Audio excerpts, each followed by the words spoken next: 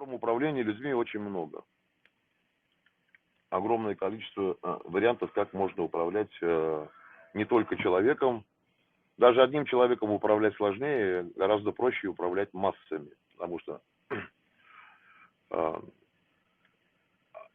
общность под воздействием масс люди начинают совершать одни и те же шаги. Некоторые потому что, чтобы не казаться глупее, третьи, вторые говорят, что чем мы хуже, третьи просто примыкают, четвертые любопытные, а в целом все это образует большое количество толпы.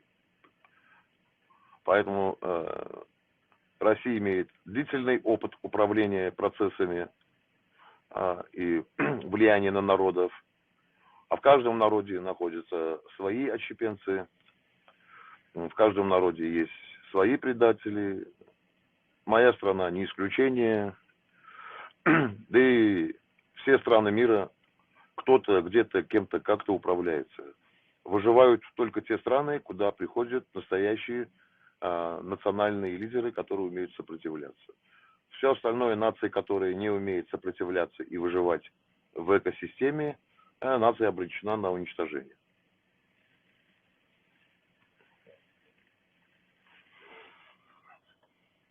Да, соглашусь тоже. Вот, Ну, к сожалению, да, говорите. Ну, я думаю, потихоньку можем переходить к плавным обсуждениям различных тем.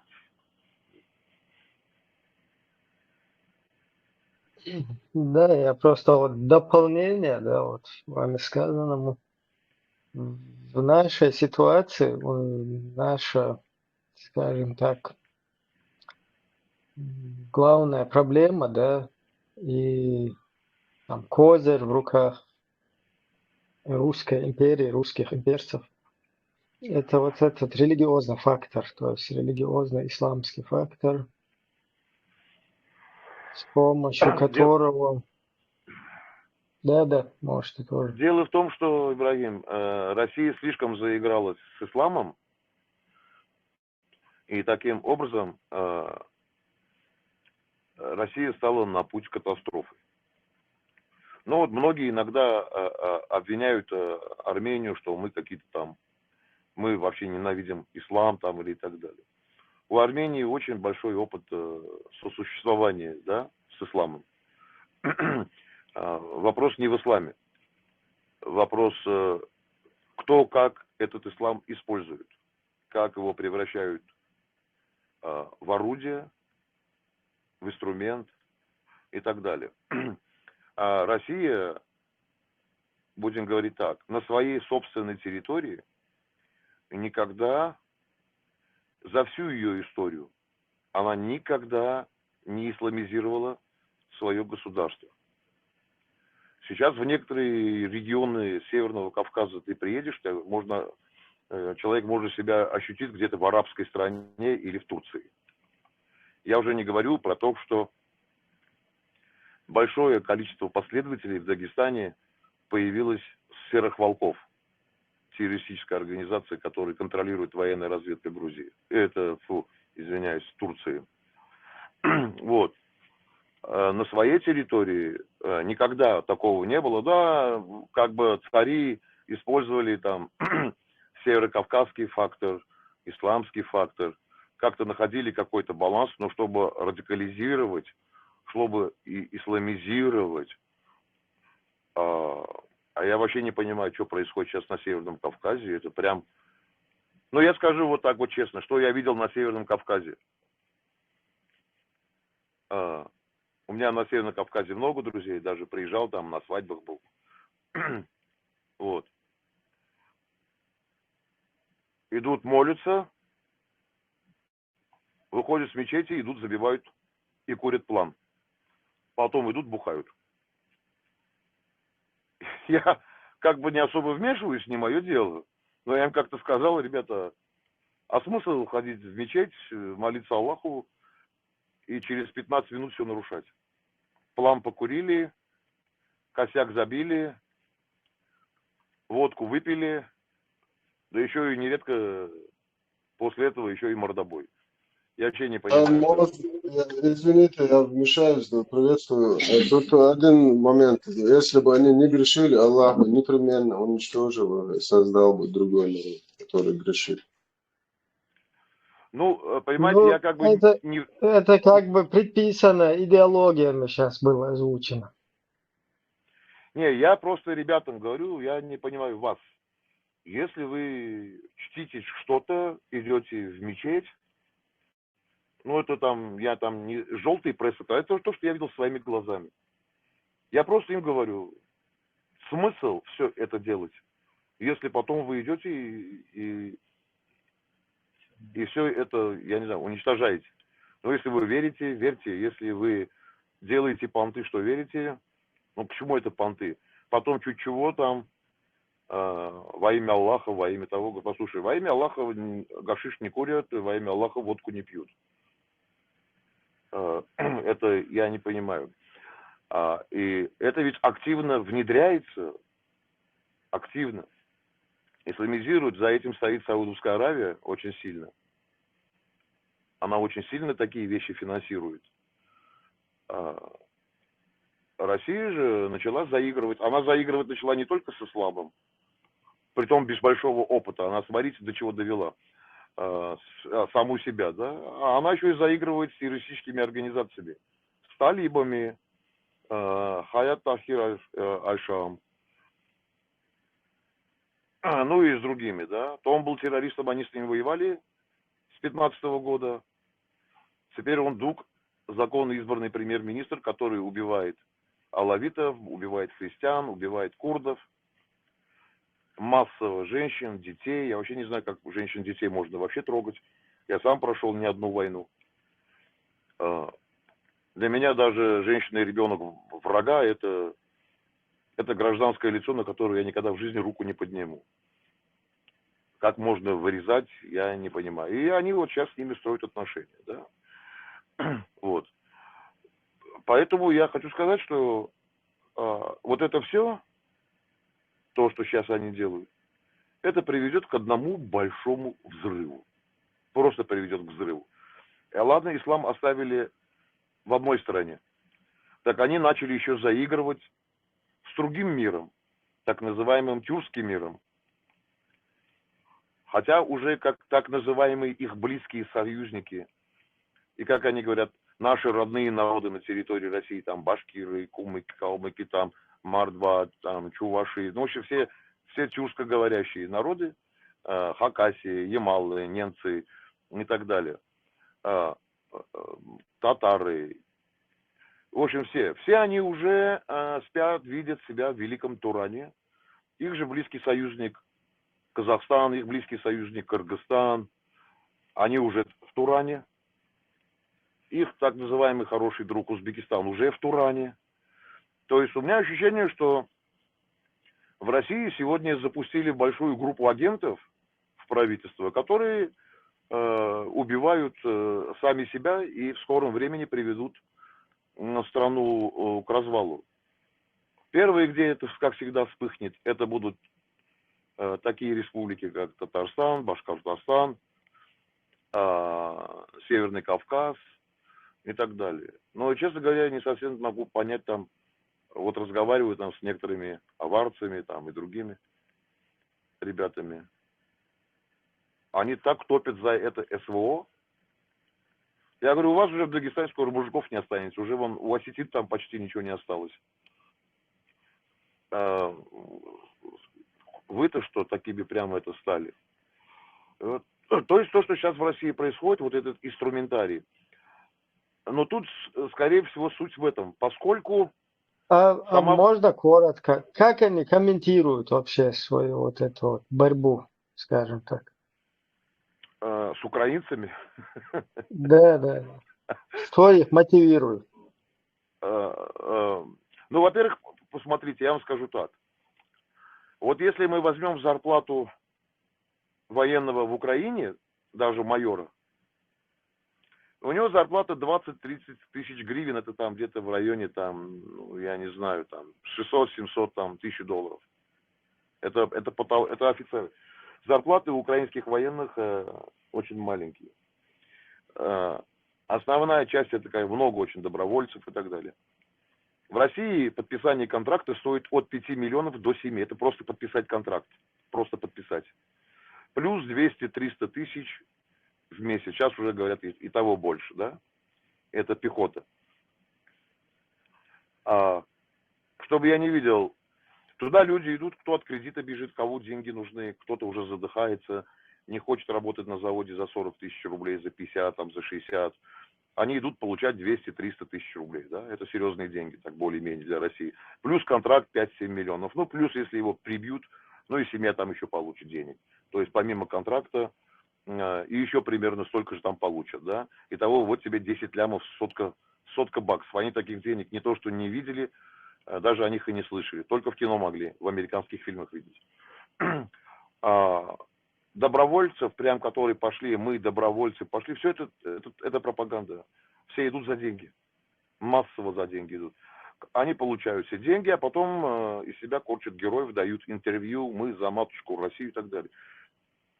И мне там очень смешно, когда в Дагестане мне ребята рассказывают, что они прям такие патриоты. Я сказал, хорошо, патриот, никаких вопросов. Ты сколько получаешь денег на заводе? 50-60 тысяч? Пожалуйста, иди запишись добровольцем, скажи, я патриот, я не за деньги пришел воевать за 50-60 тысяч. Не идете же за 50-60 тысяч воевать? Например, смотрите, я опишу даже так. У нас, в отличие от Украины и России, нашу войну, знаете, против нас воевала Турция, Пакистан, арабские террористы, помогал Израиль, а Россия вообще прекратила все поставки оружия в Армению. То есть мы фактически столкнулись с 5 странами. Это арабский мир, это Пакистан, это Турция, это Россия, но она не воевала с нами, но зато сделала все, чтобы к нам ничего не пришло. Арабские террористы, это Ан-Нусра, это также Хаят Ашам, Я Мурат буквально Султан. коротко. Их присутствие тоже там было, да, во время вот этой войны? Да, турки воевали. Турки потеряли, чтобы вы знали, там азербайджанцы. Вы смотрите, если вы слышали заявление Эрдогана, они воюют между собой сейчас, русские и турки между собой сейчас соревнуются. Благодаря кому война так завершилась. Дугин говорит, что без приказа Путина, такого бы, без поддержки Путина, войну бы никто не выиграл. Ну, во-первых, они войну не выиграли. Я потом расскажу, почему считается, что война не выиграна. Значит, Дугин говорит вот так. Эрдоган говорит, Турция была в Карабахе. 85-миллионная Турция против 120-тысячного карабахского народа, арцахского народа, 120 тысяч. И 2,5 миллионной Армении. 10 миллионов Азербайджан, 85-миллионная Турция, огромный Пакистан, технологии Израиля, помощь России, которая вообще нам ничего не поставила, даже нарушив все договора и обязательства и так далее. И они тут кричат, объединились 5 огромных стран, в совокупности там больше там 200 миллионов, да, наций, почти под 300. Объединились против 2,5 миллиона Армении, воевали против нас 44 дня и почти ничего не достигли. Почти ничего не достигли. При этом потеряв 22 тысячи убитыми, огромное количество. Только турецкого спецназа было убито 1650 человек. 82 человека пакистанского спецназа. Около 2500 арабских террористов. Вот. И они говорят там о какой-то победе и так далее. С нашей стороны погибло всего. Я не занимаюсь никогда пропагандой. Было бы больше, сказал бы больше. С нашей стороны погибло, вот новые данные, которые уже несколько дней назад опубликовали, 3930 человек. Для Армении это гигантская цифра. То есть для нас каждый солдат это смертельная потеря, горе. Но теперь представьте, 22 тысячи тех, сколько турок там и так далее, да? И теперь они соревнуются, кто победил. Но я хочу о чем сказать. Смотрите, в отличие от России и Украины, у нас личный состав 70% военных это сверхсрочники. 18-20-летние пацаны у нас проявляли чудеса храбрости. 18-20-летние ребята. Вот если будете в Армении, я вас повезу на Яраблур, это у нас мемориальный центр такой. Значит, 70% это сверхсрочники, это пацаны. Пацаны. Сегодня в России, как только они хотели взять сверхсрочников, во-первых, мы видели в Курской области, как сверхсрочники там обосрались и пачками сдавались в плен. В Украине хотели взять сверхсрочников, поднялся скандал, шум, сверхсрочников не трогать, матеря на уши встали. Наши добровольцы, все, кто шли, мобилизованные добровольцы, получали, единственная их зарплата была, им на работе сохраняли всего лишь 50% заработной платы. Никто за деньги воевать не шел. Многие просто бросали работу, шли воевать. Вот вам разница и психологии, и философии, и всем остальном. И как бы долго на эту тему я говорить не хочу. В том народе, где не воюют военно обязанные от 18 до 20 лет, говорить о каком-то боевом большом духе не то, что не могут, но даже и не смеют. Вот. И это касается и Украины, и России, и всех других стран. И даже в Азербайджане сверхсрочники почти там не были. У них сверхсрочников всего там процентов 10-15, 10. И то, как бы они были не на передке. В основном у них контрактная профессиональная армия. Да? У турецкого спецназа это все контрактники, все прошедшие натовские школы и так далее. Но представьте, что из 4000 турецкого, ну не 4, там 3 с чем-то тысяч, там 3500, 3600. Ну даже если взять 4, из 4000 элитного турецкого спецназа 1650 были уничтожены. Вторая армия мира. Да? Отличались они от азербайджанских военных одной вещью. У всех азербайджанских военных были удостоверения потрепанные, старенькие, а у всех турецких военных и у пакистанских удостоверения были новенькие, как только вчера вышли из типографии. Ну и немножко они отличались внешне там, и так далее. Вот. Поэтому тут, когда говорят, там, все это воздвигают, и там мне на Северном Кавказе, там, некоторые ребята говорят, мы там, Зайцев, о, там, мы, я вообще, честно говоря, у меня в голове не укладывается. Хорошо, ладно, там воюют за какие-то там базары между собой. Это же там не то, что там, как многие думают, там, фашисты, националисты, там свой расклад. И потом эти ребята говорят, вот этого расклада ни копейки в карман себе не положите. Как там олигархи грабили, как здесь олигархи грабят, так и будут грабить. Вы всего лишь решаете чужие интересы, вы свои интересы не решаете, ребята. Ну, идите вон, ну сколько уже на Северном Кавказе ребят погибло? Сколько? Уже очень много. Очень. Это страшные цифры. Вообще, сегодня британская разведка Ми-6 дало информацию, что уже 900 тысяч убитыми и ранеными. Притом легко раненые, контуженные, легкие ранения, туда не попадают. Это список только тяжело раненых и убитых. 900 тысяч. Вдумайтесь в эту цифру. И это дееспособное население, которое еще может и детей рожать, и работать, и пользу приносить, и экономику строить. 900 тысяч просто кто-то убит, кто-то стал инвалидом. А как живут инвалиды в России, мы тоже все знаем. И даже инвалиды войны. Их вспоминают только 9 мая. Вот. Поэтому я хочу сказать, то те игры, которые начали они там исламизировать свое общество, Туран и так далее, это приведет, поверьте мне, в краткосрочной перспективе к очень серьезному краху. Очень серьезному. Это будет очень серьезная большая проблема. Во-первых, эти ребята начинают уже сами злить, будем говорить так, русских. Могут в центре Москвы встать, коврик положить, начать молиться. Русские это видят, злятся, начинают ненавидеть. Как бы такими действиями Россия только возрождает и взращивает ненависть внутри своего собственного государства. Просто я хочу сказать, что они сегодня, в политическом плане не совсем дееспособны. Они сами не знают, что творят. Вот просто сами не понимают. Ну и последствия в результате этого будут. последствия в результате этого будут и очень серьезные. Если растет исламизация в России, в первую очередь это делает Саудовская Аравия и другие иностранные спецслужбы. Это 100%. Ну, не знаю, русские то ли этого не видят, то ли этого не понимают и так далее. Но такого роста, как сегодня сейчас, ну, на Северном Кавказе такого никогда не было. Прям вот так жестко и так сильно, и так, и в Чечне вот так вот яро все это пропагандируется, все это делается. И я, честно говоря... 1500 мечетей, Владимир, 1500 мечетей нам построили. Вот Где? В недавно, России? 1500. Нет, в Чеченской республике. В Чечне 1500 мечетей?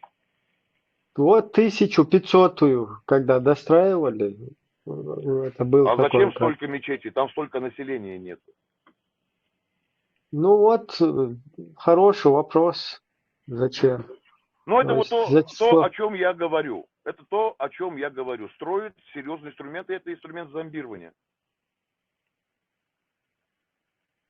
Совершенно верно. Но, к сожалению, вот у нас, у нас тоже огромный опыт, мы через себя вот это все пропускаем, потому что именно на нашем обществе это все применяют, да, там экспериментируют. И вот с 90-х, Ну, русские середины тоже над 90-х. своими экспериментируют, не только над вами.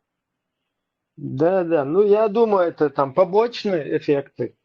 Как бы уже, как говорится, лес рубят, щепки летят. Но все-таки изначально это фокусировано, у них сконцентрировано именно как бы на нас было, потому что вот это наша независимость с 91 по 4 год, как государство, когда мы жили вполне успешно, экономически развивались от Российской Федерации вообще, и вообще в Российскую Федерацию мы и не входили после развала вот этого Советского Союза. Как мы знаем, автономные республики были уравнены в правах на точно такое же самоопределение, как и союзные. Я в курсе, я встречался в 90, точно сейчас не скажу, или 92 или 93 год. Джохар Дудаев приезжал в Армению по одному вопросу. И я был с ним на переговорах.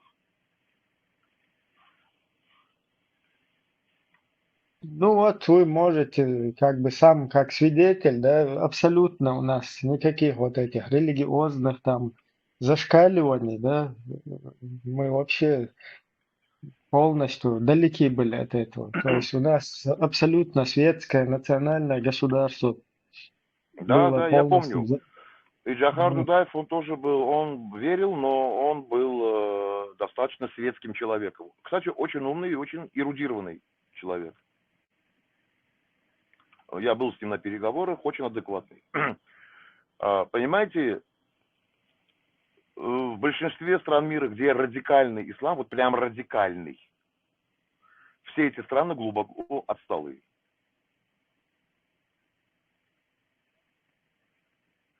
Это уводит назад. Может быть, ислам, никаких проблем нету, но радикализация общества приводит к застою, потому что ты от многих вещей должен будешь отказываться, в том числе и в сфере науки. Ну вот я вам расскажу как пример. Это не в том плане, что там кого-то я хочу ущемить или еще что-то, нет. Я расскажу пример, там я очень много был в Ливане. В Ливане очень влиятельная армянская диаспора. Очень много наших военных, генералов там армян. И Ливан разделен на 3 зоны. На христианскую, суннитскую и шиитскую. Когда, вот смотрите, вся там везде, где христианская зона, это как, ну будем говорить так, побережье Италии. Все красиво, все свистит, все блестит. Люди живут спокойно, никаких проблем. Бары, ресторан, ну, европейский центр. Как только ты едешь в сторону аэропорта, проезжаешь первый же блокпост между христианской зоной и суннитской зоной, сразу блокпост. Ты въезжаешь в зону суннитов. Ты въезжаешь, и первое, что тебе бросается в глаза, света нет, ничего нет, все в очень плохом состоянии и так далее. Дальше проезжаешь суннитскую зону, въезжаешь в зону действия Хезболлы, шиитскую зону. Въезжаешь в шиитскую зону, там еще хуже. Еще хуже. Есть успех, например, развитых исламских стран, ну, Эмираты возьмем, там, другие арабские страны, например, Индонезия. Там такого радикализма нету. Да, верят, но вот прям есть отдельные группы фанатов. Но в целом вот такого, даже как в России, сегодня нету. Если бы у них было бы сегодня как вот в России даже, да, они бы ничего не достигли. Поэтому я говорю, что вот в России применяется именно такая глобальная радикализация. Вот вы мне сами подтвердили, что 1500 мечетей. 1500 мечетей для маленькой Чечни, я не понимаю, зачем. Если там было бы, какое там население в Чечне сегодня? Примерно. Ну, где-то около 1,5 миллиона. 1,5 миллиона, то есть на 1000 человек, даже меньше, одна мечеть. Это безумие. А нельзя эти деньги пустить было на образование, на здравоохранение, на культуру, на искусство, поэзию, на историю развивать там и так далее. Развивать науки и так далее. Нельзя эти деньги туда Ну, пустить? тогда там же будет нормальная жизнь, там народ будет нормально жить, процветать, будет развиваться, будет, я не знаю, становиться на ноги. А это кому нужно? Чеченцы талантливый народ, они и в бизнесе талантливые люди, я много ребят знал чеченцев, и в бизнесе талантливые, и в спорте талантливые, и военные хорошие. Это талантливый народ сам по себе. Но вот так как сегодня загоняют в такую ситуацию, это, конечно, недопустимо. Но, с одной стороны, вам это на руку пока. Потому что если так дальше будет идти по всей России, это все закончится, то, что это все взорвется. Россия сегодня, смотри, вот если возьмем такую ситуацию, если сегодня ситуация какая-то резко взрывается между Чечней и Россией, Чечня имеет, грубо говоря, там почти 40-тысячную, 50-тысячную военную группировку с опытом боевым, хорошо обученных. А это уже надо отвлечь на 50 тысяч группировку, нужно отвлечь примерно там в сегодняшних условиях, нужно отвлечь, ну, минимум 300 тысяч. Минимум. А поскольку уже Россия понесла большие потери, качественной армии сегодня нету. Но это не потому, что там Россия не может воевать, нет. В любой войне, которая идет интенсивно и долго, первая армия, которая вступает в бой, вот основные профессиональные подразделения, они заканчиваются. В течение определенного времени они заканчиваются. Потом идет второй эшелон армии. Второй эшелон всегда будет слабее первого. Третий эшелон военных будет слабее второго. Четвертый слабее третьего. И так далее, и так далее. Вот, поэтому ту информацию, которую я, например, с Украины знаю, там мне говорили, там, по-моему, Ивановская или какая-то там, не помню, 98-я дивизия. Вначале была боеспособная дивизия. Сейчас, когда берут в плен, там уже тех, которые начинали эту войну, уже таких нет. Там уже кого только не берут. Ну, десантник. Вот. Поэтому я считаю, что самая большая страшная ошибка России была войти в эту войну. Отбросили себя на 100 лет назад, убили экономику, потеряли огромное количество людей. Я вообще не понимаю. А по сути, два славянских народа, да, которые даже не смогли между собой договориться. Хотя и на Кавказе, да, у народов Кавказа есть противоречия. Но границы так Советский Союз распилил, она создала такую систему, империю, что эти конфликты должны быть постоянно. Это тоже искусство управления, и, как называется, разделяй и властвуй. Вот разделили там ингуши, чеченцы, кабарда, осетины. У всех есть проблемы. У всех. На Северном Кавказе у всех. Это искусственная вещь. В тот день, когда Северный Кавказ объединится, народы Северного Кавказа, это будет уже проблема. А чтобы такой проблемы не было, надо разделять. Это надо разделять. Так же, как разделили наш Южный Кавказ. Один в один тот же сценарий. Один в один. То есть все делается искусственно. Когда империя смотрит, что она теряет своих вассалов, она начинает их стравливать. А в нужный момент станет на ту или на другую сторону. То есть мы должны понимать, что тут ничего антироссийского нет. Мы обсуждаем вещи, которые наверху, на поверхности, как это все есть там и так далее.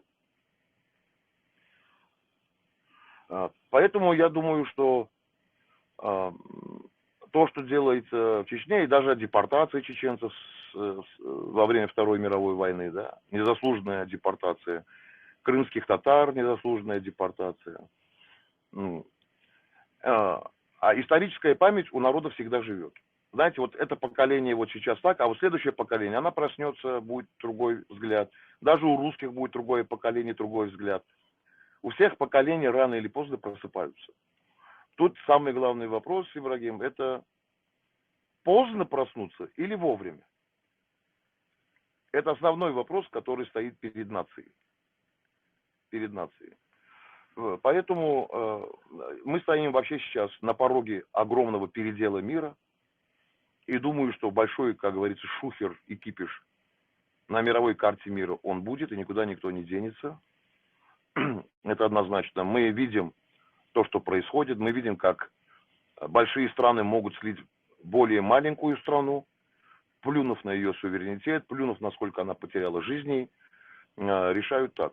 Поэтому, когда, знаете, многие говорят, что там вот запрет ядерного оружия, запрет того, например, я считаю, что Армения обязана иметь оружие сдерживания, потому что у нас такое окружение, помощи мы никогда ни от кого не получаем, всегда воюем сами.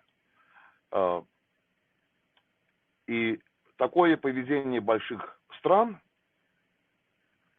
создает предпосылки для того, чтобы разные другие маленькие государства стремились обладать таким оружием, чтобы суметь себя защитить. То есть они сами это порождают. Это сами порождают. И такое настроение у многих стран все больше и больше растет. Ну, например, говорят, что Израиль имеет право держать оружие, потому что он прошел через геноцид. Я всегда говорю, Армения тоже прошла через геноцид, мы тоже должны иметь это оружие. Теперь вопрос, Украина имеет право держать ядерное оружие или нет? Я говорю, безусловно, имеет право иметь ядерное оружие. Другие страны, которые всегда подвергались нападениям, имеют право держать? Или чтобы их кто-то обеспечил безопасностью ядерным зонтиком, имеют право? Конечно, имеют право. То есть я хочу сказать, что мир никогда не был справедливым. Мир никогда справедливым не будет. За свою справедливость необходимо драться самим. Никто никогда никому не поможет. Вот Украина вам пример. Посмотрите, как это сливается. Мы станем свидетелями с вами на наших глазах, Украина будет слита. Это не означает, что украинский народ перестанет воевать. Украинский народ в большинстве своем будет воевать, продолжать до последнего. Но мы говорим о поведении других стран. Та же Европа. Та же Европа привела на голову нашу всех Вторую мировую войну. Когда отдали Судетскую область, Италия, Франция, Германия, Англия, США договорились по просьбе Гитлера. Он сказал, что нет, США не было, Англия, США, Франция, Германия. Значит, США выбираем, Италию. Договорились, отдают Судетскую область Чехии, и Гитлер говорит, если вы мне отдадите Судетскую область, и я защищу там проживающих немцев, никогда больше войны в Европе не будет. Как только ему отдали Судетскую область, через 2-3 месяца началась Вторая мировая война. И он пошел дальше. Европейцев это ничему не научило. Вот это ничего не научило. История. Русских тоже этого не научила. Вот они сейчас добились что? они добились того, что Германия впервые с 1945 года получает огромную независимость. И на наших глазах мы увидим все с вами, как будет разрастаться немецкая военная машина. Германия уже планирует $1 триллион на вооружение. Это беспрецедентные цифры. И мы увидим, как Германия станет Германией заново. Вот это мы все увидим. И русские напрасно этого недооценивают. И Европа будет вооружаться. То есть последние годы Россия совершает огромное количество ошибок. И сейчас ложится под Соединенные Штаты, Китай и Китай. И Китай уже свои зубы показал, отказавшись от российской нефти. То есть мы сейчас с вами стоим на пороге большого передела. И эти переделы, возможно, приведут к большим серьезным конфликтам во всем мире. И мы с вами в стороне не останемся. Ни Россия, ни Армения, ни Чечня, никто в стороне в этой большой войне не останется. Да, согласен. Ну, уже, можно сказать, не остаемся. Ну, это начало всего плохого. Пока только начало. Дальше будет хуже. Дальше будет падение благосостояния народов. Уровень жизни будет все хуже и хуже. Люди будут хуже и хуже жить. Экономика будет падать. Во многих странах будут происходить социальные революции и так далее и тому подобное. То есть я говорю, мы сейчас живем в самую плохую эпоху, это эпоха перемен. Как говорят китайцы, не дай бог жить в эпоху перемен. Вот мы, наше поколение с вами, эту эпоху застало. И теперь выживут только те, кто сумеет сопротивляться. Только тот народ, который будет монолитный. Все остальные шансы на успех будут иметь крайне маленькие.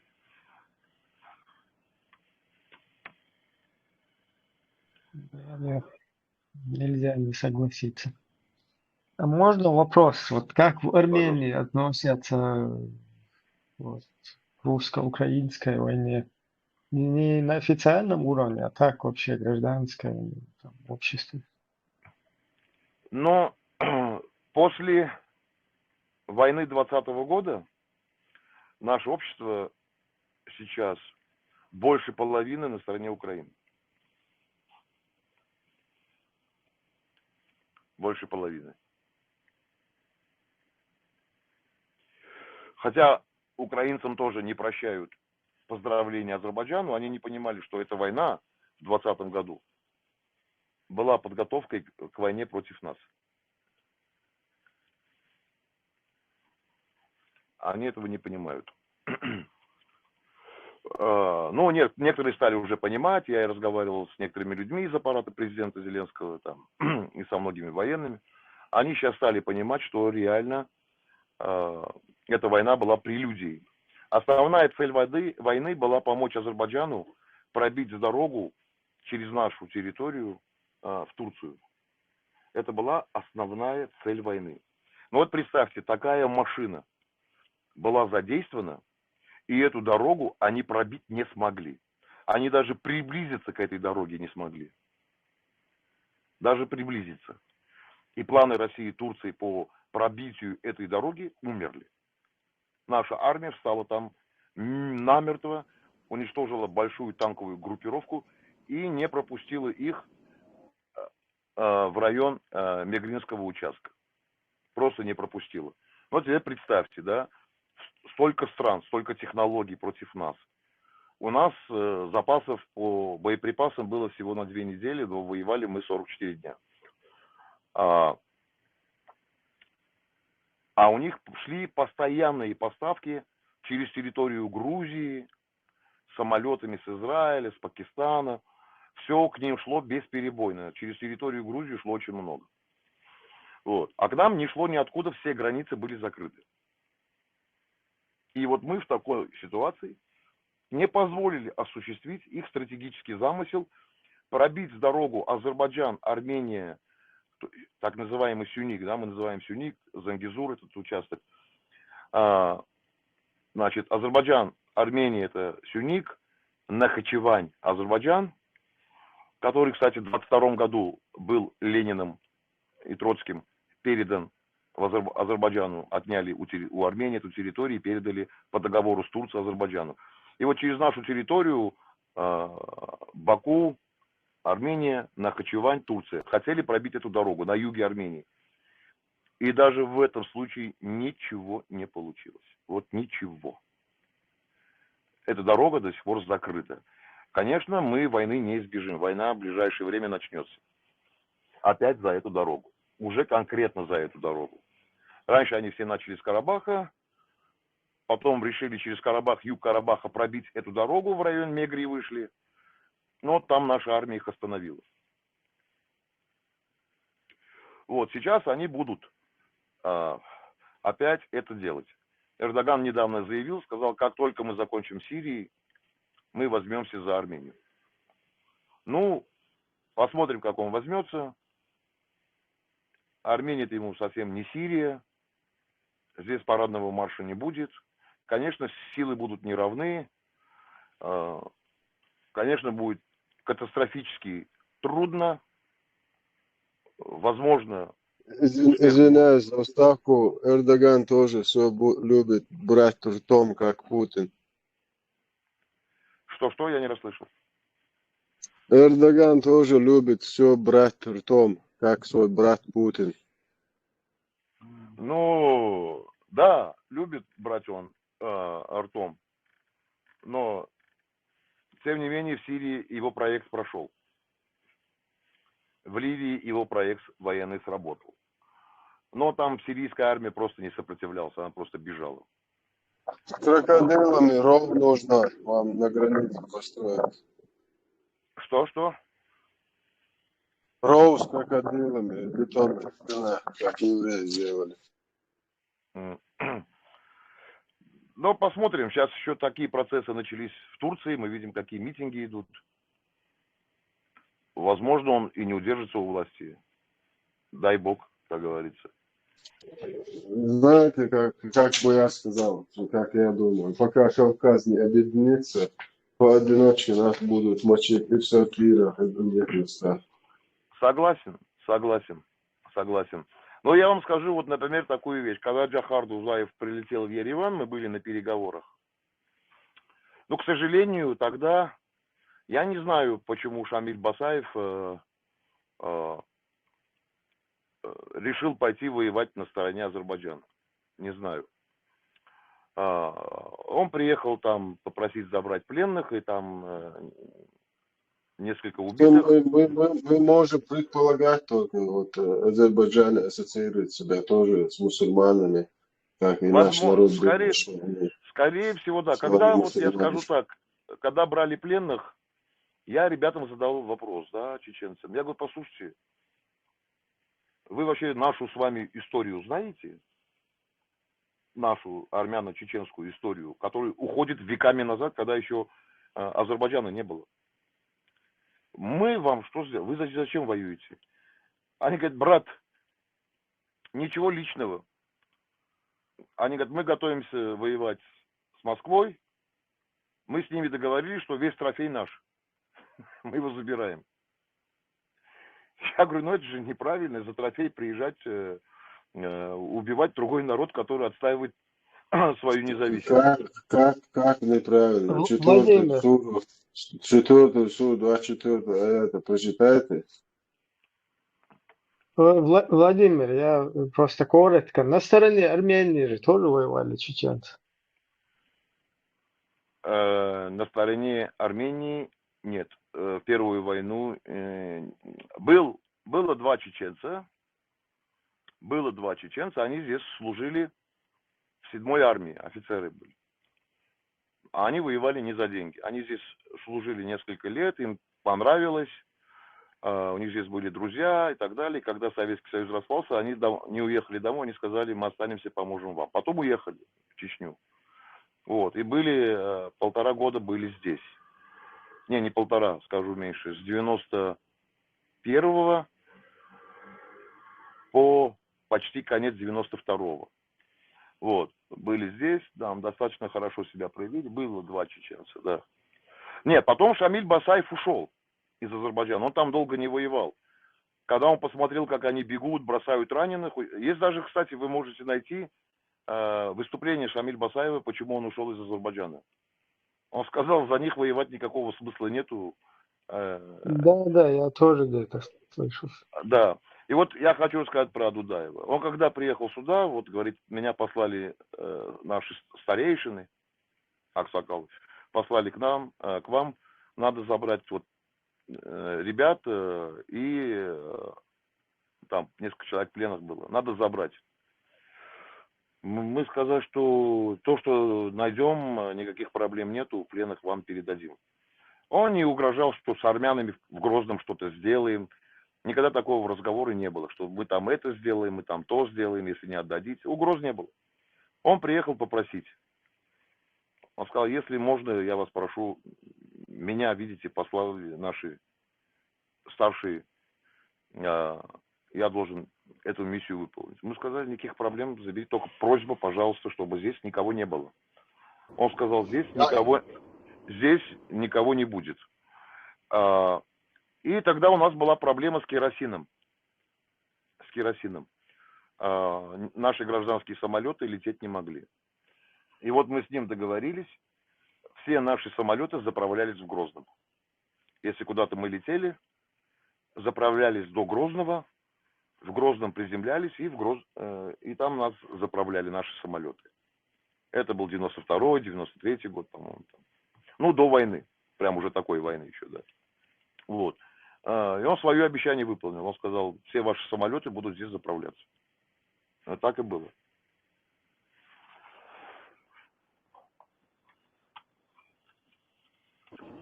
Вова, я бы хотел кое-что добавить, если позволите. Пожалуйста. У чеченцев были автоматы Борс. Борс, Волк называется по-чеченски. Этот Борс был разработан на заводе Армэлектро в 1990 году. В 1991 году в Грозный было отправлено около 15-20 штук этого автомата, запчасти. И этот автомат мы называли в шутку спасителем Армении. Он назывался по-армянски Орел, Арти. А когда чеченцы начали выпускать этот автомат, они его назвали Борзом. Этот факт вы можете проверить где угодно. Где угодно. Выпускался Борз, первые Борзы выпускались на заводе Армэлектро в городе Ереван. Да за это Джохар Дудаев нам дал 5000 тонн солярки и 2000 тонн керосина. Не керосина, бензина. В 1991 году в ноябре-декабре месяце. Все, я закончил. Благодарю. Да, спасибо за информацию. Такая помощь в Чечне шла, да. Я говорю, и самолеты заправлялись там. Ну, там потом несколько версий было этого Борза. Один у меня тоже был. Пистолет-пулемет Борз. То, что вот эта информация тоже интересна. Магазин, Ибрагим, магазин на 20 патронов, 9 миллиметров, Макаров. Вот, я хорошо... Макаров. 20 патронов, жестяной магазин. Ну, мы даже, я помню, отсюда, по-моему, там, когда была проблема, даже отсюда гуманитарная помощь тоже шла. А потом, когда уже начали... Честно говоря, в 94 году опубликовали, потом закрыли. Несколько стрел тоже из Армении пошло. Этих офицеров посадили. Да, посадили. Ну, не знаю я про стрелы. Я не слышал, честно говоря, такое, но может быть. Может быть. Я знаю, что у нас было, вот несколько этих, как ее она правильно называется, там, стрела, игла. Ну, откуда, как, что, я не в курсе. Знаю, что я тоже не в курсе такой информации, я, честно говоря, не знаю. Для меня это новость. Это, наверное, было как-то нелегально, негласно и так далее. Если бы это было бы гласно, я бы знал. Легальное точно команды такой бы не было.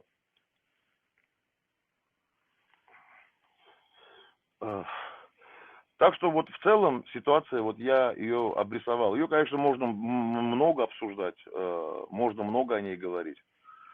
Но все основные события 25 года будут впереди. Кстати, не исключено, что Дональд Трамп будет последним президентом США.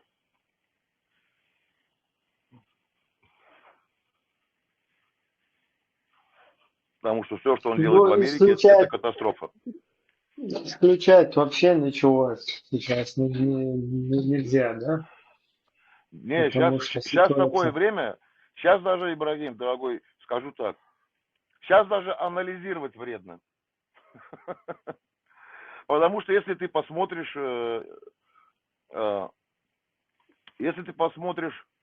на то, какие руководители в мире сегодня все сидят, они все женоподобные.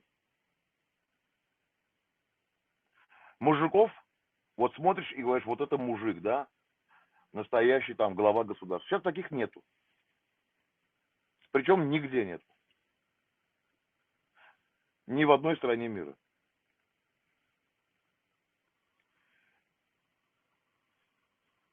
Сейчас время такое. Сейчас время слабых людей. Поэтому должны прийти сильные люди везде. Тогда все в мире изменится. Не знаю, вот все равно, наблюдая за действиями России во всем мире, просто вот это хамское поведение, конечно, мы сейчас, я имею в виду, там, чеченцы себя тоже, как бы о своем наболевшем, да, это тема, которая более, как бы нас касается. И вот смотря на хамское поведение и на такое несостоятельность, нерешимость мировой общественности, не знаю, вот это вот то, что как раз вы говорите там, не обязательно там какие-то мужественные какие-то люди, но просто даже логически, даже вот критически, вот это образование, да, сегодняшнее под названием Российская Федерация, его как государство, как партнера, как одних подобных себе вот так вот мир воспринимает. К сожалению, там вообще другая ситуация. Назвать это Но, даже государством. Да, говори. видите, мы были много веков с ними союзниками. И что из этого союза получилось? Они помогли депортировать целое население из Арцаха, из Карабаха, 100 тысяч человек, совместно с азербайджанцами и с турками вместе. Своих обязательств, как миротворцев, они там не выполнили. Хотя под этим поставили подпись, где гарантировали безопасность населения. Ничего не выполнили. Значит, поэтому я всегда говорю, что вот этот союз и их подпись под названием «Союзник» ничего уже не стоит. В Армении сегодня колоссальные антинастроения, колоссальные, просто колоссальные. Армянский народ уже начал с 16 года, когда первый раз они подставили, потом в 20 году подставили.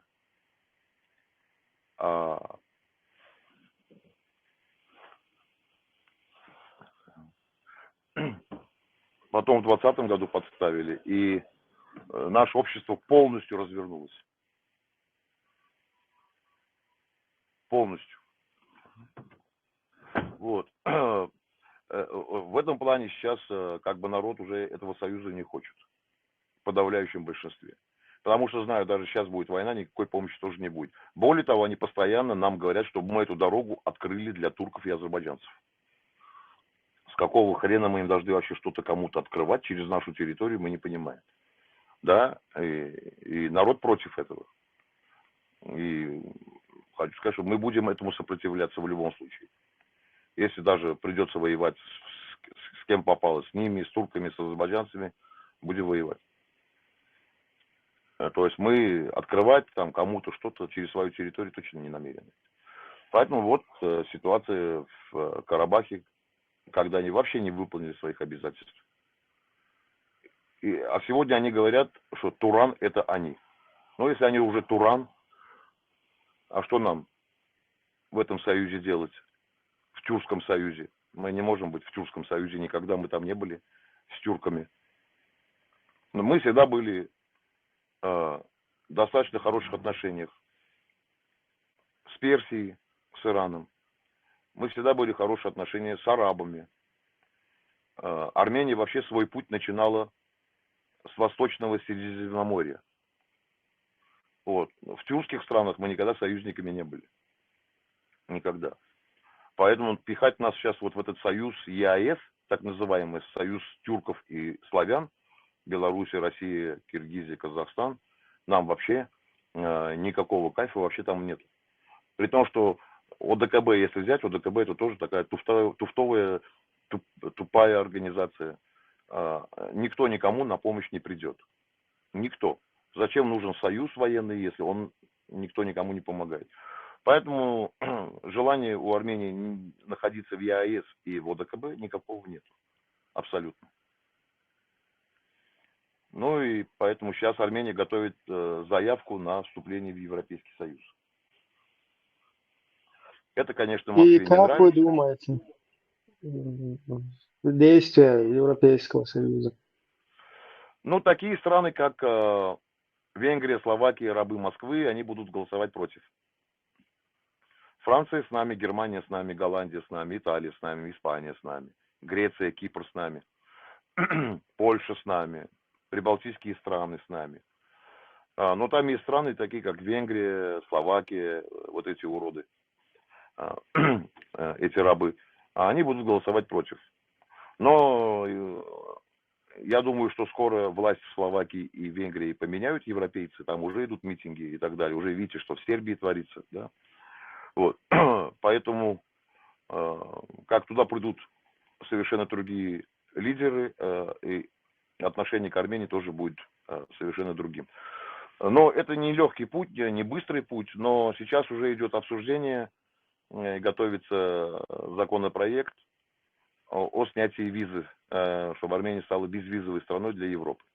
То есть начальный путь уже как бы он положен. Вот, конечно, нас пугают постоянно, угрожают войной. Чем больше мы говорим о Европейском Союзе, тем больше нас пугают, тем больше угрожают войной, там, ну и так далее. Нам, к сожалению, войны не избежать. К сожалению.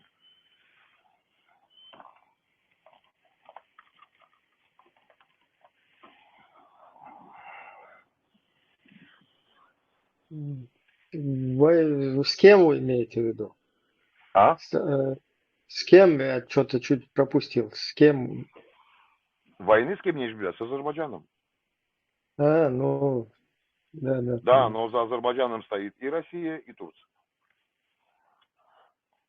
Да, единственное спасение вижу в объединении Кавказа, построение нескольких натовских баз и по натовским стандартам из каждого региона, из каждого народа по 10 тысяч бойцов выделить, чтобы защитить свой дом. Это единственное спасение. Согласен. Но для этого нужно объединить Кавказ, для этого нужно объединить Южный Кавказ, для этого нужно, чтобы в Азербайджане был другой президент, а не который лег под Турцию полностью. Для этого Грузия должна быть другой, а она сегодня не европейское правительство, а московское правительство. Видите, вот как все это делается. Кавказ должен быть... Да, но все равно мы должны оставлять, да, вот это вот за собой, вот это в дальнейшем сближение. Вот это у нас как бы Да, но должно видите, все-таки мешает быть народ. исламский фактор. Исламский фактор.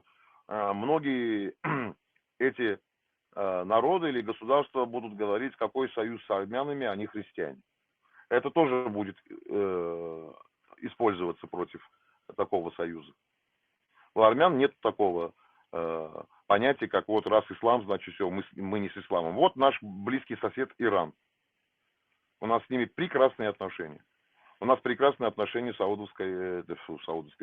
Арабскими Эмиратами, с Египтом. Были прекрасные отношения с Сирией. Но поскольку Северный Кавказ радикализируется, для них вот это может оказаться неприемлемым. Поэтому этот накал Ну да, радикализации вот тоже надо будет снимать. если в вашем случае там это как бы исламский фактор, он играет роль только объединения, да, ну или невозможность объединения, да, там в будущем, то в нашем случае вообще наша судьба стоит вот перед как бы судьба нашего народа, нашего государства в будущем вот именно заключается в том, что быть нам или не быть. То есть пока вот это исламский фактор как-то каким-то образом его не приручить, да, и вот как там во время Советского Союза чеченцы и до этого там где-то исповедовали, да, вот эту религию. Религия была там у каждого где-то дома, там на похоронах, да, там на каком-то там, на свадьбе и так далее. Но умеренно Все, было, все умеренно. да, больше она не выходила никуда. Вот это именно политический ислам, который нам сейчас насадили вот с 90-х годов, это полностью новое для нас тоже дело, потому что вот даже то, что вы сейчас упоминали, там где-то в мечеть кто-то пошел, потом пошел, выпил он, это не так страшно. То есть то, что там принуждают его в мечеть пойти, ему приходится в мечеть идти, чтобы там как бы не выделяться, да, из толпы, потому что это уже на официальном, на государственном как бы уровне, они там даже уже человек, который в мечеть не ходит, уже он подозрительным считается. То есть там инакомыслящим, скажем так. А опасность в том, что именно вот это вот политический ислам. И этот политический ислам, он к нам пришел из России. Просто вот мы на себе это ощутили, да, и просто люди, которые глубоко увязли вот в этой идеологии, да, сами являются их жертвами, их носителями, и им сложно это донести, им там до их головы там достучаться. Дело в том, что вот с 90-х годов вся литература, которая к нам начала идти, да, вот эти Дугины идеологи, да, там Джамали, Гайдары всякие, это их огромная работа, то есть их труд, их опыт, который был приведен в жизнь, скажем так. И вот эти тонны бесплатной литературы, брошюрок, это уже сегодня потихоньку последствия. Как я говорил, вот это то, что там в Дагестане, в Ингушетии, где-то там даже в России происходит, это скорее побочный эффект. То есть это то, что им нацелено было на нас, как бы им тоже досталось, скажем так. Ну, у нас вот если по нашей республике сегодня, я просто хотел еще подчеркнуть, что вот какая-то армия, там какая-то вооруженные люди, к сожалению, нету там абсолютно ничего, что, скажем так, какого-то опасности, да, там для России, что чеченцы там вооруженные какие-то восстанут там и так далее, потому что вот это национальное самосознание, национальная идея, это все у нас как бы подавлено сегодня. Подавлено через вот эти идеологические угрозы, знаете приемы. как? Да, угрозы всегда так в государстве. Сегодня нету, завтра есть. Ну, это понятно. Все равно в будущем там мы вообще не рассматриваем даже сегодня стоящих под русскими флагами людей, их как бы врагами, да, там врагами народа и так далее. Эти люди точно так же, пройдя там люстрацию, должны служить для своего народа в будущем. Как бы вот это, ну, делать какой-то внутренний конфликт, там, внутричеченский, из людей, которые сегодня полностью захвачены там и насильно поджаты, да, там, под вот этот сапог, это тоже как бы, ну, люди, находящиеся в концлагере, мы их особо не пытаемся там винить, кроме тех, кто преступные приказы выполняет.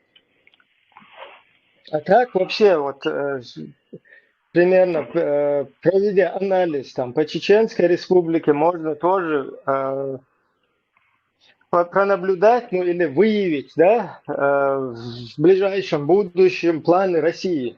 Потому что вот это застраивание мечетями, радикализация, вот эта религиозная тема, потом параллельно вот это военизированные объекты, которые там полностью выстроены и развиваются, потом спортивные клубы, то есть вот это все говорит о том, что русские готовятся к длительной войнушке. То есть они Я это... думаю, если война в Украине завершится, я думаю, что Путин будет избавляться от военизированных формирований в Чечне. Для него это все равно представляет угрозу. В любом случае. Не, я с вами не соглашусь. Потому что для них, как бы для Путина, и вообще я вот это, конечно, это мое мнение, там у людей есть, бывают разные мнения, тем не менее, я вообще вот эту войну Украины вижу как безвыходное такое действие Путина, да, который не может просто уйти от этого трона и жить какой-то своей, я не знаю, мирной жизнью. Потому что за этим человеком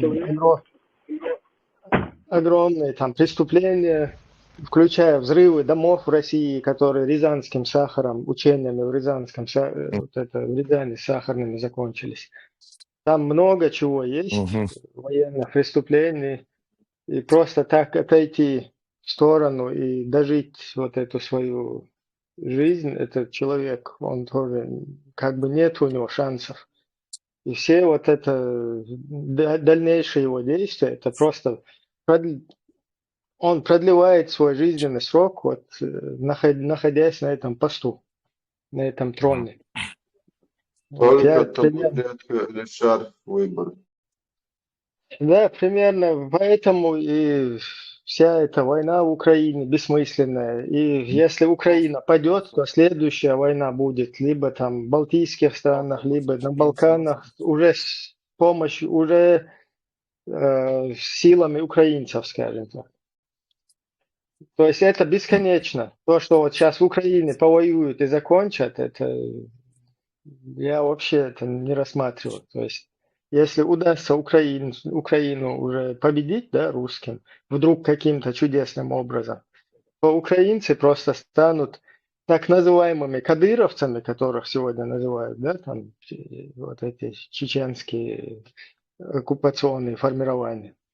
Вот такие же кадыровцы, в будущем украинцы, которые будут воевать уже. То есть для них война не закончится. Они будут просто продолжать войну, только уже не в своих интересах национальных, а в интересах путинских, ну и российских. Ну, посмотрим. В ближайшее время начинаются переговоры уже Россия, Украина, только они не будут между собой встречаться, а будут вести в разных комнатах с американцами. В принципе. Добрый вечер. Я вот хотел бы вопрос задать. Могу ли я это сделать? Можете представиться, если можно? Ну, Меня не... зовут... Я вас перебил. Можете договорить? Да. Я имею в виду там не точный адрес, там данные, имеется в виду вообще. Так, Меня зовут Ильдар, я лакец из Дагестана. Меня пригласил мой друг Эдуард, старший мой товарищ, так скажем, послушать ваши диалоги, споры. Вот по поводу Армении я хотел бы два вопроса задать.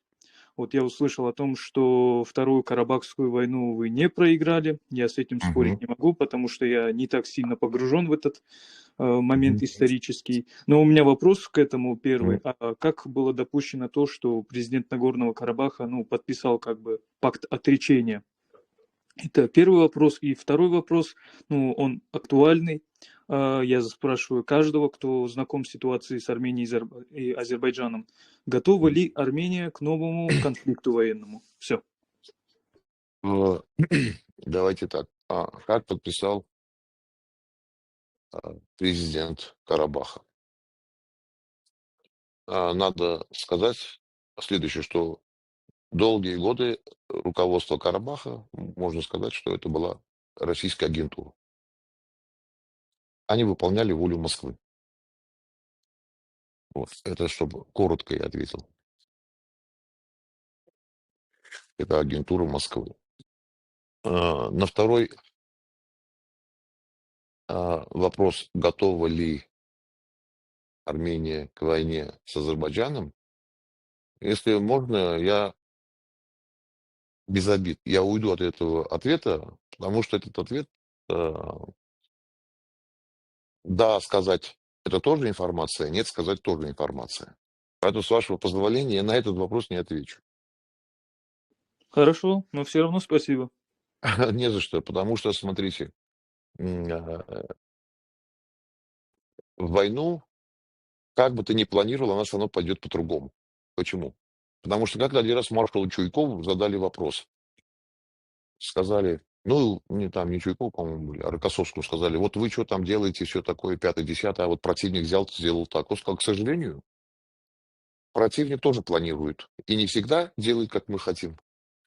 Поэтому, как бы Азербайджан не планировал, не всегда идет так, как он хочет. Они вообще думали, что войну там закончат они все вместе за неделю. Но неделя не получилась у них.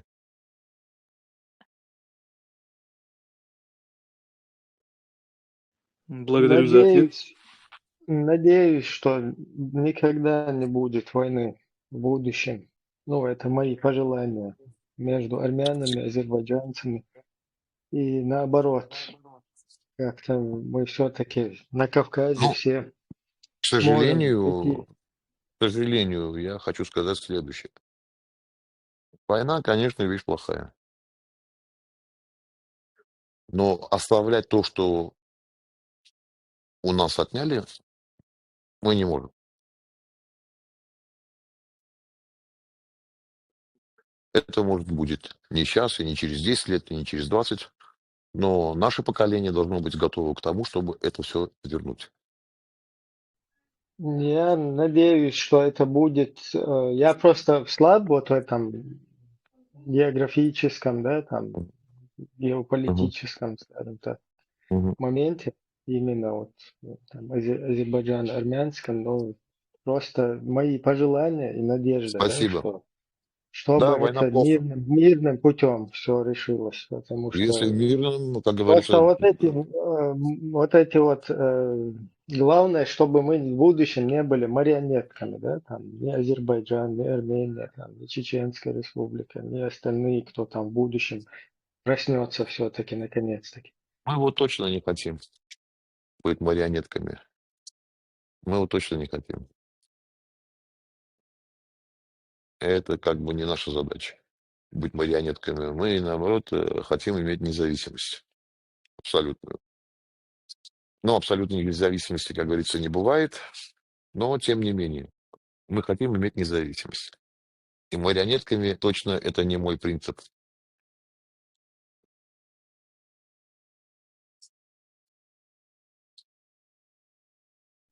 Да, вот, к сожалению, наблюдая сегодня там высказывания украинских политиков, грузинских, европейских вообще там, международных там и так далее.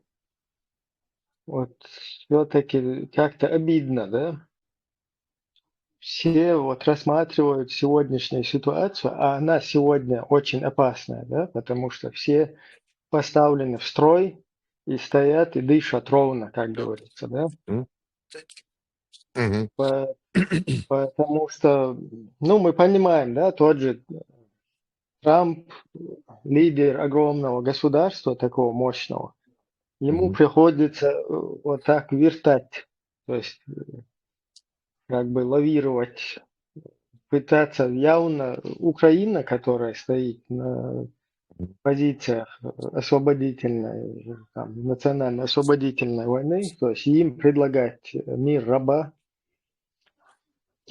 Мгм. То есть вести себя настолько, я не знаю, ну, несерьезно, скажем так, да, и эта вся ситуация, она, вот как пришли к этой ситуации, вот когда вот это все как бы не рассматривается, да, откуда это, что послужило тому сегодняшнему вот этому, то есть опасной вот такой ситуации, которая, той же войне сегодня в Украине, потом грузинской войне, что предшествовало, потом другим каким-то войнам, арабской весне, что предшествовало, там, Сирии, вот это, в Сирии, Ираке произошедшему. То есть все-таки, ну, конечно, там у людей будут свои какие-то версии, но вот как Путин приходил к власти, на ком он пришел в эту власть, на этот трон, на ком он зашел, на ком он свой рейтинг поднял, на ком в борьбе, вернее, в борьбе с кем, то есть из-за чего, в борьбе с кем он как бы симпатизировал мировой общественности, его поддержали. То есть все вот это, то есть сделали из него вот это, такую, создали вот эту ситуацию, теперь которая вышла из-под контроля, да, теперь которая начала угрожать всему миру. То есть вот это все как-то обидно во всем вот этом, что вот там, ну, все-таки мы в этом деле, как вот чеченский народ, чеченское государство, Чеченская республика, как бы через себя вот это пропускали, да, вот после развала Советского Союза, когда другие советские республики успели создать свои отдельные независимые государства, да, то есть влияние русской вот этой ГЕБНИ, КГБ, тогда вообще-то все лидеры всех союзных республик, включая вот этого папа Алиева, вот этого, насчет Армении я слаб, правда говоря. Ну, я знаю, в Грузии, что Шеварнадзе тоже говнюк. И там в Казахстане вот этот Назарбаев тоже говнюк. То есть вот эти все свои ставленники, которые были...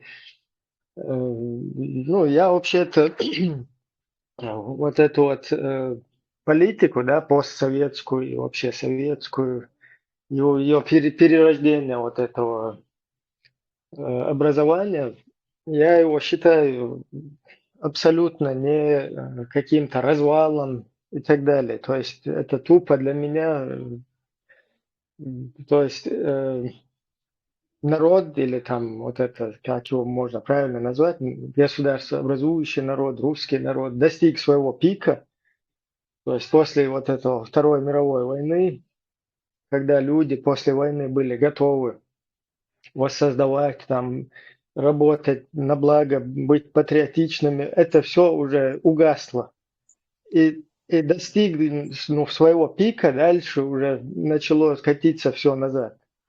И чтобы вот это со всем миром аккуратно, как бы вот тоже войти вот в эту глобализацию, войти в экономические связи с мировой общественностью, на мой взгляд, это было просто некое переформатирование в демократов, да, вот то, что произошло, вот эти все изменения там в конце 80-х, которые вносились в Конституцию, которые давали права всем республикам, потом, когда лидеры Русни, как я ее называю, высказывали о том, что берите там независимости сколько хотите, пятое, десятое, то есть вот это вот все как бы было, ну, то, что вот как я это вижу, это было просто переобувание, скажем так, да, в новое вот это образование, которое, по сути,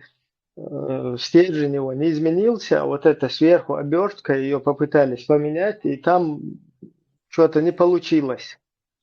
Потому что не все захотели опять назад вернуться туда в строй, встать и сидеть смирно. И вот оттуда уже как бы началось вот это новое все, что произошло, да, есть, конечно, тогда был шанс действительно стать демократами, демократичными, цивилизованными. У России был шанс стать, наконец, создать свою какую-то русскую республику и дать возможность добровольно выбрать там людям, народам, которые бы добровольно там и так все, кто сейчас там и так находятся в этой Российской Федерации, большинство и так бы больше русские, чем сами русские. Был вот этот шанс демократизироваться, там, во что-то переформатироваться, да, там, действительно стать цивилизованными, стать современными, да, в ногу со временем, отказаться от имперства, отказаться от вот этого, как Джохар Дудаев его называл, от русизма, человека ненавистнической идеологии. Ну вот, к сожалению, вот это все было фейком огромным, потому что там Ельцин поехал куда-то в Конгрессе, выступал, что отныне, короче, вот этот Советский Союз, коммунистический режим, диктаторский, он пал, и мы готовы расследовать все архивы КГБ со всем миром. То есть такую речь там высказал, да, под аплодисменты, и еще, Боже, храни Америку. Вот такой весь из себя демократ, в галстуке такой человек там стоит, видите ли, с правами всех человека. Потом это оказалось, что это был обычный фейк. И вот это то, что вот этот фейк, который попытался переформатироваться, я сейчас закончу, извините, он просто не получилось у него. Вот там десяток лет, 10-15 его сдерживали.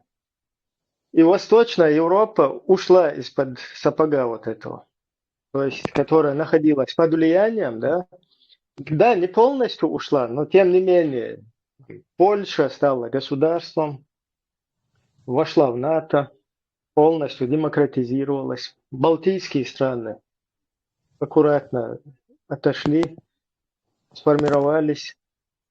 Среднеазиатские страны плюс-минус тоже на ноги встали. То есть уже без русских, как бы без России, все почувствовали вот этот вкус свободы и своей независимости, государственности. Там Грузия, Украина, к сожалению, не успели закрепиться. Тем не менее, как государство они сформировались, тоже успели. И все-таки вот это, скажем так, сдерживание, да, вот этого человека ненавистнического образования, оно дало шанс, огромный шанс государствам, людям. Вот эти жертвы, они все равно не напрасны были. Жертвы чеченцев, я имею в виду. Просто русские переиграли и переделали это таким образом, создав вот этот международный исламский терроризм, запульнув нам тонны вот этой литературы радикальной. Вот эти идеологи очень хорошо сработали и сделали такую картинку, что, оказывается, русские спасают мир, видите ли, от исламского терроризма. От международного исламского терроризма, который якобы, вот видите, чеченцы, вот они опасны, да. И устами чеченцев, устами и действиями чеченцев это они подкрепили все-таки, доказали, и сегодня доказывают. И то, что в Сирии и Ираке 14 тысяч чеченцев было в качестве пушечного мяса на первом месте, это больше всех. На втором месте только Саудовская Аравия. Я это говорю больше всех, не таким, как бы, я не дебил. Это стыд, срам, позор вообще на будущее всему моему народу, да? 14 тысяч дураков, которые пошли вести террористическую войну. Понимаете, это немало. И это вот это все самотеком просто происходит. Все эти 14 тысяч на русскоязычных книгах исламских стали дебилами. То есть их дебилизировали именно через вот это. И вот это все, когда повернули и стали в роль спасателя, вот эти, по сути, там, агрессоры, по сути, вот это, наоборот, зло, оно стало в роли добра, да, и как будто бы сами создали вот эту террористическую, международную вот эту систему, да, там, то есть вот эту всю сеть, создав вот эту систему, управляя ей, как бы, и потом якобы борясь с ней, да, вот это вот, и выросли в глазах мировой общественности. И сегодня, поэтому, когда вот слышишь из уст украинских политиков, грузинских, я повторяюсь, там, европейских и так далее, которые вот этого Путина рассматривают только с 2007 года. И вот эту Россию агрессивную только с 2007 года, откуда-то оттуда. И сегодняшние вот эти все перемены, всю ситуацию накаленную во всем мире рассматривают отсюда, откуда-то, 2007 год. Туда-назад не идут. И это неприятно, потому что давайте возвращаться туда. Туда надо вернуться в самое начало и посмотреть, как, кем это создавалось. Кто дал шанс государствам, народам сформироваться. Да, сегодня же мы видим, когда опять окрепли, стали на ноги, пытаются все возвратить назад. Но и вот смотрите, это вот тут есть такой умалчивается всеми. Мать, тут Пожалуйста. есть такой момент один. Добрый вечер. У меня вопрос. Сейчас, секунду, я завершу. Согласно международному праву, Нагорный Карабах имел право выйти из состава Азербайджана? Подождите, сейчас. Владимир, вы выскажетесь, потом дадим задать вопрос гостю. Значит, смотрите, Москва взращивала на самом деле не террористический ислам. Она взрастила в Европе такое понятие ввела, как чеченский терроризм. Это немножко разные вещи. И Запад и Европа это сожрали. Вот именно как чеченский терроризм. Или, например, были такие моменты, что на ликвидацию оппонентов, да, из Чечни посылали самих чеченцев. И появилось такое выражение «чеченский след». Понимаете, ведь можно было, допустим, вот убивают какого-нибудь там лидера чеченцев в Европе. Можно же было послать, допустим, там, ну, образно говоря, да хоть грузина, хоть армянина, образно. Но посылают ведь именно чеченца.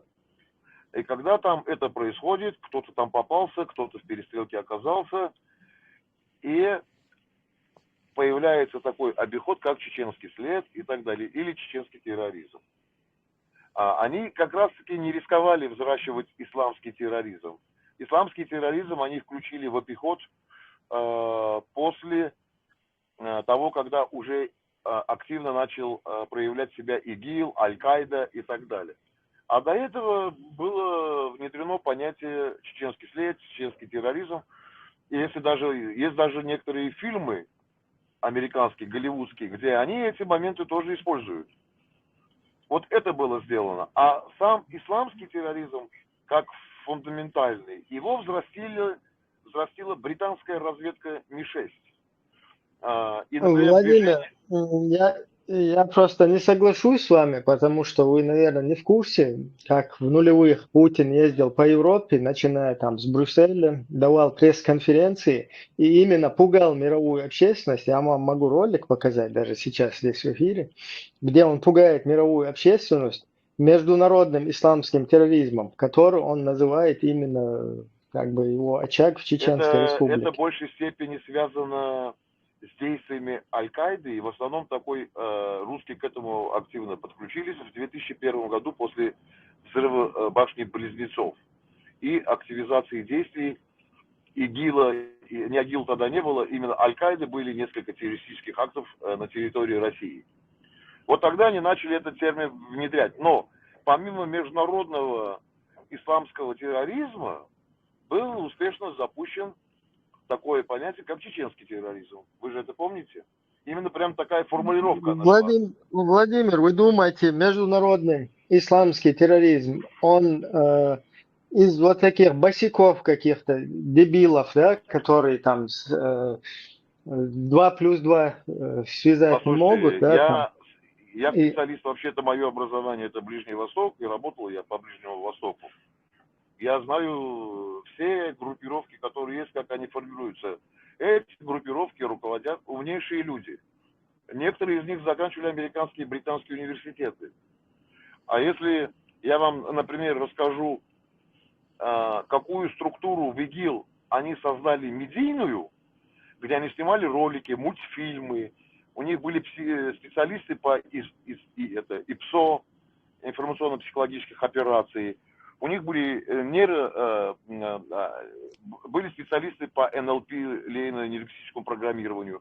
У них очень много, у них очень большое количество хакеров. Там не идиоты, далеко не идиоты во всех этих террористических структурах. Я знаете, почему говорю? Дело в том, что в нашем случае, вот в случае с чеченцами, да, просто вы как бы изучали этот вопрос, да? Вот, например, я вот лично сам свидетель, там, очевидец, частично тоже в одно время подвержены вот этим идеологиям, да, там, во время войны.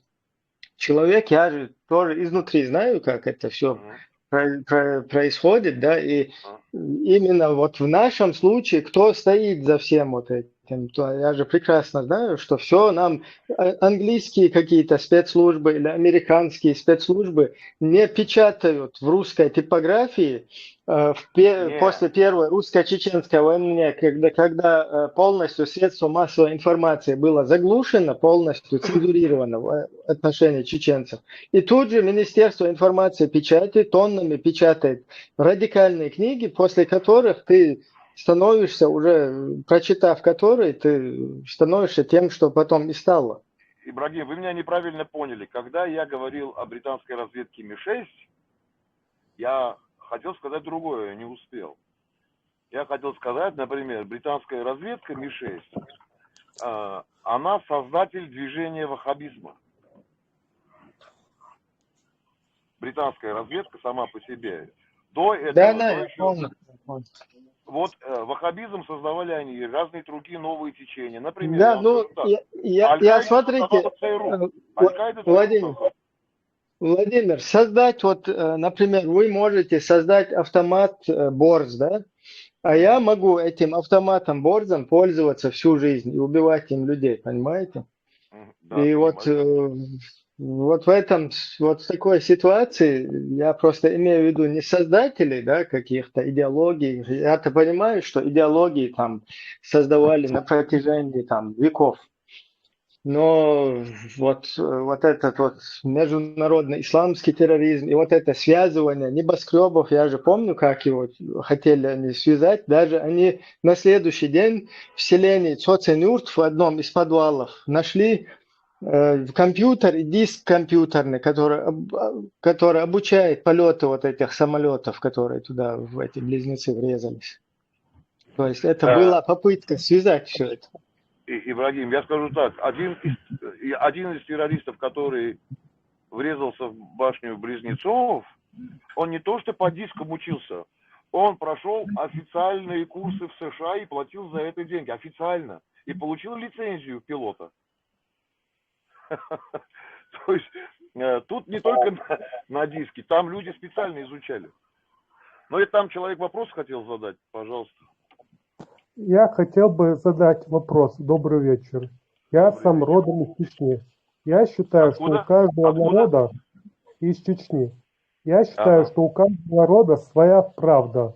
И вы говорите с точки зрения армянского народа. Я хотел бы узнать, какое международное правовое положение у Нагорного Карабаха, и Нагорный Карабах имел международное, согласно международному праву, на самостоятельность? Ну, теперь на вашу реплику, понимаете, я профессиональный политик и был военным, там, ну, прошел различные инстанции государственной службы. И на вашу реплику о правде, особенно части касающейся политики, я скажу, политика это или жизнь это, неважно. Я вам скажу следующее. Нету правды армянского народа, нету правды чеченского народа или любого другого народа. Правда, она одна. Полностью согласен. Вот, она одна правда. И я говорю вам не с точки зрения армянина, я не Соловьев и не армянский пропагандист, и будем говорить так, и не блогер, там, да, прийти здесь, использовать вашу площадку и лить на уши. Все вы люди умные, с образованием, начитанные, все прекрасно знаете. Но если вы хотите поговорить на праве нации на самоопределение, то давайте я вам буду говорить профессиональным языком, без всякой пропаганды, с точки зрения международного права. Итак, если...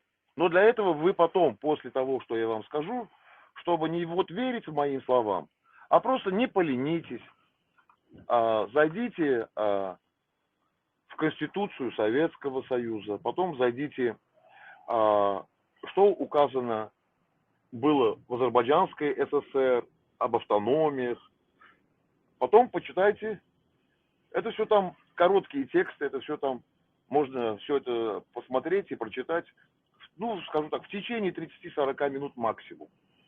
Но это я вам пока скажу, а потом то, что я вам скажу, вы все это увидите и прочитаете не из моих книжек или моих публикаций, а из международных документов. Итак, что касается права выхода из состава Советского Союза, отделения автономий или права народа на самоопределение, и что является доминантой права народа на самоопределение или все-таки территориальная целостность государства. Итак, начнем с самого начала. Опять-таки на это есть документы. В 1922 году,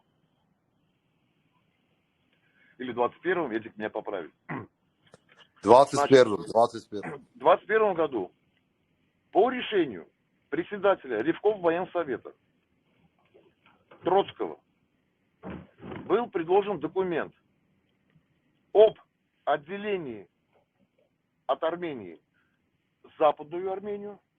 Это московские Касские договора за спиной Армении, где просто подписала Москва. Армения, хочу сказать, в 1918 году объявила Первую Республику, которую признала Лига наций, Соединенные Штаты и все страны мира. Лига наций — это сегодняшняя ООН. ООН — правопреемник Лига наций. Значит, в 1921 году принимаются решения отделения от Армении Нахичевань. Это есть документы, их можно найти даже в интернете, есть копии этих документов. Нахичевань передается Азербайджану. Это все было по договоренности с турками. Кемаль Ататюрк обещал Москве выбрать социалистический путь развития. Значит, в интересах русско-турецкого договора подписываются договора, где Карс, Ванг, Эрзурум и многие-многие другие армянские города в Западной Турции, которые сегодня на территории Турции. И вот если вы будете смотреть на гору Арарат, это тоже было в составе Армении. Но Троцкий уговорил Ленина в интересах большевиков подписать с турками договор. Если это договор, можете зайти его прочитать, называется «Московские Касские договора». Передают Азербайджану Нагорный Карабах, Нахичевань и большое количество городов в Западной Турции. По решению, еще раз хочу сказать, Москвы и Анкары. Далее. Возвращаемся к событиям Советского Союза.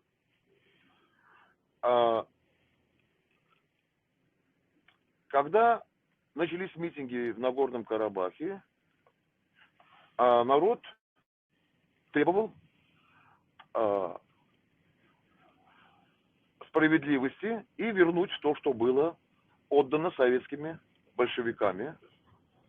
Значит, согласно, если вы зайдете, почитаете Конституцию Советского Союза об отделении автономии и так далее, или республик, или каким образом проводится референдум, как это делается.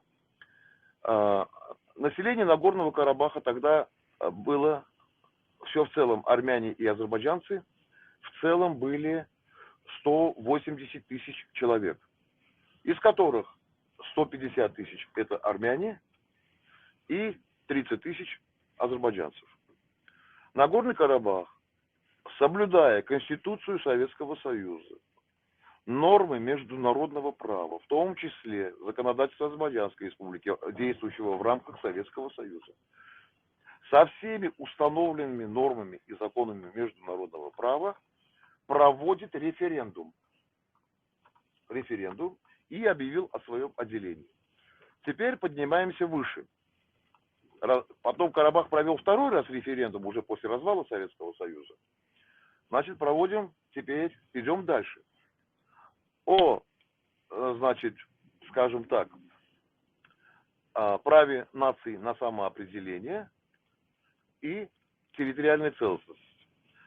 До 1975 года этот пункт устава ООН гласил и о самоопределении, и о территориальной целостности. Многие страны, члены Организации Объединенных Наций, обратились в Венскую комиссию с просьбой разъяснить, что является доминирующим, что является важнее.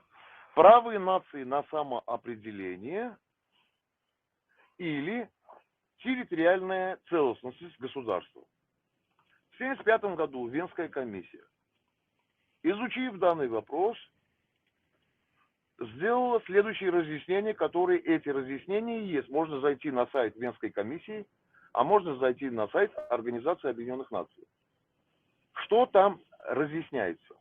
Итак, мы приходим к разъяснениям Венской комиссии. Смотрите, я вам называю все организации, структуры, год, поэтому найти можно будет легко и сказать, что вот там человек пытался тут прогнать лапшу. Итак, значит, право нации на самоопределение. Теперь начнем с этого. В уставе ООН четко гласит, что право на самоопределение претендует народ, значит, вернее так, сейчас я тут, значит, смотрите, право на суверенитет своей страны, территориальную целостность, претендует страна, которая на момент отделения или проведения референдума этнической группы или автономии, эта страна контролирует эту территорию, а на тот момент никакого контроля со стороны Азербайджана над этой территорией не было. И второй момент, очень существенный, вот здесь надо обратить внимание. И уважение на свой суверенитет и территориальную целостность имеет право то государство, которое признает принцип народов на самоопределение. Если государство не признает право народа на самоопределение, оно не имеет права требовать от международного сообщества уважения к своей территориальной целостности. Такое было разъяснение Венской комиссии. Теперь, исходя из всего этого, на момент отделения Арцаха от Азербайджана, Азербайджан не контролировал свою территорию, части этой территории, это А, и Б, не принимал право народов на самоопределение. Исходя из этих двух положений, Арцах имел полное право на самоопределение. А можно узнать, в силу чего Азербайджан не контролировал Нагорный Карабах или Арцах, как вы говорите? В силу того, значит, объясню. Когда в Карабахе, я так понимаю, у вас проглядывается такая проазербайджанская позиция, ну да ладно. Нет, у меня, извините, я потом добавлю, вы говорите, я слушаю внимательно. Нет, я не азербайджанец, я чеченец. Ага. Ладно. Ну, как бы это ваша позиция, да, она пускай будет вашей. Значит, в силу чего Азербайджан не контролировал. Значит, в 1987 году народ Карабаха поднимает вопрос о исторической справедливости. Когда чеченцы тоже поднимают вопрос об исторической справедливости, в Армении почему-то никто вам вопрос не задает, о какой исторической справедливости вы говорите. Странно, что у чеченцев по отношению к армянам такой вопрос возникает. Владимир, вы, если хотите, ответьте на вопрос. Потом, если можно, я задал бы вот гостю тоже вопрос. Да, ладно. Значит, смотрите. В 1987 году Карабах не говорил об отделении Советского Союза. Он говорит, верните нас туда, откуда вы нас забрали. Есть документы, есть положение ЦК ВКПБ большевиков о передаче Карабаха в Азербайджан. Это уже было при создании Советского Союза. Значит, в 1987 году эти требования поднялись. В ответ на эти действия, начались массовые погромы сначала в Сумгаите, в Кировабаде, в Ленкоране и так далее. Массовые погромы. Убийство армян по этническому и религиозному принципу.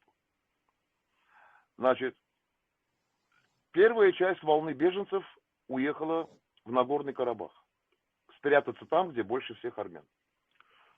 В 90-м году этнические чистки в Азербайджане были продолжены и были организованы массовые убийства уже в центре столицы, в самом Баку. Сумгаит в 30 километрах от Баку, а это уже массовые убийства в самом Баку продолжались там около 3 дней. И оттуда народ бежал, и многие переселились в Нагорный Карабах. В 90-м году, уже в 91-м году, Азербайджан, договорившись, дислоцированный на территории Азербайджана 4-й армии, на территории Армении была 7-я армия, в основном состояла из инженерной техники и легкой бронированной техники. Это была самая маленькая армия на Южном Кавказе. Самая большая армия и все центральные склады Закавказского военного округа находились в Азербайджане. Азербайджан начал вести массированный подкуп 4-й армии, которая вступила в войну против нас. Притом действовала совместно с азербайджанским ОМОНом. Тогда еще армии не было, были у них ОМОНы, Министерство внутренних дел, отряды Народного фронта и так далее и тому подобное. Значит, армянские добровольцы и наш тоже Министерство внутренних дел и большинство армян военных из Советского Союза, а мы были по численности военных в Советском Союзе 4-ми после русских, белорусов и украинцев. Мы были 4-й по численности офицерского состава Советской армии. Огромное количество армян приехали защищать Родину. И вступили в боевые действия непосредственно уже с 4-й армией, которая воевала рука об руку. При том, что у нас почти не было. У нас было, например, на тот период, уже к 91-му концу года, у нас было всего 4 самолета Су-25 и около 8 вертолетов. Или 13, сейчас не помню. У Азербайджана были примерно более 100 единиц боевой техники. Понимаете? Да, я слушаю, я потом свое мнение скажу. Смотрите, я вам говорю как профессиональный военный, который занимался специальными вопросами. В свое время я служил. Извините, можно я вас на одну минуточку перебью перед тем, как уйти? Я вас очень прошу. Я прекрасно знаю и историю, характер и того конфликта, и чечено-российского конфликта. Прекрасно знаю. Пожалуйста, у каждого своя точка зрения. Я думаю, у нас здесь глобальные проблемы борьбы с империализмом. Пожалуйста. Эдик, послушай, дорогой. Извините, если есть возможность обходить эту тему. Здесь это тема про права человека и так далее. Это совершенно другая тема. Просто я не хочу, чтобы здесь были какие-то попытки симпатизировать в ту или иную сторону. Пусть люди изучат поглубже, сами сделают для себя выводы. Все. Все. Извините, я выхожу. Спасибо большое. Эдик, смотри, дорогой, никаких проблем нет. Я отвечу на этот вопрос. Меня симпатия и антипатия вообще не волнуют, да? Это дело каждого человека. Один любит кошку, другой любит собаку, да? Там это вкусы людей. Вот. Или какие-то предпочтения. Да никаких вопросов, проблем нету, я отвечу. Тем более я уже начал отвечать, я уже как бы доведу до конца. Так вот. И вот когда уже эти беженцы все, более 300 тысяч беженцев армян уехало с Азербайджана. И когда они приехали в Карабах, и на Карабах пошли войной. То есть мало того, что их вытеснили со своих мест проживания, они вернулись в Карабах, но и туда пошла 4-я армия совместно с азербайджанской армией. Вот вам как бы пример стойкости вооруженных сил. И там ничего не получилось. Там, конечно, рассказывают всякие сказки, за нас русские воевали. Там, и так. Это полный бред, никаких русских за нас там не воевали. Как раз наоборот. Русские в основном остались в Азербайджане и воевали за азербайджанскую армию. Это установлено, включая, кстати, генерала Шаманова, который сегодня в Москве валяется. Да, пока мы его еще там за все его преступления, мы его еще и не задушили, и не повесили. Так у него еще опыт со времен вот этого, да, Азербайджана армянского. Да, он получил тогда награду $250 тысяч и бриллиантовое колье для своей жены. Тоже огромной стоимостью. Для тогда были сумасшедшие деньги. И провел операцию «Кольцо» по депортации армян в Геташене. Это Шуамяновский район, рядом с Карабахом. Значит, как это было сделано? Армяне, симпатизируя русским, в них не стреляли. Русские заходили туда, ну не русские, советские солдаты, купленные, заходили туда. Армяне, складывая оружие, потом советские эти солдаты отходили в сторону, заходил азербайджанский ОМОН и вырезал целые деревня. Так это было сделано под руководством генерала Шаманова. Так вот, еще был генерал Сафонов, там комендант, которого не удалось уничтожить, там вместо него другой погиб. Ну, в общем, и куча таких моментов. Так вот, и когда уже они пошли войной на сам Карабах, карабахцы взяли в руки оружие, стали воевать. И отстаивать не то, что свое отделение, они стали отстаивать свое право на жизнь. На жизнь.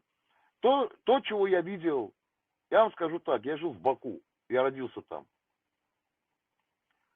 Те зверства, которые я видел, мы бы до таких зверств никогда бы не дошли. Никогда.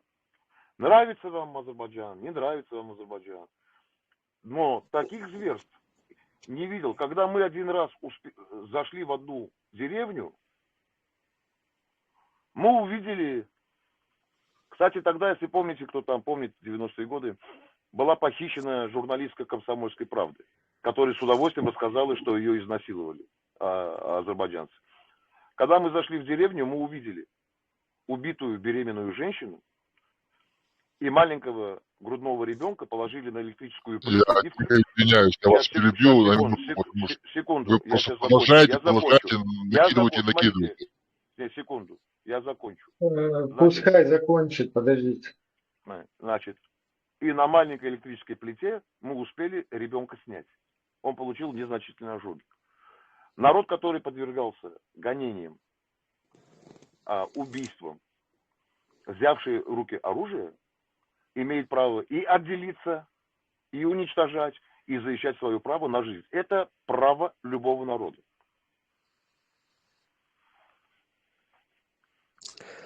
Ну, я теперь свое мнение скажу. Я этот вопрос не изучал, я просто по истории хочу сказать, что у каждого народа есть своя правда, и азербайджанцы тоже могут сказать, что они тоже много чего пережили. В том числе с их слов, как я слышал, они говорят, что им не давали даже собрать вещи с Нагорного Карабаха, когда их вытесняли. Ни один азербайджанец, ни в Армении, ни в Карабахе не потерял свое имущество. Моя семья в Азербайджане потеряла все. В Армении, и когда они уезжали, они забирали все свое имущество. Абсолютно все. В Армении не было ни одного погрома. Вы не найдете ни одного факта погрома ни в Карабахе, документально зафиксированными, ни в Карабахе, ни в Армении. Но вы найдете даже не на сайте армянских, а просто на Гугле вы найдете бесчисленное множество фактов и публикаций их погромов. Ни на одного факта погромов армян вы не найдете. Кроме того, что развинченный миф о Ходжалы, который они говорят, вы послушайте выступление ихнего же президента Муталибова. И он говорит, и Чингиза Мустафаева, ихнего журналиста, которого потом убили, который рассказал, говорит, когда я... Это, есть видео, наберите «Откровение Чингиза Мустафаева о событиях Ходжалу». Вам азербайджанский журналист, который своими глазами все это видел, расскажет. Не я расскажу, он расскажет, и президент Азербайджана вам расскажет. И говорит он о Ходжалу тоже правду. Когда брали этот населенный пункт, открыли коридор. Они оттуда выходили. Вместе с бойцами Народного фронта. Все, что потом произошло, я вам не буду рассказывать. Послушайте президента Муталибова и Чингиза Мустафаева. Не армянина, не купленного армянами журналиста, а журналиста настоящего, который сказал правду. Как это было сделано? Что он улетел, видел беженцев одних, а когда прилетел, увидел обезглавленных. Ну, я небольшой специалист в полемике по этому я вопросу. Же вам фамилии называю. Да. Я же вам фамилии Нет. называю. Я говорю, что я этот вопрос не изучал. Я просто свое субъективное мнение высказал. А так я не на чьей стороне, я на стороне справедливости. Я это хочу сказать. Я понял. Смотрите, все, что я вам говорил, я называл документы, организации международные, где это посмотреть и так далее. Вы говорите о мнении. Да, Азербайджан говорит мнение, и вы говорите, что Азербайджан говорит свое мнение, а я говорю не мнение. Я говорю с вами языком фактологическим и юридическим, и называю, где все это возможно посмотреть. И говорю, кого послушать. Там нету ни одного армянского агента, ни одного армянами купа. Говорит, знаете, есть такой анекдот. В Армении есть такой анекдот. Приходит 90-летний дедушка к сексопатологу и говорит, послушай, там, мне вот 80 лет, там, не 90, 80 лет. Знаешь, говорит, у меня сосед, говорит, сверху живет. Ему 90 лет. Он целый день мне рассказывает, как он там этим занимается. Врач на него посмотрел, говорит, ты тоже рассказывай. Понимаете, рассказывать можно что угодно. Но ни один документ Азербайджан не представит вам, что он когда-либо был у них. Вот я говорю, вот здесь сейчас с вами говорю, пусть хотя бы Азербайджан покажет одну монету, которой хотя бы 100 лет. Я отдам $10 000 перейду. Никогда не покажет. Там не было и нету. Или в Карабахе. Зато я вам из Карабаха покажу монеты, которым еще были при царе Цигане, которым 1000 лет. Тут вопрос не в том, что, знаете, справедливость, да, справедливость вещь хорошая. Но когда и по отношению к чеченскому народу справедливость искажают, и по отношению к армянскому. Есть у азербайджанцев своя правда, но она не касается нас. Она касается их отношений с Ираном. Нас она не касается. Например, азербайджанцы говорят, что мы тюрки. 2 государства, 1 народ. Но они не сунниты, они шииты, во-первых. Во-вторых, до 18 года определенного момента Азербайджан был в составе... Южный Азербайджан – это Иран. Тогда, если, кстати, еще документ, почитайте воззвание Ленина к азербайджанцам. Он называется «Обращение к закавказским татарам». Ни в одной энциклопедии, настоящей мировой исторической энциклопедии, вы никогда не найдете, которые того времени, не которые сейчас пишут, а того времени 19 века, 18 века, начала 20 века. Вы никогда не найдете слово Азербайджан или азербайджанец. Во всех международных энциклопедиях исторических, этнографических написано закавказские татары или закавказские тюрки. Не было этого понятия вообще. Поэтому о какой исторической справедливости они могут говорить? И это не позиция армянина, а это позиция специалиста. Я готов с любым азербайджанским историком поспорить фактологически на уровне документов. Ну, на этот счет хочу вам сказать насчет названия народа. На различных этапах своего развития народ может носить разные названия. И не обязательно, что если, допустим, данный народ условно называется азербайджанцем, и 300 лет он мог носить совершенно другое название, а генетически это один и тот же народ. Таких примеров, я думаю, немало в истории. Смотрите, те же самые, допустим, венгры или румыны. Смотрите, почему?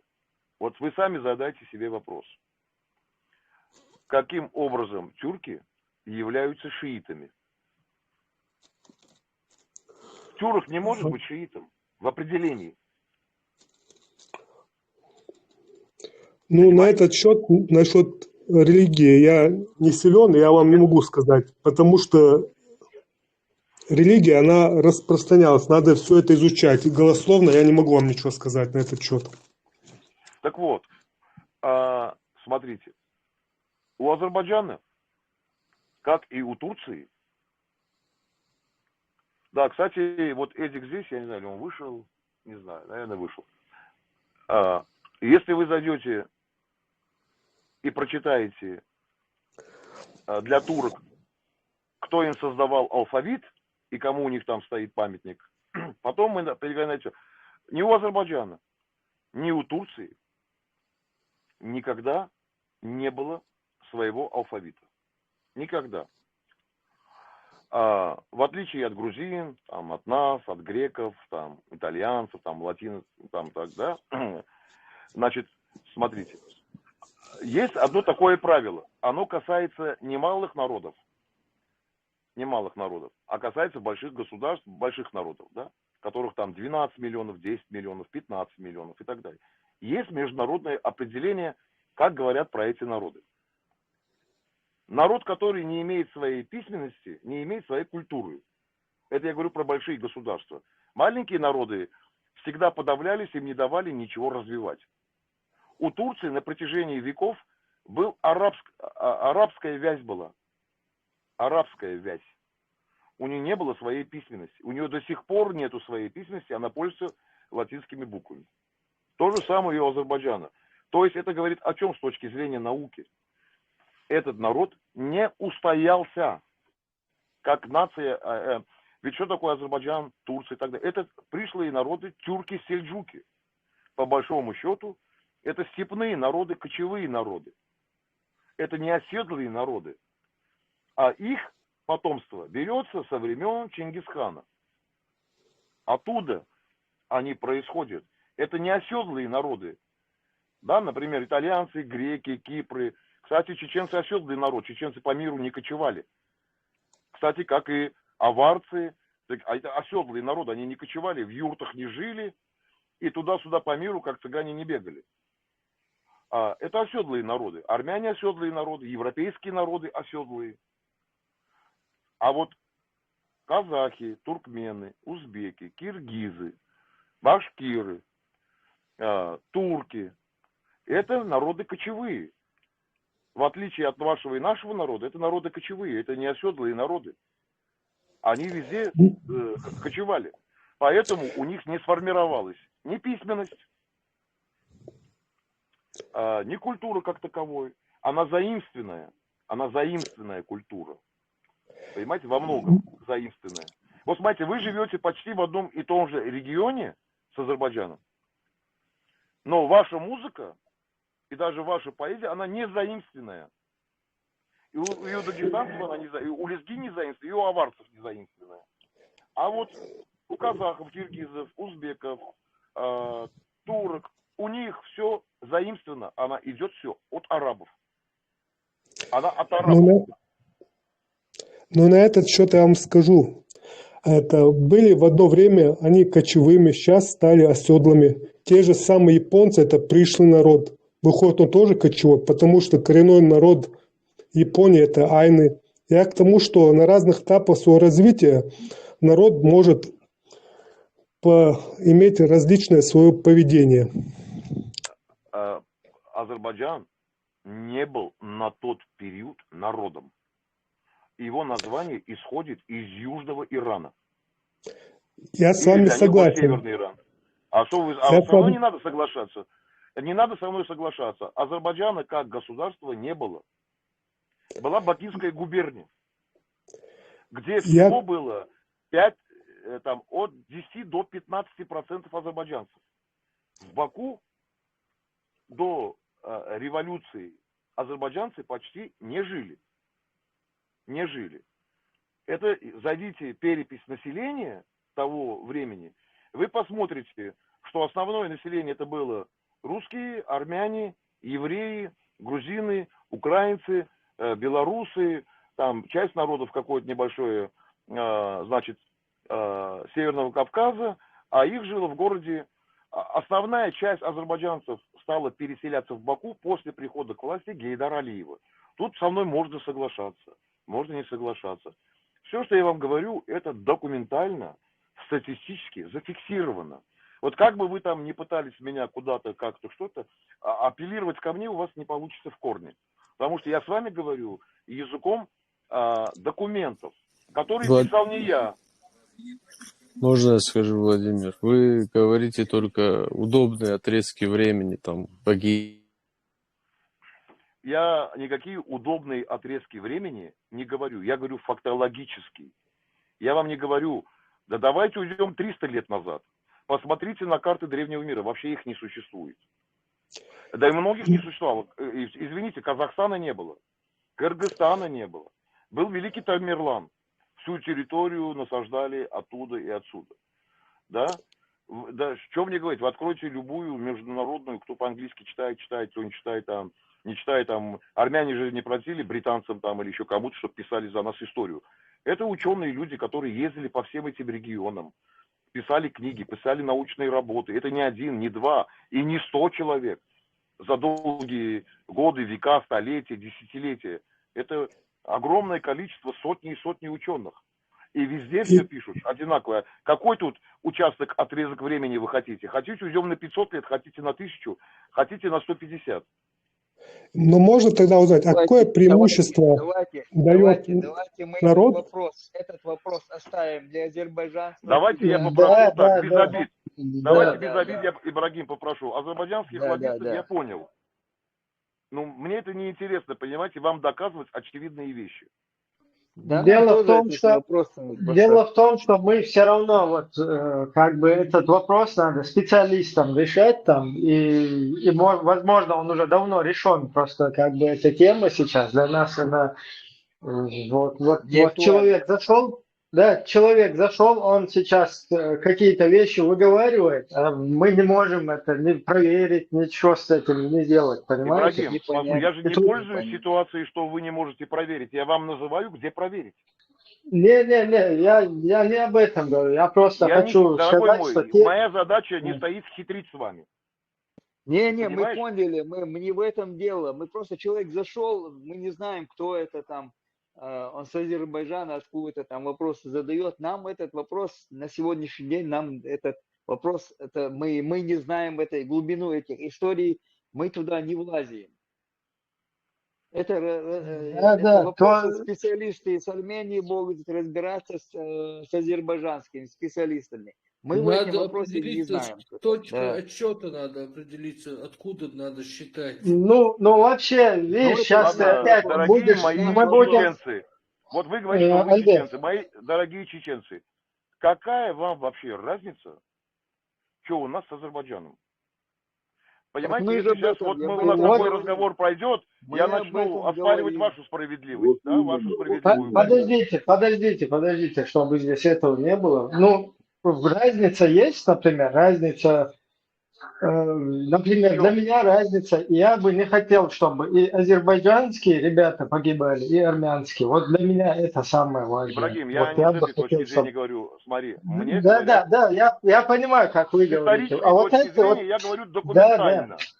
совершенно верно. Вот эта тема, я поэтому говорю, ее не надо вообще как бы здесь сейчас нам развивать. Тем более вот этот человек, Тамерлан, вот у меня к нему вопрос. Тамерлан, вы знаете, что Чеченскую республику Ичкерия, что на нее напала Российская Федерация, что провела первую жестокую вот эту войну с потерями нашего населения 120 тысяч.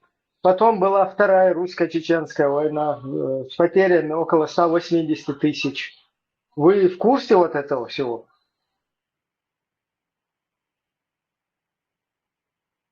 Алло, Тамерлан, вы здесь? Да, он включенный. Он включенный.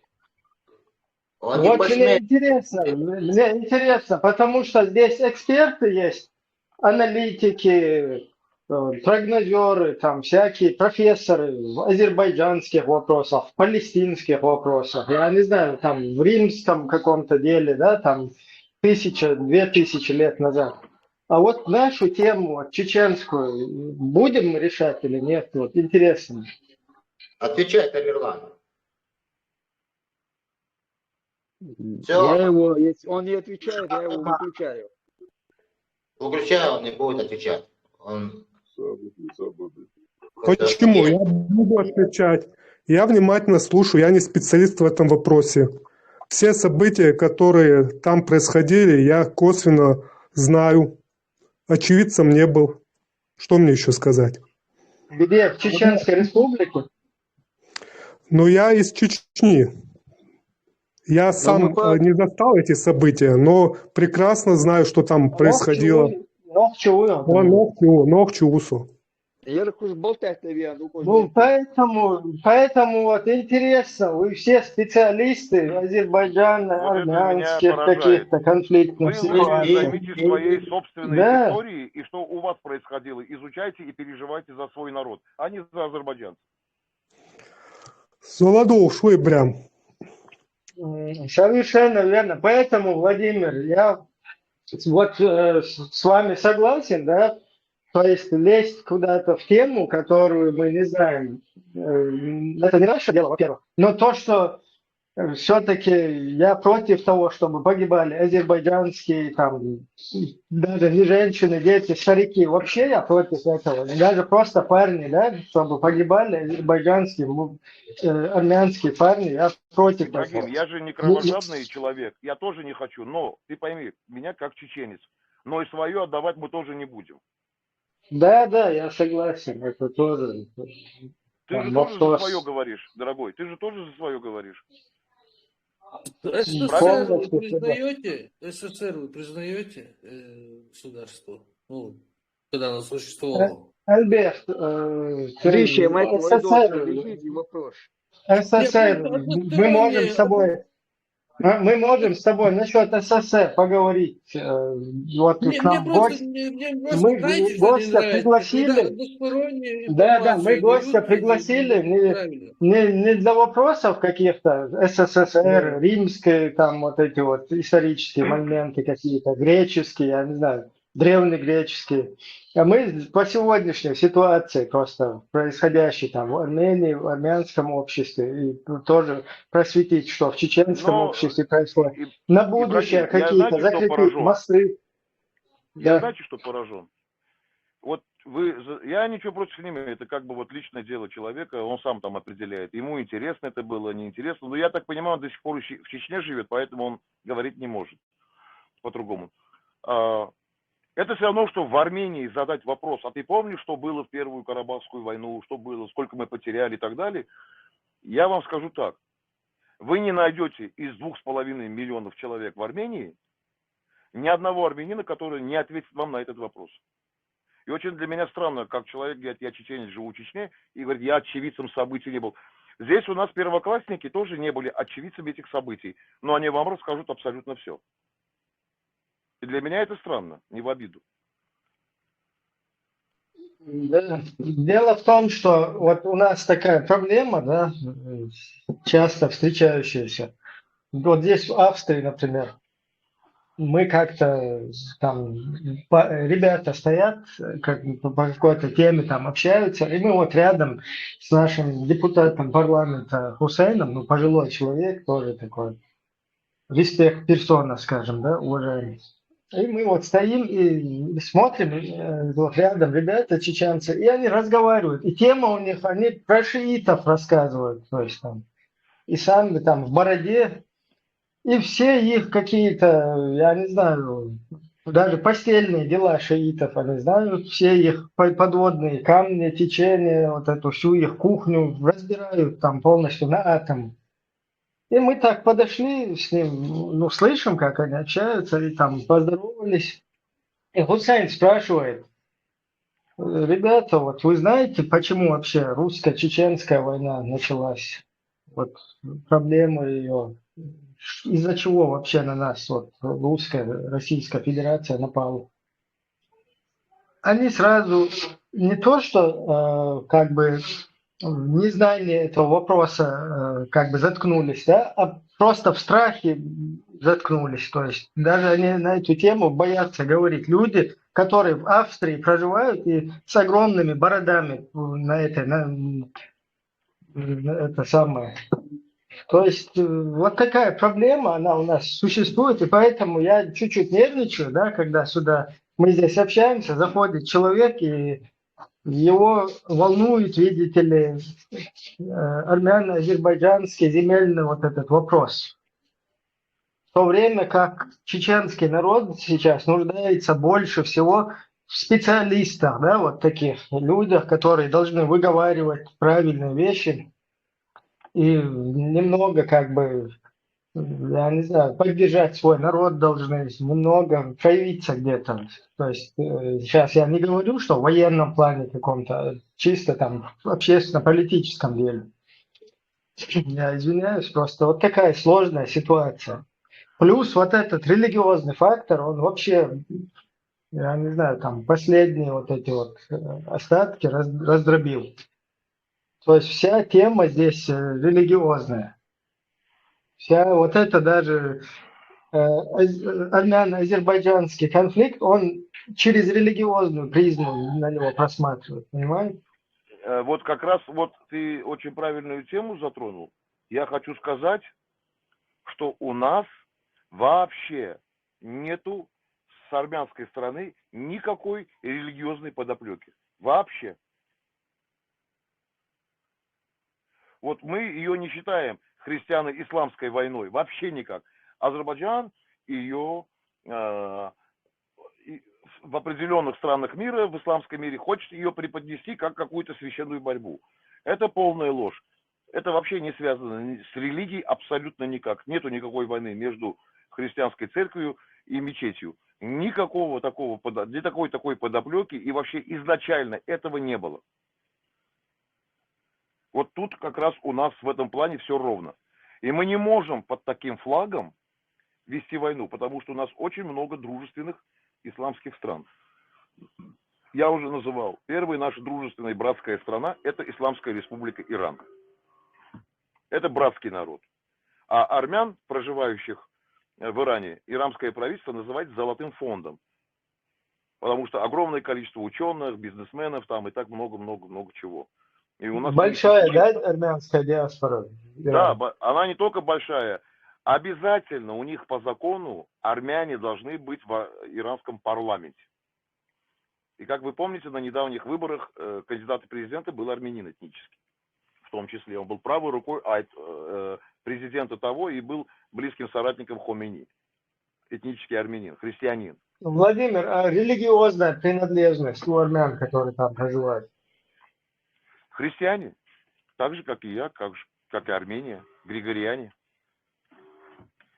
Там Иран, более вам того скажу. Вы знаете, что в Иране запрещено пить. Ну, хотя иранцы пьют, но дома пьют.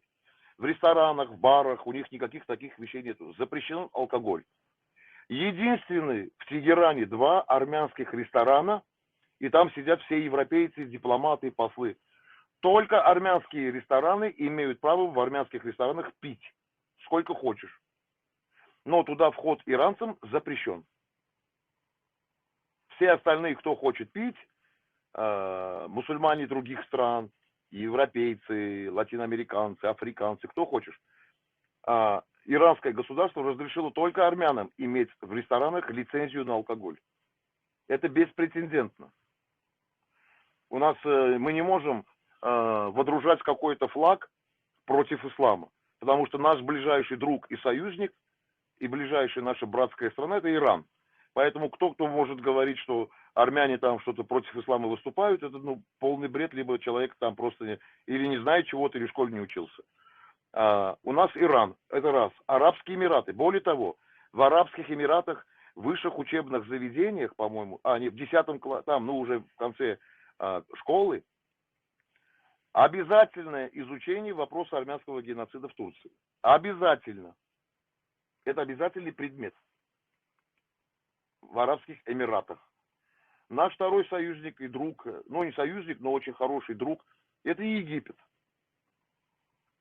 При осаде это была Сирия. То есть Ливан. Это вообще для нас братская страна всегда была, всегда оставалась. У нас были прекраснейшие отношения, великолепные, с Муаззом Каддафи. Просто прекрасные отношения, он просто был влюблен в Армению.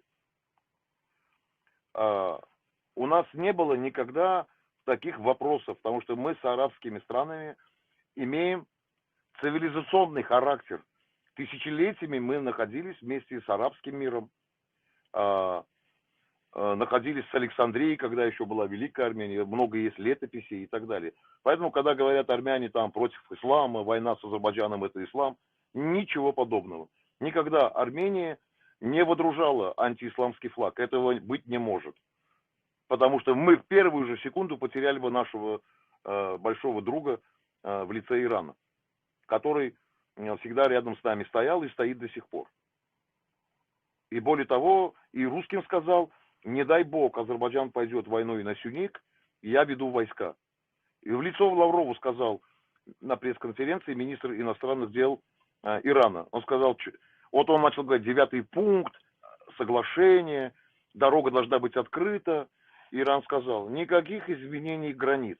Это национальная безопасность Исламской Республики Иран. И нам все равно, это вы хотите, турки хотят или Азербайджан.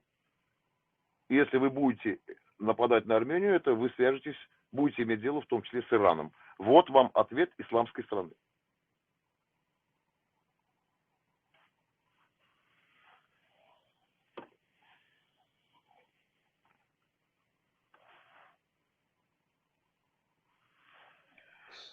Поэтому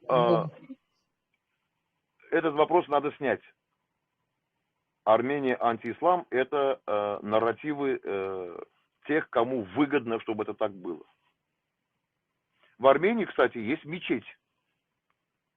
Кто не знает. Здесь мусульман, я не знаю, сколько там человек живет. Очень-очень мало. Но зато в Армении есть огромная большая мечеть.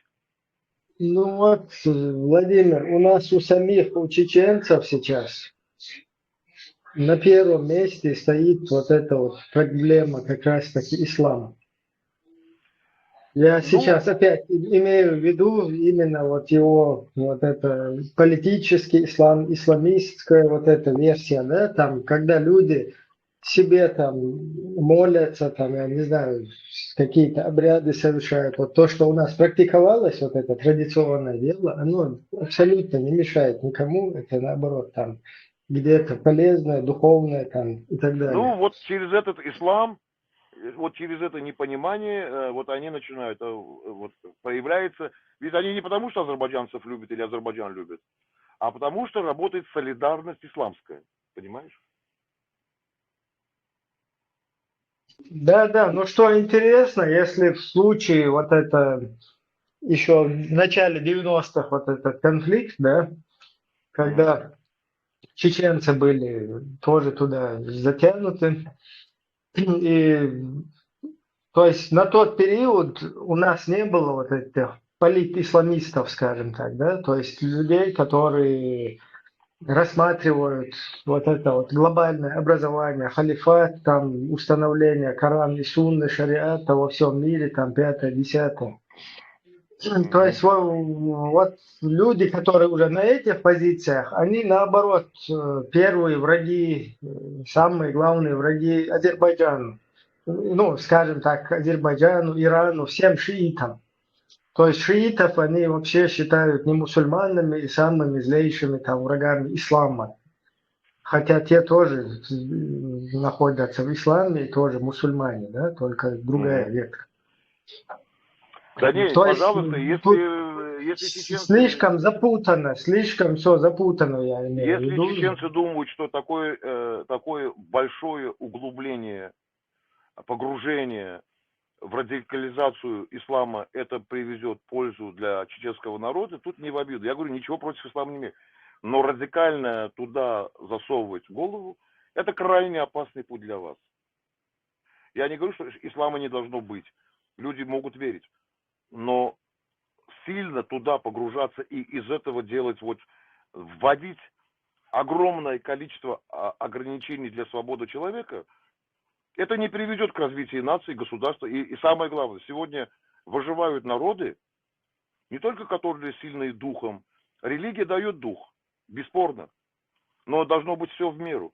Но выживут, вот поверьте мне, не только те, кто очень религиозный, а в первую очередь те народы выживут, которые посвятят своему государству, дадут очень много образования правильного и будут развивать современные науки. Вот эти народы в современном мире выживут. Все, кто будет отвергать науку, это нам не надо, то не надо, наука против это там шайтан, это там еще что-то и так далее. Извините, эти народы, это не важно, это будут христиане или это будут мусульмане. Эти народы, у этих народов шансов выжить не будет. В 21, 22, 23 веке. Радикализм, он тормозит что христиан, что мусульман, что буддистов, что кого угодно, любую конфессию возьмите. Он будет тормозить. Потому что я всегда как определяю, чем больше насаждают жесткую религию, чем больше насаждают, тем меньшими темпами развивается эта страна, она начинает отставать, и тем больше появляются паразитов, которые через управление, оставим в сторону религию, даже христианство, через жесткое управление в христианском мире берут под контроль над волей простого человека. И его подавляют, управляют, и в то же время его грабят, раздевают и обувают. Поэтому любой радикализм, любое глубокое погружение в любую религию, оно ничего еще никогда никому хорошего не приносило. И чтобы не было никому обидно, я убираю ислам. Я говорю даже про христиан. Да. К сожалению, вот эта проблема, она...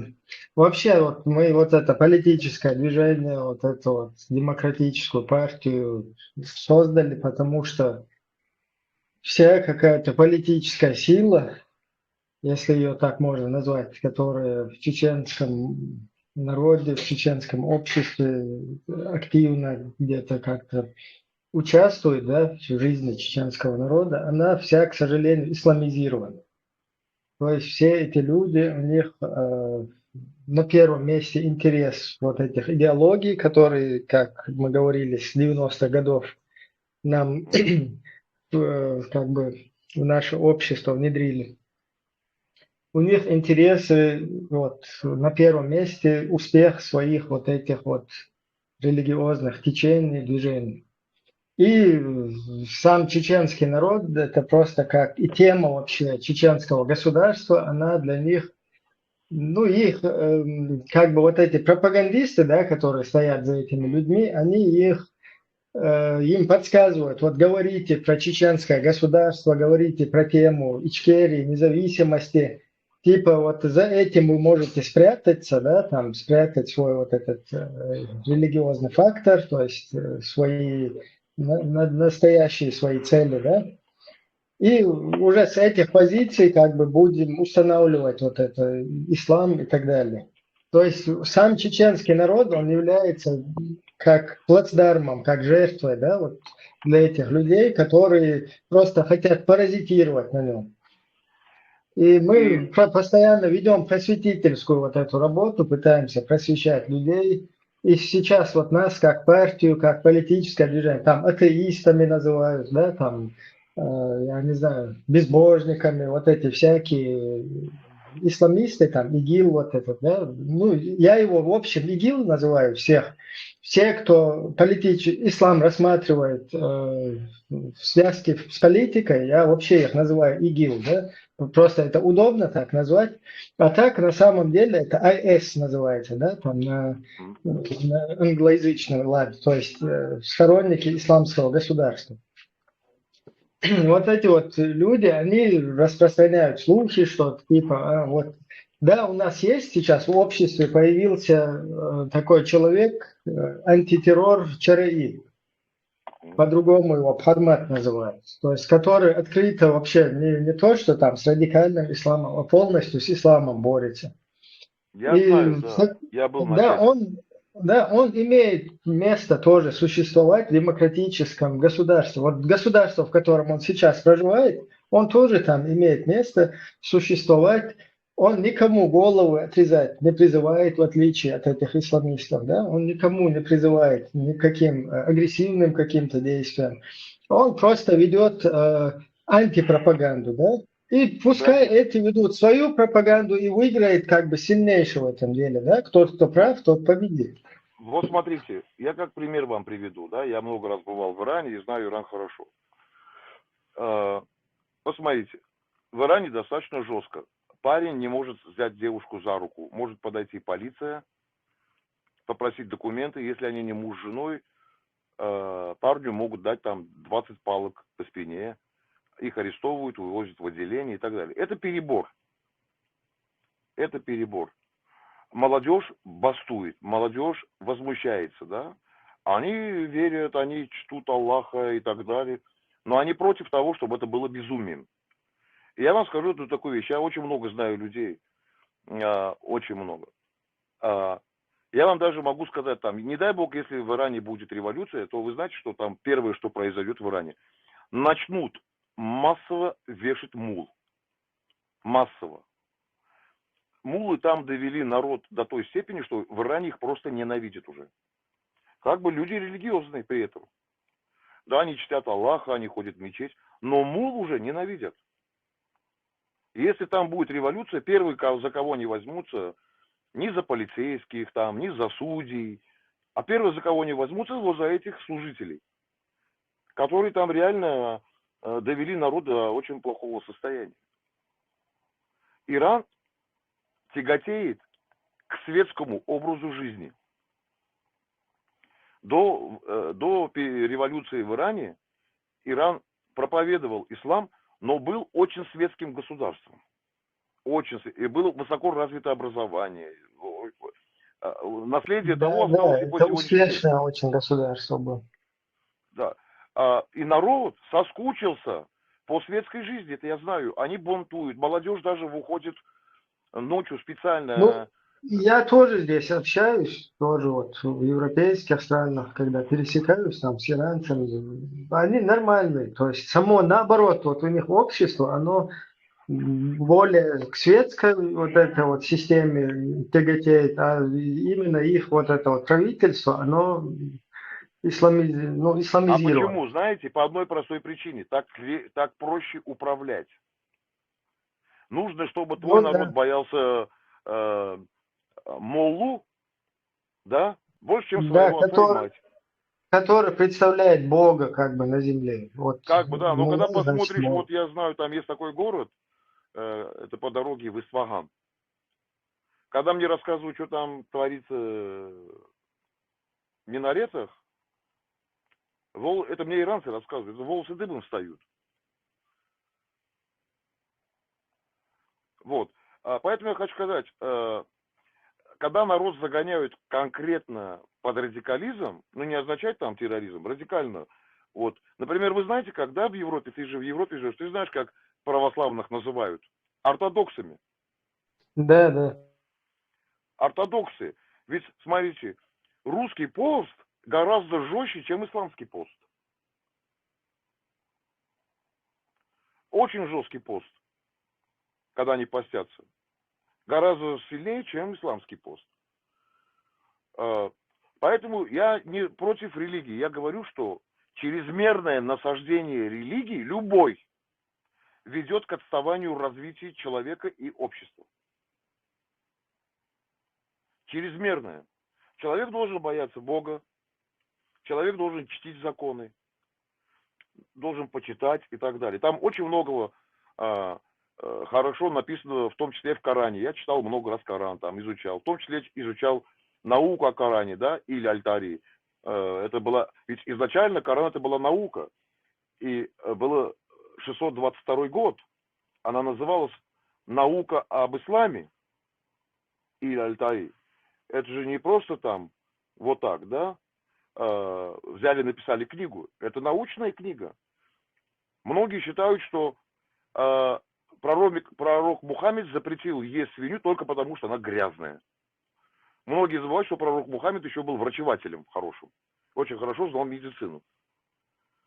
И он не просто запретил есть свинину в регионе, потому что она просто грязная. Да, это грязное животное, она может и человека сожрать. Но еще и потому, что свинина в том регионе, она раньше водилась еще до ислама и так далее. Она приводила к страшным болезням. В то время дизентерия была как холера. От дизентерии раньше не лечились, умирали люди. Одна из причин, это в том числе запрет употребления свинины касается медицинских показателей. Вот когда меня удивляют там, да, там, я бываю в арабских странах, когда разговариваю, не все из них, ну там ученые, их мужи знают, но не все знают, почему запрещена свинина. Не только потому, что она грязная, а еще в том числе из медицинских показаний. В том числе, кстати, и намазы тоже. Это не просто намаз. Это в том числе имеет и медицинское свое происхождение. Владимир, для нас вот самое важное, для нашего народа, это четко провести грань, то есть остудить наше общество немного, вот, чтобы вот чуть-чуть начали думать, потому что очень сложная у нас ситуация. Ваши очень ученые сильно, и мужи очень, должны работать с вашим народом. да, очень сильно подвержены вот этой пропаганде люди. И людей нужно остудить. Вот у нас в нашем временно оккупированном государстве у нас очень прекрасная статья есть, статья 43 в нашей Конституции, в которой прописано, каждый человек, каждый гражданин Чеченской Республики имеет право исповедовать любую религию или не исповедовать никакой.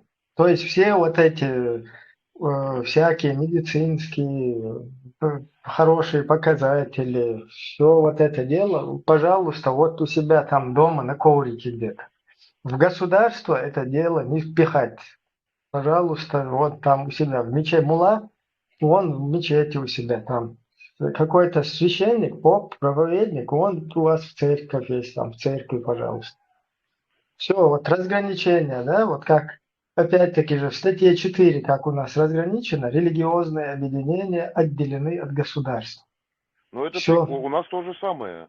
Мы же тоже религиозный народ, Ибрагим. Мы тоже религиозный народ.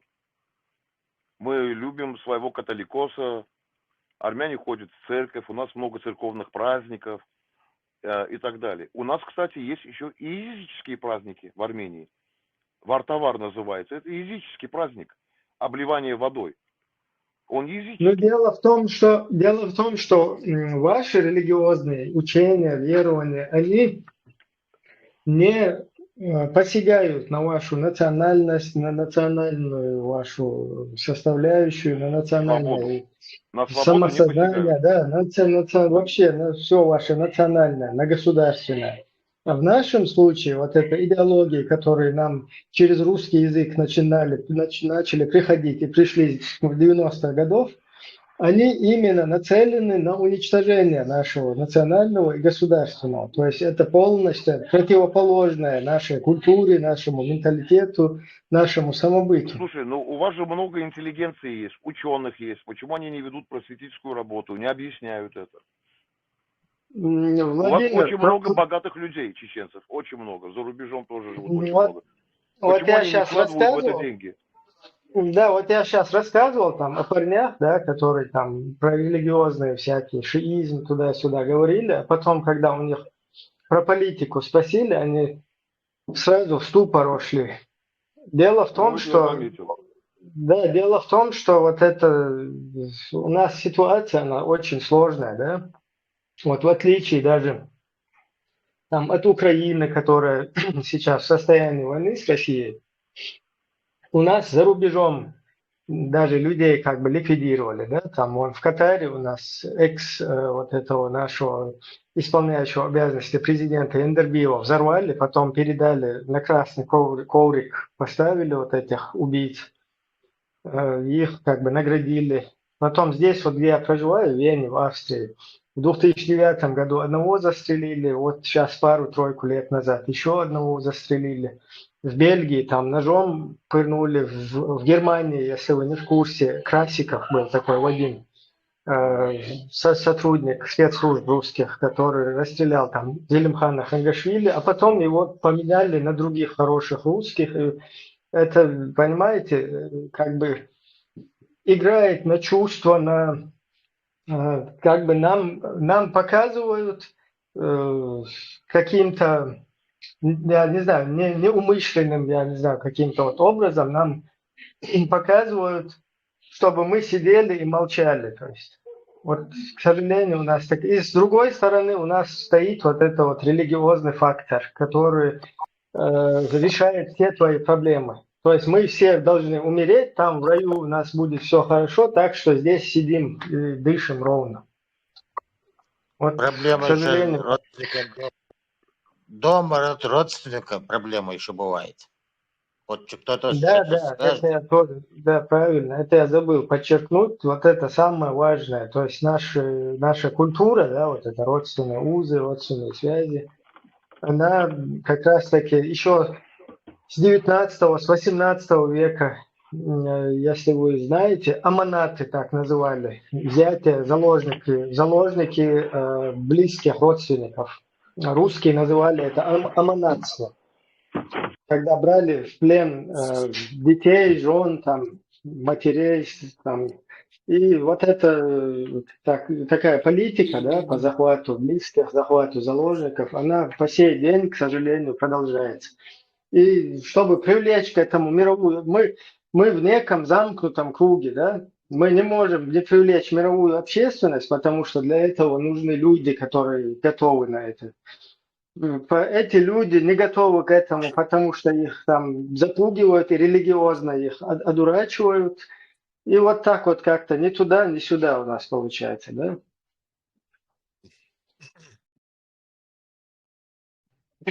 Очень сложная, одним словом, ситуация. Но то, что люди есть, что там есть, я не знаю, там образованные люди, то, что есть грамотная интеллигенция есть, это да, это есть, но что есть, что нет, вот, к сожалению, потому что они есть у себя где-то там в подушку себя.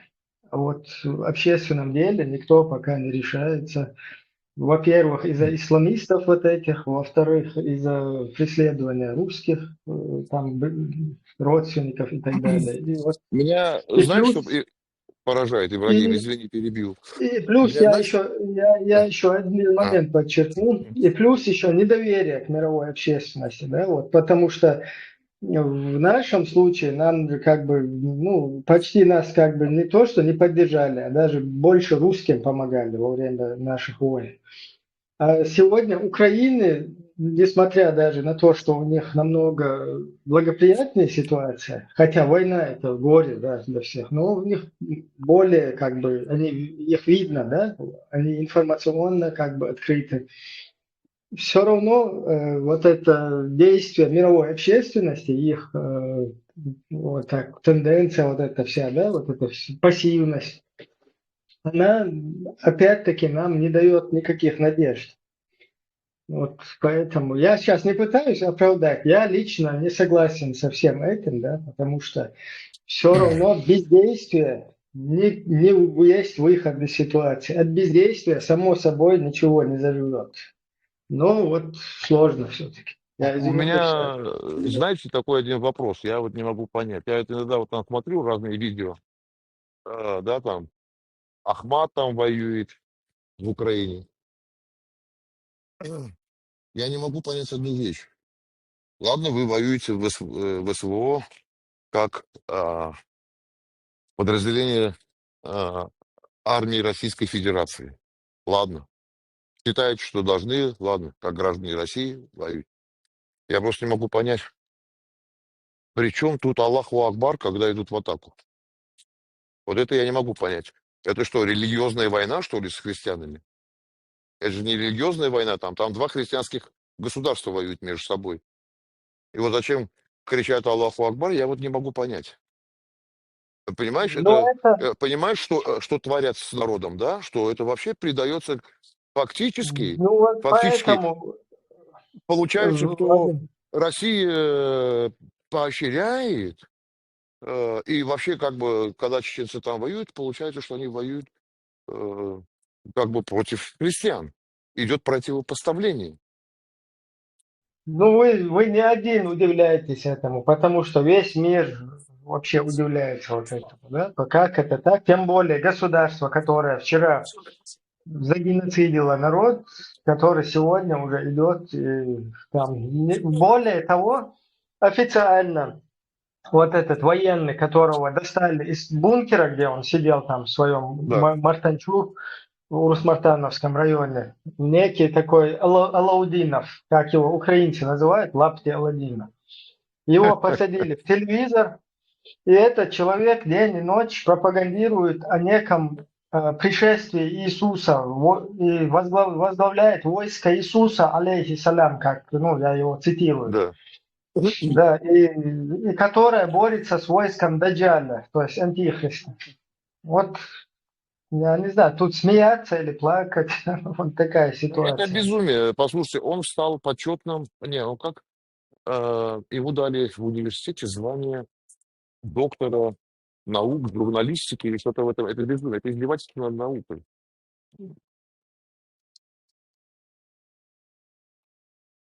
Понимаете, что это такое? Кадыров стал доктором философских, почетный доктор философии. Это просто это безумие. Это честно безумие. Это просто самое настоящее издевательство над здравым смыслом и над наукой. Да, да, полностью вообще все, что в России называется наукой, оно поставлено под полное не то, что сомнение. Чем больше ваших детей будут учиться за рубежом, в университетах, тем быстрее все изменится.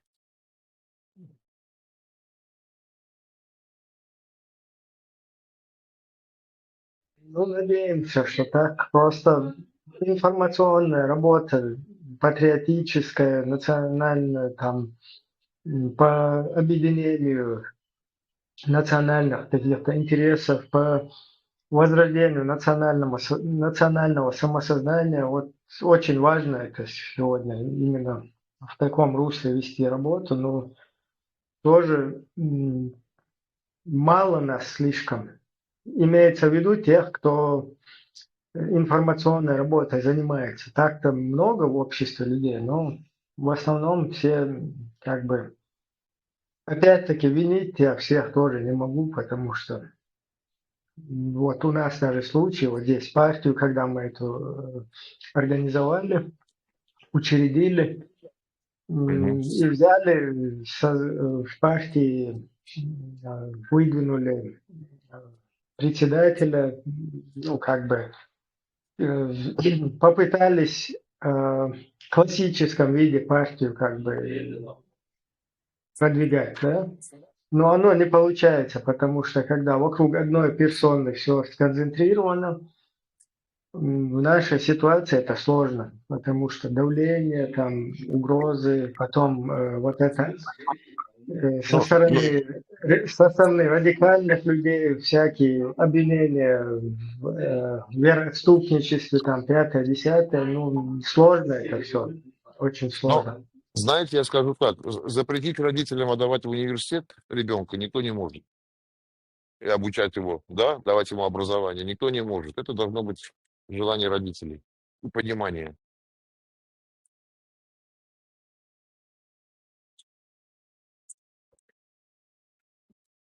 Родители должны формировать своих детей, а не законы, обряды, э, и детей направлять совсем в другую сторону.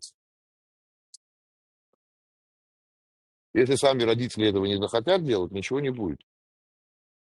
Ни один просветитель, ни один ученый не поможет.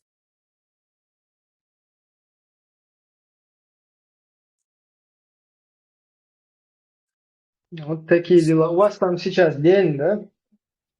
У нас сейчас 2 часа ночи.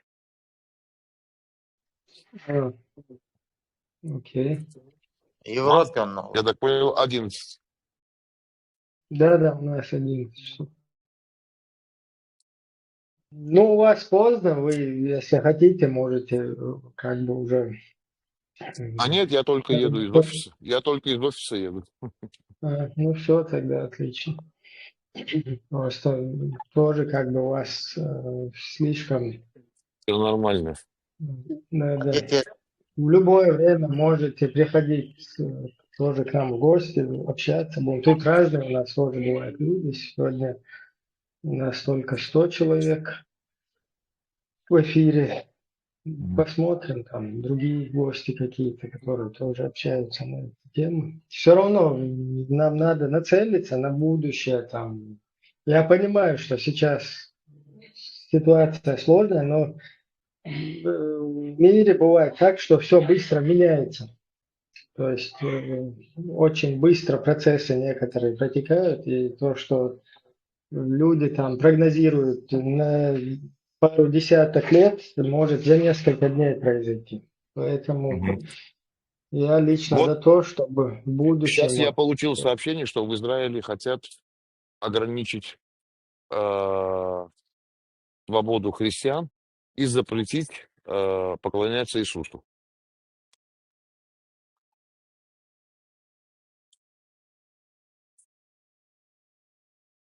Вот вам и развитие ситуации в мире. Да, интересно тоже. В общем, мир сошел с ума, это 100%.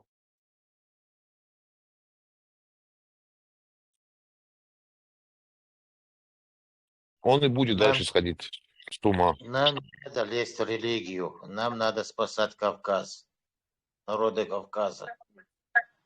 Но видите, как народы Кавказа спасать? Народы Кавказа, вот видите, ведь смотрите, вот тут не в обиду человеку, который там мне там задавал вопросы.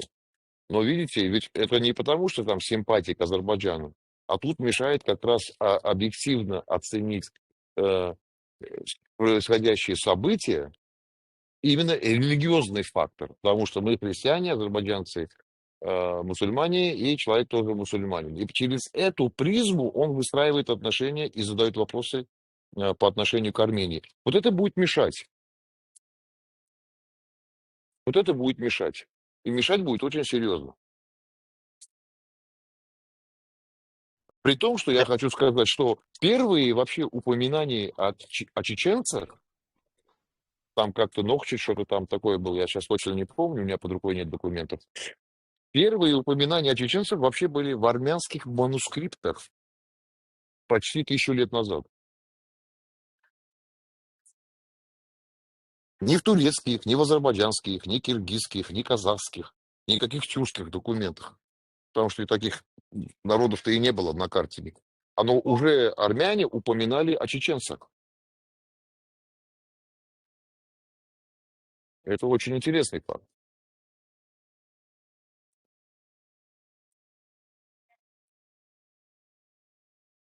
Надеюсь, вот эти архивы, они еще есть в Армении. Ну, и силы есть, и они работают. Нахчметяне называли. Да, что это там такое?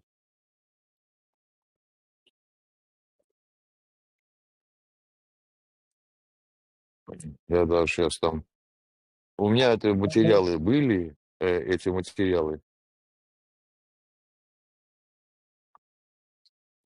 Ну, вот я вот даже открыл там одну из работ, там пишут, что чеченцы и армяне одни из древнейших народов Кавказа, что соприкасается уже 1000 лет. Нам с вами 1000 лет. А вот про кого вы мне вопросы задавали, их даже там не было. Это еще было, когда было армянское государство, называлось Урарту. И вот интересный такой факт. Нохчи-Матьяне, да, могут быть упомянуты в армянском научном труде Ашхарацуйц. Это география мира, 6 век от Рождества Христова. Мы уже о вас писали. И вот таких работ вы должны брать много и показывать своему народу, что вы не вчера были созданы, и не позавчера были созданы. А когда вы были как чеченцы, честно говорю, понятие как русская нация не существовало, как и многие другие. Понимаете? Вот это вы должны не потому, что мы вас называли, а потому что вы сами о себе должны говорить, что мы уже тогда были как нации. А кто? Белорусов не было, украинцев не было тогда, русских как русских не было. Кстати, о первых русичах опять-таки упоминали в наших манускриптах о них. Но мы о вас говорили раньше, чем говорили о русских. Ну, русских тогда просто не было, а чеченцы уже были. Вот, я вам говорю, 6 век от Рождества Христова. Вы понимаете, куда вы, какими корнями далеко уходите?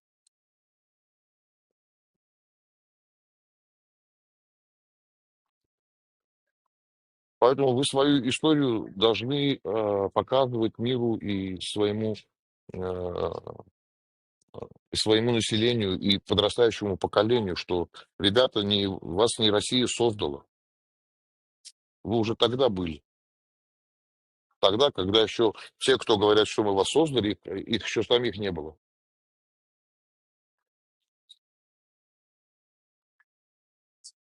И бояться этого не надо. И никто смеяться не сможет и не будет, потому что на каждый смех вы покажете документы. Пусть ваши ученые приезжают в Армению. У нас есть музей древней рукописи.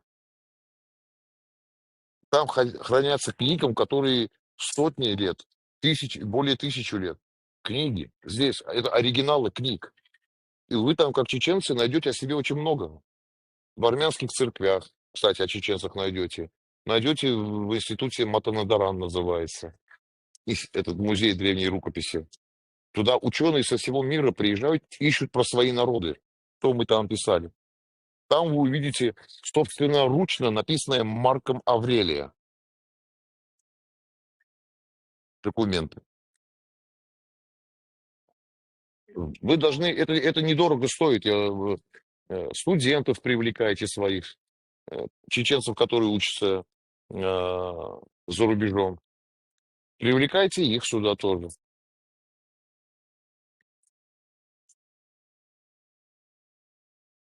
Это все делается, это все недорого стоит. Билет на самолет, отель, гостиница. 2-3 дня посидел, поработал. 2-3 дня посидел, поработал, вот тебе и уже написана историю, которую ты можешь рассказывать своим родственникам. Тоже еще надо старый армянский язык знать. Не, там есть гиды, ученые, Да, вы того да, там же берете, специалисты есть. там есть гиды, там все есть, вам все дадут. Вам все там дадут. Понимаете, не обязательно знать древний армянский язык. Там всегда есть Обязательно, специалисты. обязательно надо будет этим заниматься. Что? Обязательно надо будет этим тоже заниматься в будущем, в Поймите, ближайшем будущем. в этом плане Армения уникальная страна. в этих древних манускриптах, оригиналах, то это вам не копии покажут, вам оригиналы покажут, которые доказаны при раскопках и так далее. Все это вы увидите в оригинале. И в том числе вот о себе почитаете, как о вас было упоминание и все остальное.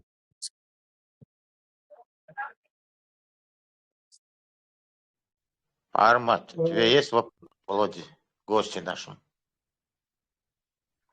Пармат, ты что, Уё? Пармат тоже можешь прокомментировать, там, высказать.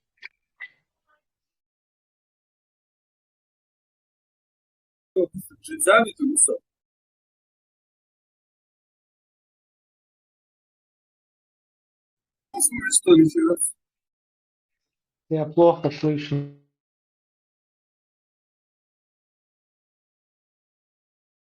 Короче, когда захочешь, можешь тоже высказать.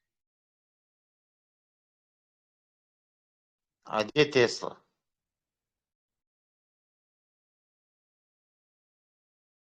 Владимир, вы интересовались вот этими исследованиями ДНК?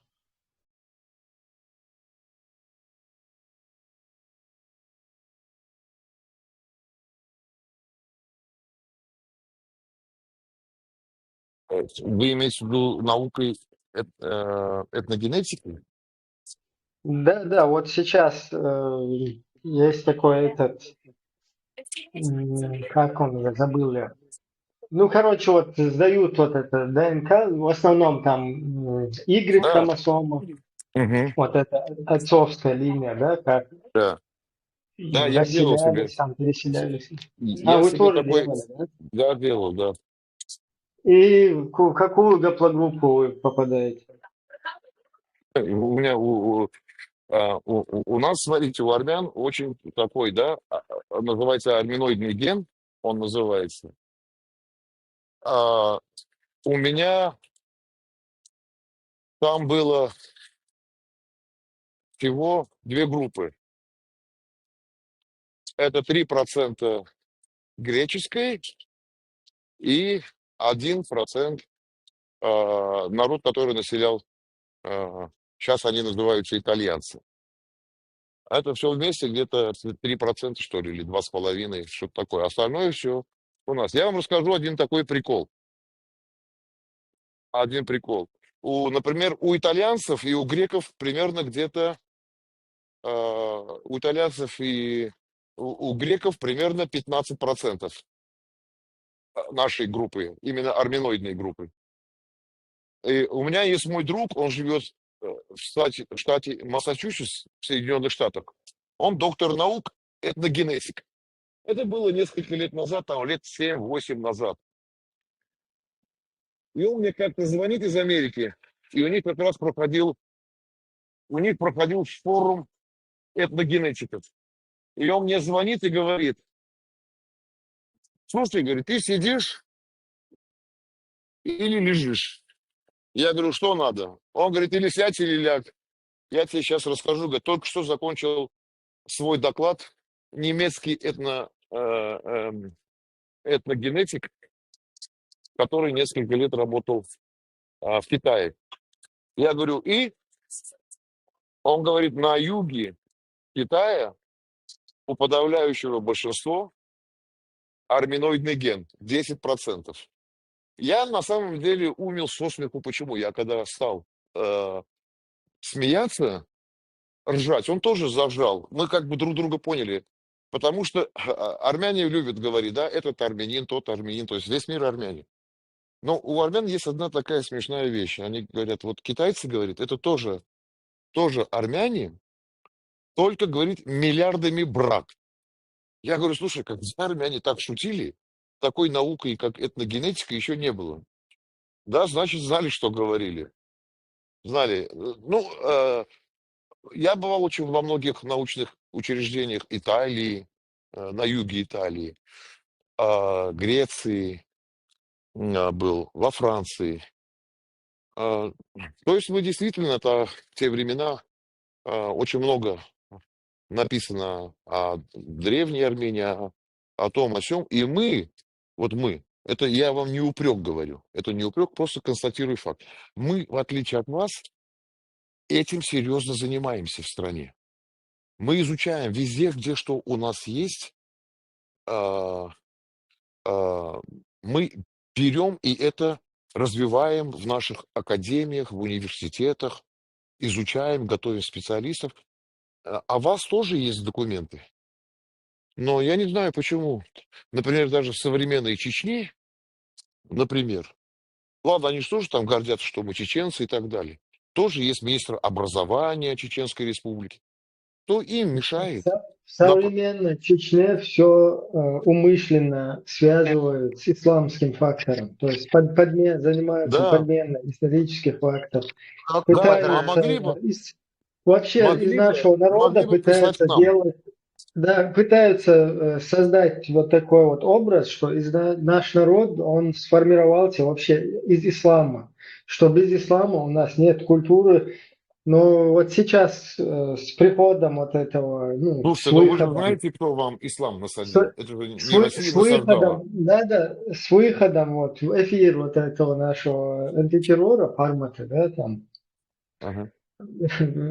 короче, вот эта информация, да, она, о которой многие не знали, там, реальная информация о религиозных каких-то вот этих вообще страшных вещах, которые чеченцы вообще никогда не слышали, то есть которые утаивали от чеченцев. Вот судя по вот этой информации, которая наружу сейчас вышла, там полное противоречие нашей культуре, то есть абсолютное на 180 градусов полное, я не знаю, в обратную сторону. Ислам чеченцам насаждали арабы. Это не может быть естественной вашей культурой. Понимаешь? При всем уважении к исламу. Но насаждали ее арабы. Начали арабы, закончили Россия. Она ничего не закончила, поверьте, она продолжает. Не, они очень хорошо осваивают вот эти все самые такие, я не знаю, методы, да, вот такие, как сказать, там, агрессивные, бесчеловечные, там, подлые, да, вот все вот это созданное там на протяжении истории человечества. Арабы, решите поправить немножко, начали не арабы, а турки начали. Турки, да. Не, начали арабы, потому что в Дербенте там еще Послушайте, а есть. кто тюркам привил ислам? Арабы? Всем арабы. Да. И у нас здесь ислам, когда насаждали, тюрки еще не были мусульманами. Они не могли вам ничего насадить. Дело в том, что арабскую версию изначально нам навязать не удалось, там, по всей видимости, а вот уже тюркскую, такую более, скажем так, усовершенствованную или, я не знаю, прокачанную, как это современно сейчас говорят, вот такую версию, вот эту вот, как бы, уподобив там, или переделав, подстроив там под наши культурные какие-то моменты, вот так вот удалось это нам как-то внедрить.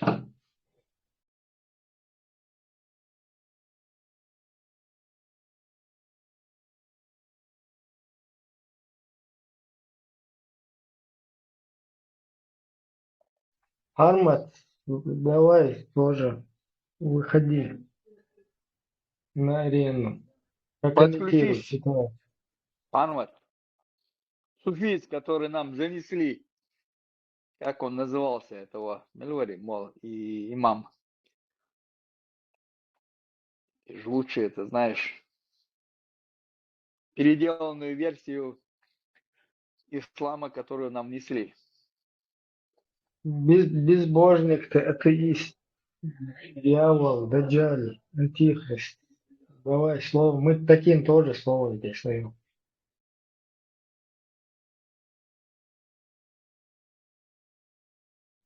У него что, эфир, что ли, по-моему? Ладно, может, да. Хотелось занять немного времени и поприветствовать гостя из своих земляков, маршал Думасяги. Хорошо. Владимир маршала.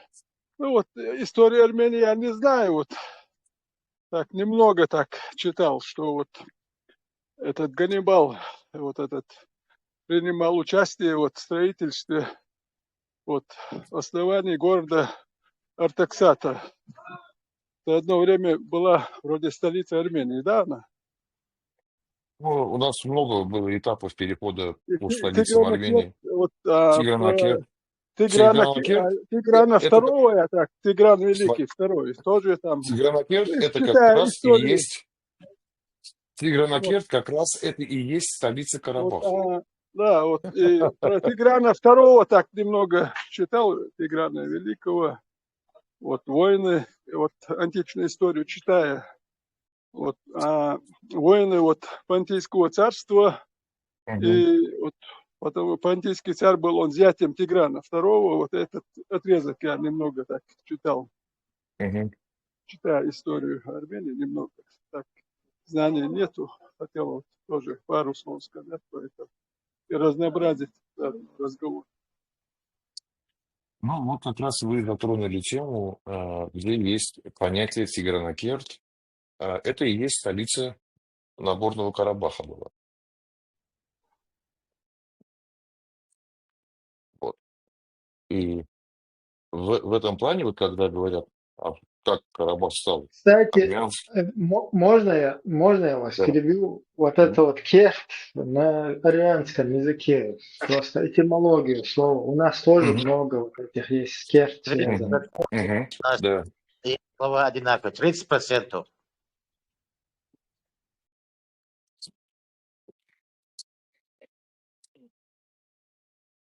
С армянскими и навские слова 30%. Когда был в Армении... Общий, да, если...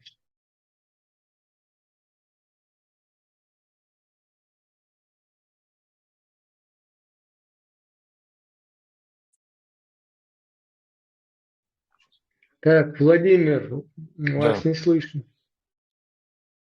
Я Как не перебил, слышу? просто хотел... Не, нормально, все нормально. Вот. Поэтому мой смысл весь в чем? Смотрите. Кстати, очень много общего у армян и есть, в том числе и с аварцами. Очень много. Кстати, очень много армянских фамилий.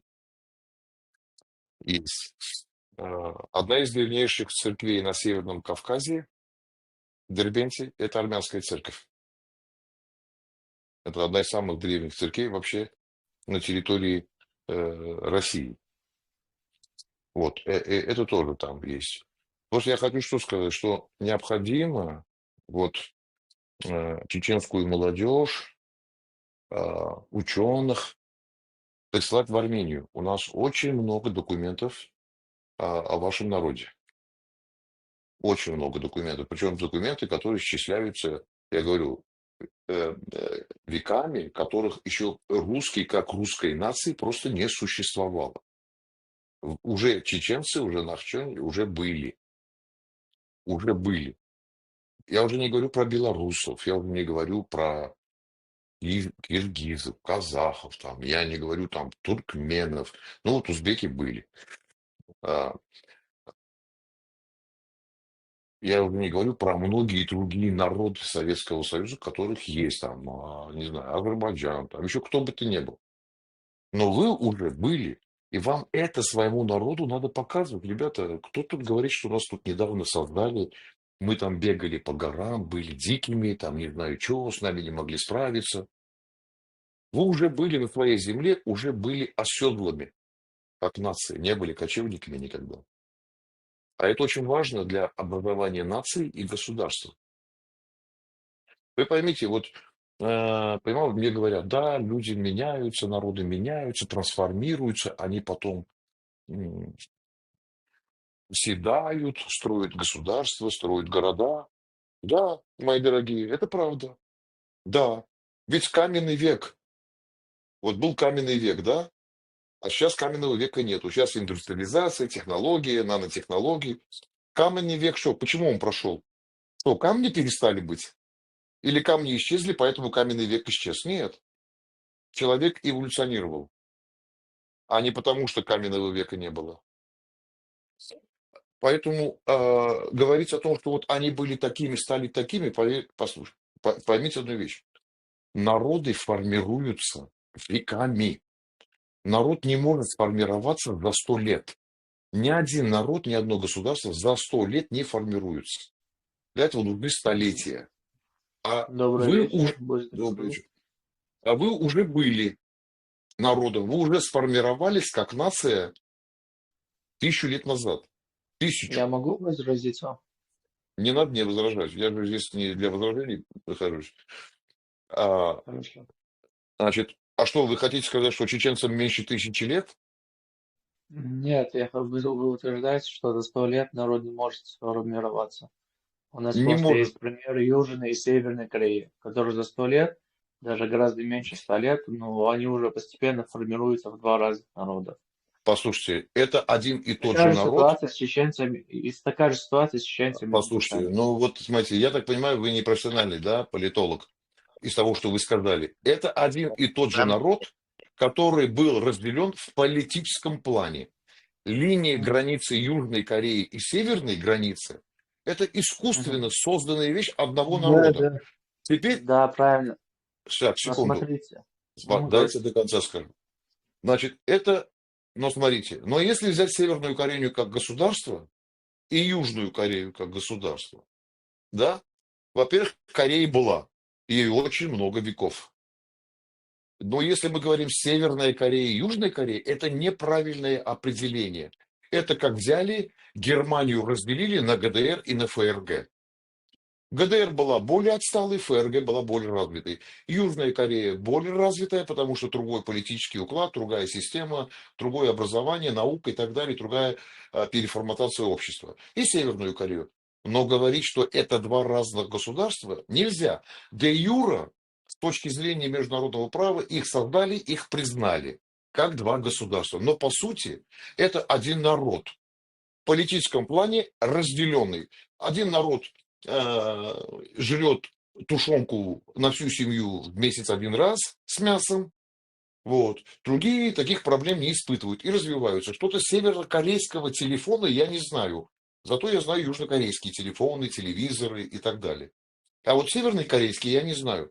Но приводить пример, что это 2 государства сформированных, но это в корне, извините меня, но очень неправильно.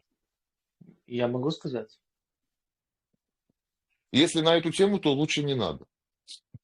Я же вам все сказал на Корею, Северную и другую. Нет, смотрите, один момент. Вы привели пример Германии, которая разделена на 2 части.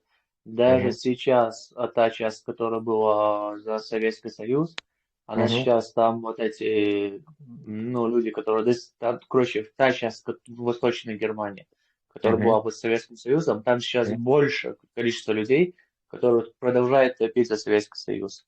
А та часть, которая была за прозапад, она сейчас более прозападна. Даже несмотря на то, что этой стены уже давно нет, но стена ментальная в немецком народе уже давно сформирована. Это не мои слова. Смотрите. Подождите 1 минуту. Вы буквально, опять приводите, смотрите, я говорю о нации, вы мне говорите о политически сформированных вещах. Не та же самая ГДР под пулями Штази перебегала через эту стену. Не могла жить в ГДР. Вот не та же самая нация. И что интересно, все именно на западную сторону прыгали. Да, никто в ГДР кто-то не бежал. Нет, было 2 перебежчика в ГДР, и то были 2 агента КГБ СССР, которые перебежали. Но все перебегали в Западную Германию. Да, вообще менталитет, смотрите, у восточных немцев, он всегда был при Гитлере другой, у восточных, потому что они всегда ближе жили к Польше, Чехии, родственные отношения, там, Судетская область и так далее. У восточных немцев менталитет был...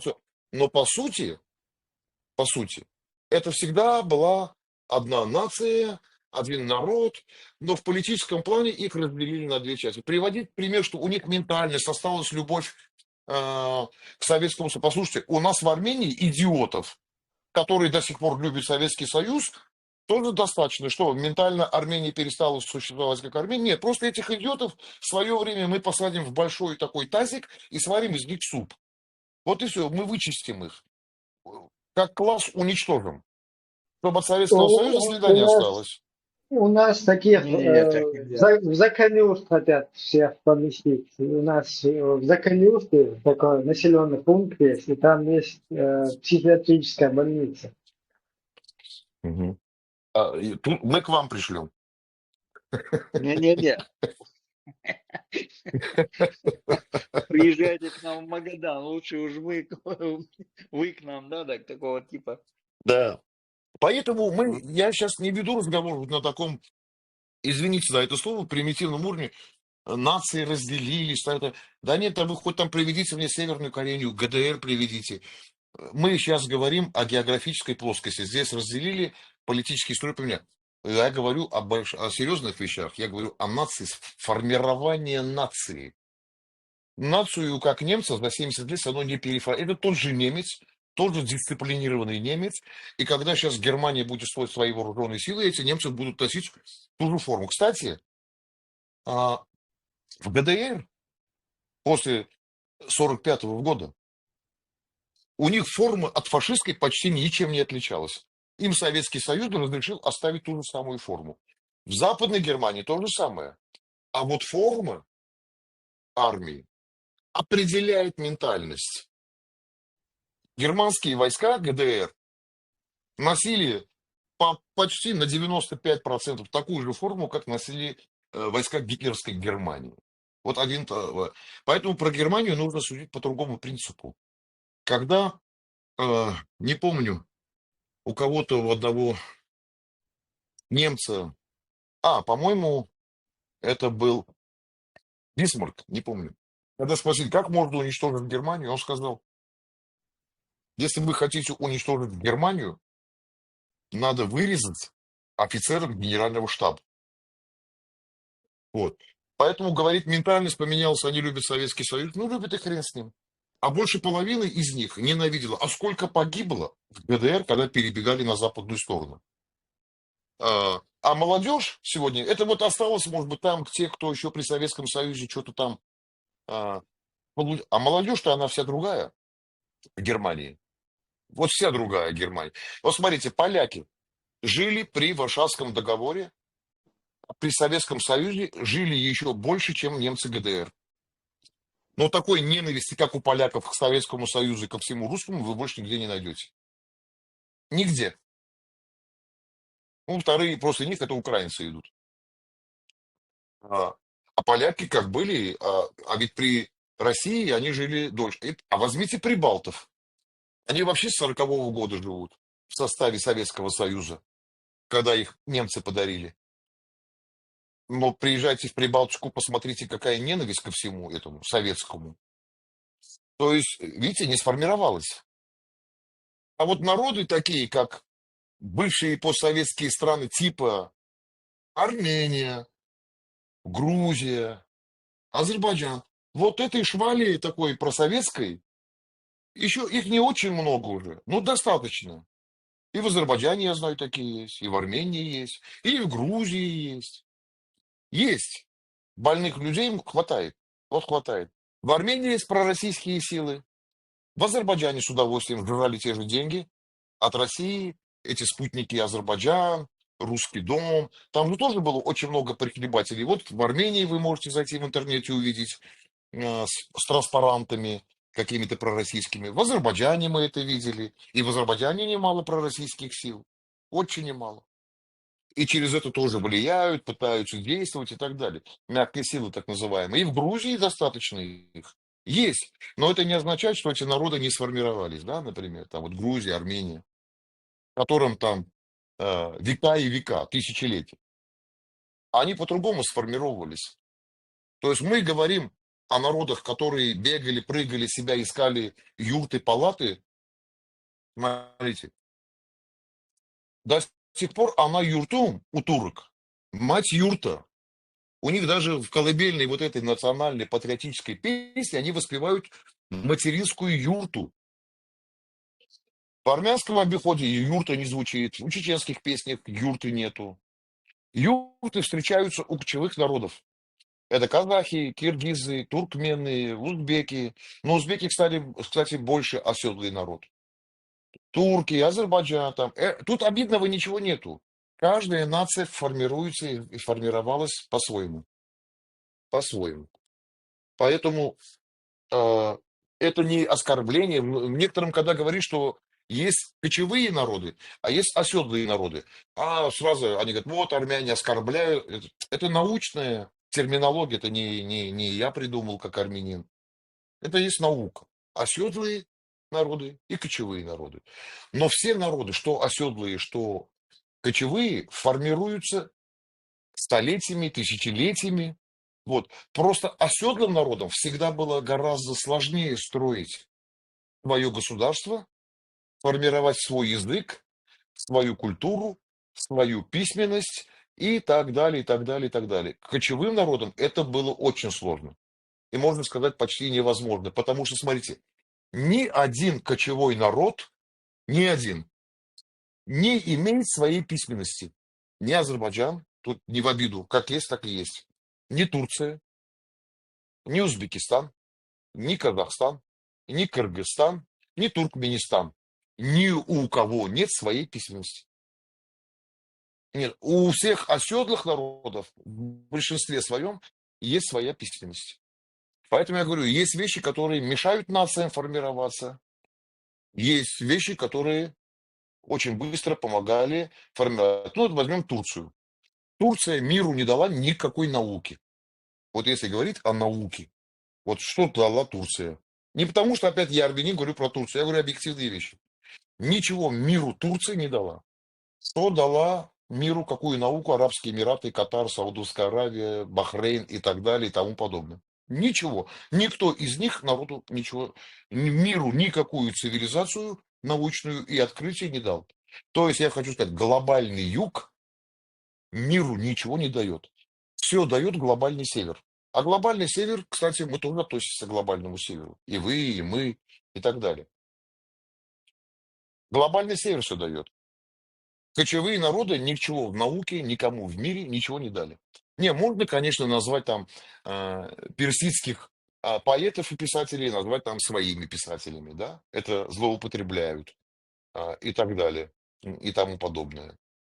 Например, туркмены, когда обсуждают проект Туран, они говорят, мы дали миру конскую цивилизацию. Мы, как они сказали, мы воспроизвели коня, мы его оседлали.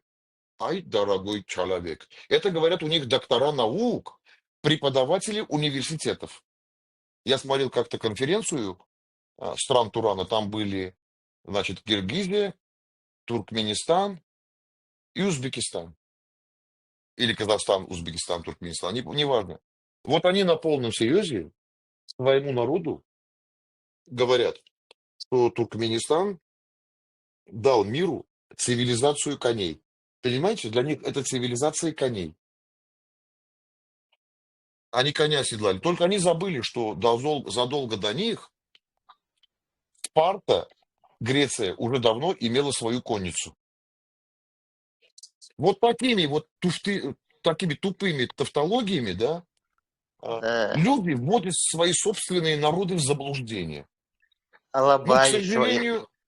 к сожалению, так получилось, что многие кочевые народы ничего миру не дали. Ну, не дали ни науку, ничего. Конечно, есть отдельные выдающиеся писатели. Но это исключение, это не правило. Это просто исключение. Поэтому тут включать синдром малых народов не нужно. Обидного тут ничего нету. Такова, к сожалению, история. И от этого никуда не денешься. К сожалению, люди многие на историю обижаются, а еще больше и начинают ее пробовать менять.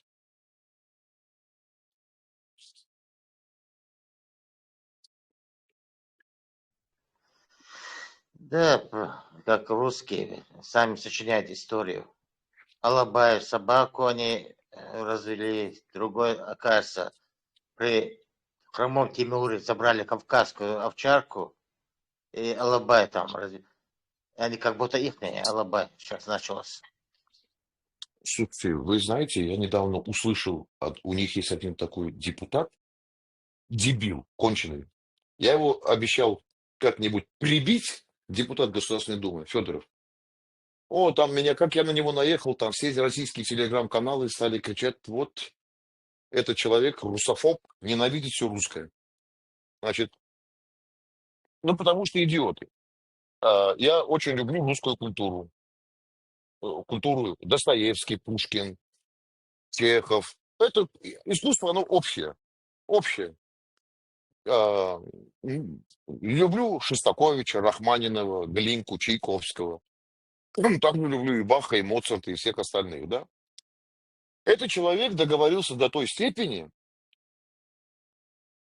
по-моему, он был, или какой-то еще один маразматик, говорит, что мы, русские, армянам дали письменность, язык, армянам дали письменность, язык и дали им государство. И сделали их армянами. Они. То есть они моему народу, который один из первых в мире признал христианскую религию как государственной в 31 веке, да? Мы первые были, кто христианскую религию сделали государственной. Мы имели свою письменность. Мы уже были государством. Мы уже были христианами, а русские только через 600 или 700 лет стали христианами. И то, когда я им говорю, как крестилась Русь, кто была княгиня князя Владимира. Они говорят, была княжна Анна. А откуда Анна? Из Византии, ладно. А откуда вообще ее корни? Из Греции, правильно. Кто был ее род в Византии, цари? Кто правил этой династией в то время? Кем она была по национальности? Молчат. Я говорю, ну как кем? Вы не знаете? Нет. Я говорю, женой вашего князя Владимира в Древней Руси, княжна Анна, была этнической армянкой, царевной Византии. Когда была война за Херсонес, Херсон сейчас, да, Херсонес, князь Владимир осадил город и потребовал в жены княжну Анну. На что вышли ее братья и сказали, но эти армяне были православными, они были из Греции. Они не были григорианами, как мы, да? Но армяне. Они ему сказали четкие условия. Если ты примешь христианство, мы нашу сестру отдадим тебе в жены. Князь Владимир взял в жены княжну Анну, византийскую царевну, женился, и родились у него два сына, Борис и Глеб. Полукровки, наполовину армяне, наполовину славяне. Когда русским это говоришь, им становится очень-очень плохо. Я как-то одному священнослужителю, русскому, высокопоставленному, задал вопрос. А почему вы свой русский народ не просвещаете, что вашего великого князя Владимира жена была армянкой, и она привела к крещению Руси через ее братьев? Знаете, его ответ какой был мне?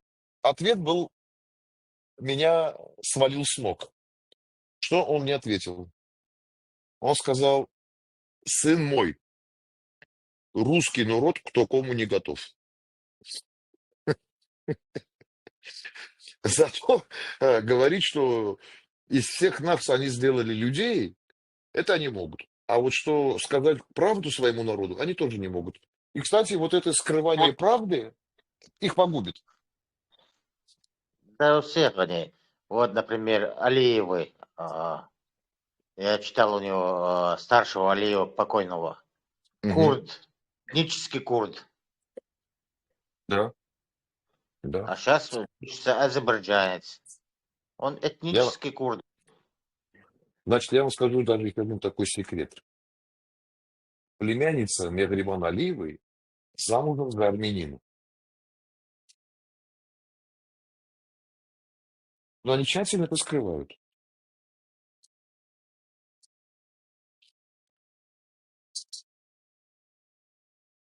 Понимаете, они думают, что чем больше правды ты скрываешь от своего народа, тем больше ты придумываешь новую историю, тем величие ты как государство от этого становишься.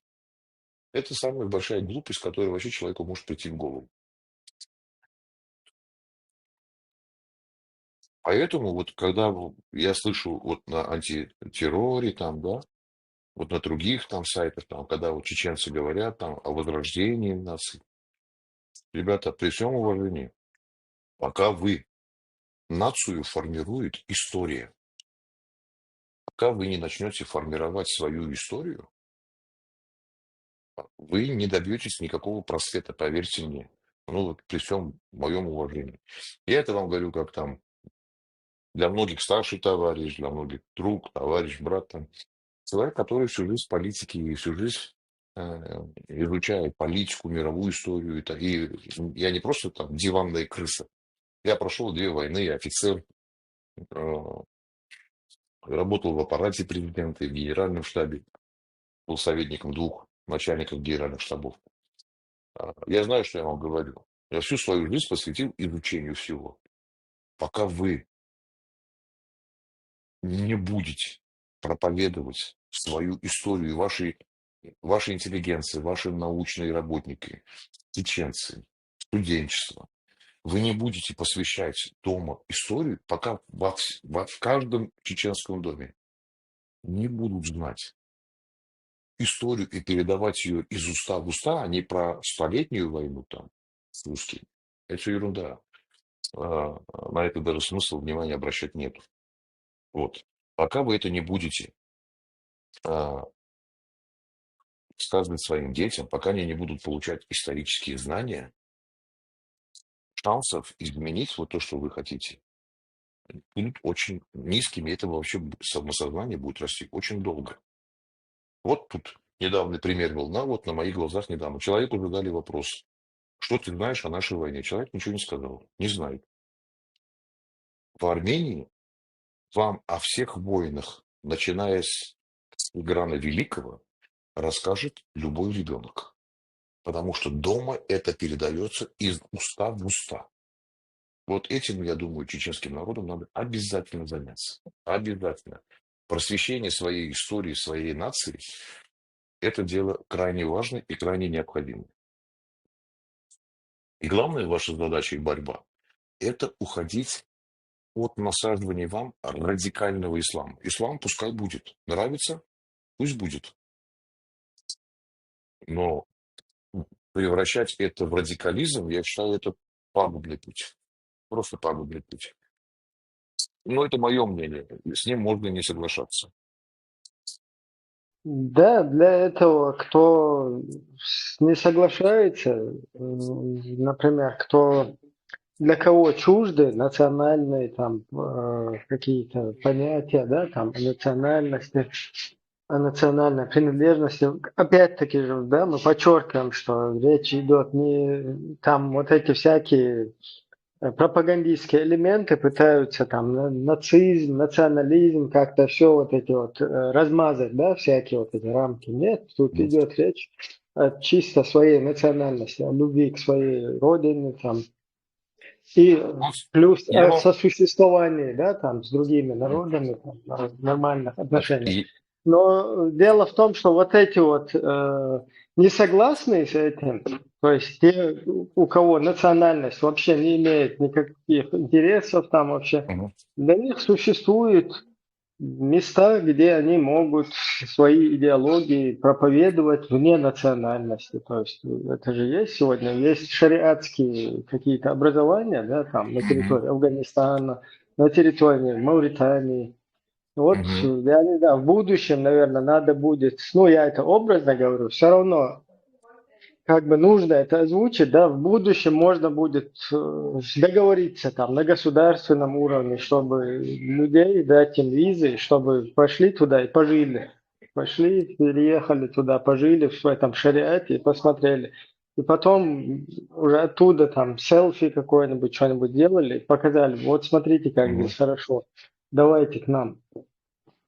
Вот смотрите, я вам могу обещать одну вещь. что если вы захотите прислать сюда кого-нибудь, чтобы здесь поговорили с нашими учеными, вы посмотрели какие-то документы, вам что-то рассказали, я вам это организую. Все встречи и так далее. Вам необходимо, жизненно необходимо обратить серьезное внимание, очень серьезное, на историю. Понимаете? Чем больше чеченский народ будет знать свою настоящую историю, которой более 1000 лет, тем меньше ими будут уметь манипулировать. И проснется и гордость, и самосознание. Не только там, потому что сейчас мы такой воинственный народ, там вот смотрите, что делают русские. Да, там вот смотрите, они с утра до вечера пропагандируют, что чеченцы только это хорошие солдаты и больше ничего. Все, чеченцы это солдаты, они любят стрелять, убивать и воевать. Это же такая пропаганда сейчас насаживается. И это восприятие становится у молодежи. Они этим гордятся. Не своей историей древней, а гордятся тем, что из них сейчас говорят, вот вы умеете только убивать, вы хорошие солдаты. Все. Из Чечни сделали фактически военную базу. Вот это нужно останавливать. Нужно вести просветительную работу, чтобы дети чеченские гордились своей тысячелетней историей. Слушайте, что такое тысячелетняя история? Нация, которая сохранилась. Вы знаете, да, было такое государство, называлось Великое царство Ассирии. Вы знаете, что этого царства больше нет? Нету. И народ исчез. Всего осталось где-то 10 тысяч ассирийцев. А чеченцев несколько миллионов. Смотрите, через тысячелетия вы прошли, сохранились как народ, и сегодня имеете свою территорию. А сирийцы исчезли. Исчезли. Поэтому вот этим вы должны говорить. А что такое 1000 лет, которые нации? Никто не про вас в мире, никто не говорит, как про цивилизацию. А про вас должны говорить, как про цивилизацию, потому что вам 1000 лет. Более 1000 лет.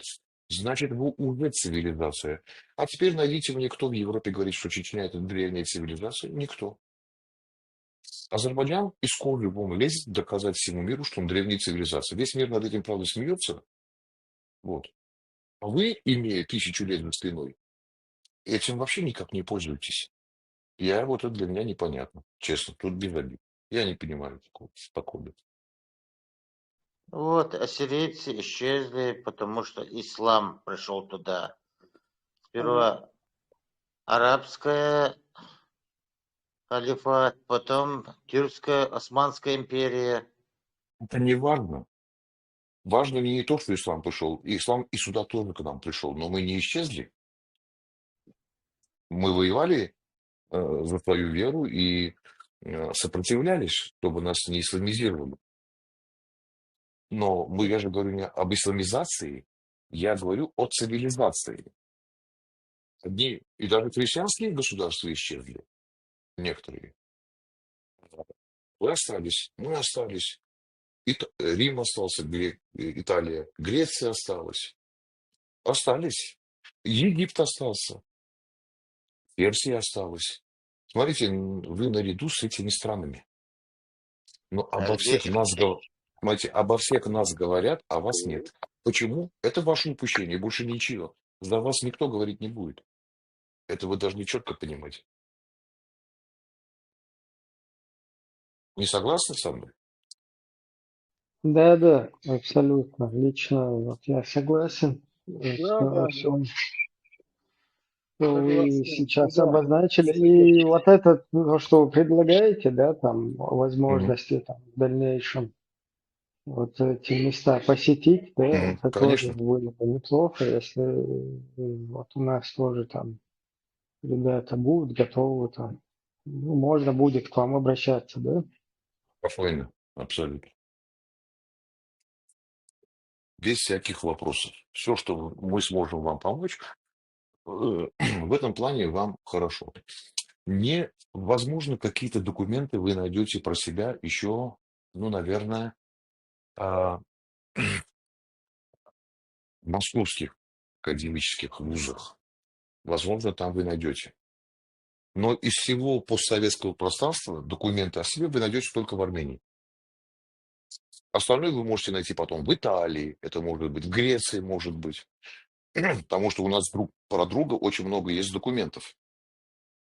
Поэтому вам обязательно, смотрите, чтобы сформировать национальную самоидентичность и уйти от образа для всего мира, и прежде всего для ваших детей, вашим детям сейчас формирует образ, что вы боксеры, борцы, самбисты и хорошие солдаты. И все. А вы что, всю жизнь борьбой занимались, что ли? 1000 лет назад тоже только борьбой занимались? Или все-таки чем-то другим надо поискать, чем вы еще занимались? И убить этот образ. А да, надо вернуться к тому образу, где вы еще были до ислама. И что о вас писали до ислама. Что вы проповедовали до ислама. Это все надо вам поднимать. За вас это никто не сделает. Мы можем вам помочь. Но если вы не захотите ничего делать, за вас никто делать ничего не будет. Да, да, Вам абсолютно надо прав. переформатировать национальное самосознание и национальное самоидентичность. Вы, как чеченцы, вполне имеете право заявить, что вы цивилизация, вам более 1000 лет. На постсоветском пространстве это могут сказать только 3 народа. Ну, несколько. Это могут говорить, кстати, аварцы тоже могут претендовать на это. Вы, мы и грузины. Все, на постсоветском пространстве больше говорить никто не может. А если говорить в мире о цивилизации, это поместится всего на 2 руках, на 10 пальцах, и вы будете в этом списке. Но поскольку вы никогда этому внимания не уделяли, а империя не позволяла вам об этом говорить, а говорили только дикие горцы, воевали с царем 10 лет, бегали по горам. Послушайте, вы же не могли, извините меня, вы же не могли больше 1000 лет только по горам бегать. Правильно? Так же не бывает. Значит, надо что-то искать, и надо своим детям и своему народу показывать. Ребята, мы не те, как нас представляют. Мы гораздо больше, чем есть на самом деле. И вот через это будет формироваться национальное самосознание, вера, и работать надо,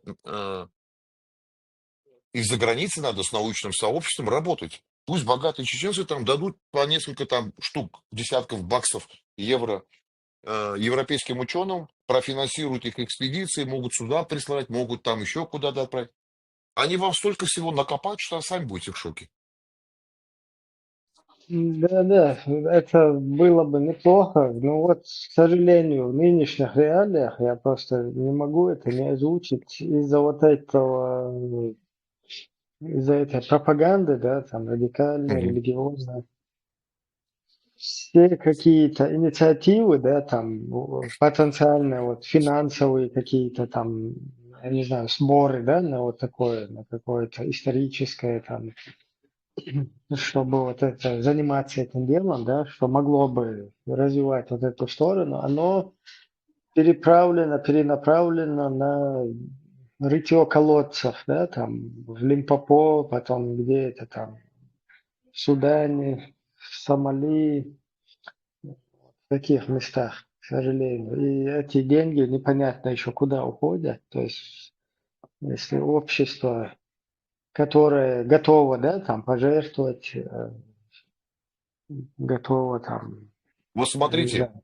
насколько Москва красиво использует вот эту воинственность, да? Она миру всему показывает. Смотрите, какие у меня чеченцы, да? Там они говорят, что мы пехоту Путина. Вот используют этот тезис, и им говорят, смотрите, и всему российскому народу, и всему миру, смотрите, бойтесь чеченцев, они идут. То есть это какие-то там не люди, а какие-то звери идут, что ли. Их должны бояться. И поскольку руководство Чечни неграмотное, они вот это хавают и счастливы таким образом, и для всего мира получается, что чеченец это кто? Это только солдат, который должен взять оружие, пойти убивать. Больше ничего не в состоянии делать. Такой образ навязали, и чеченское руководство этот образ съело. Чего в принципе не должно быть. Ну, видите, там, опять-таки, если говорить как о руководстве вот этой системе, оно неправильно, потому что это скорее пародия на руководство, потому что люди, вот кто он там, вот этот поставленный, какой-то доктор он, или кто он там? Доктор наук уже.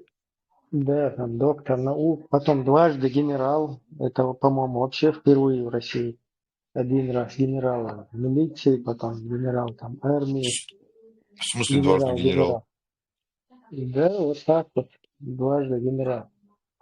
Внутренние войск и генерал армии, действующей армии. Ой, я такого в мире еще не встречал. Генерал, как дважды Короче, генерал. одна вот такая медаль на все тело там полностью. И вот это вот дело, ну, которое два слова связать не может, его вот так вот показывают неким Слушайте, а руководством. Там, скажите если мне, что отец... А вот скажите мне, на чеченском языке вообще есть такое слово «дон» или это что? Это есть слово паразит. Это дуйхун. Или как бы дословно перевести есть же. Вот так вот можно это перевести. Дон То это есть что? дуйхун, вот так его употребляют некоторые. Слово паразит. А он Как говорит на русском. дон. Не, вот он говорит чисто дон. Ну да, он уже как бы, он и другие слова вот так неправильно выговаривает. То есть там не только на русском, не только дон у него неправильное. Мне вообще-то не интересно о нем, да, его вот это вот. Не, просто мне интересно, что значит, я что хочу понять, что он имеет в виду дон. Это типа как у армян ара, да? Ара, куда идешь, да? Вот это типа этого? Да, ну слово паразит. Например, Или то типа есть слово. то есть. То Но... есть типа как бы там какое угодно можно. Слово паразит ставить. Вот такое слово паразит. Я просто, каждую секунду это употреблять, это же просто кошмарно. Ну, когда нету запаса каких-то слов, да, и чтобы побольше наговорить, наверное, для этого через каждое слово употребляется. Да. Просто вот этот человек никогда там при других обстоятельствах каких-то там работал бы где-то себе в поле, там, я не знаю, скотником, трактористом, ну, без разницы, пускай там даже с дипломатом где-то ходил бы, но Есть какая-то в оценка его любом случае. состояния? Его состояние примерно, какое оценивается? Здоровье, что ли? Не, финансовое. Финансово? Я даже не знаю. Ну, там очень немалое, по всей видимости. Ну, это миллиарды или миллионы? Я даже не могу сказать, если есть, то осведомлен, пожалуйста. Миллиарды будет.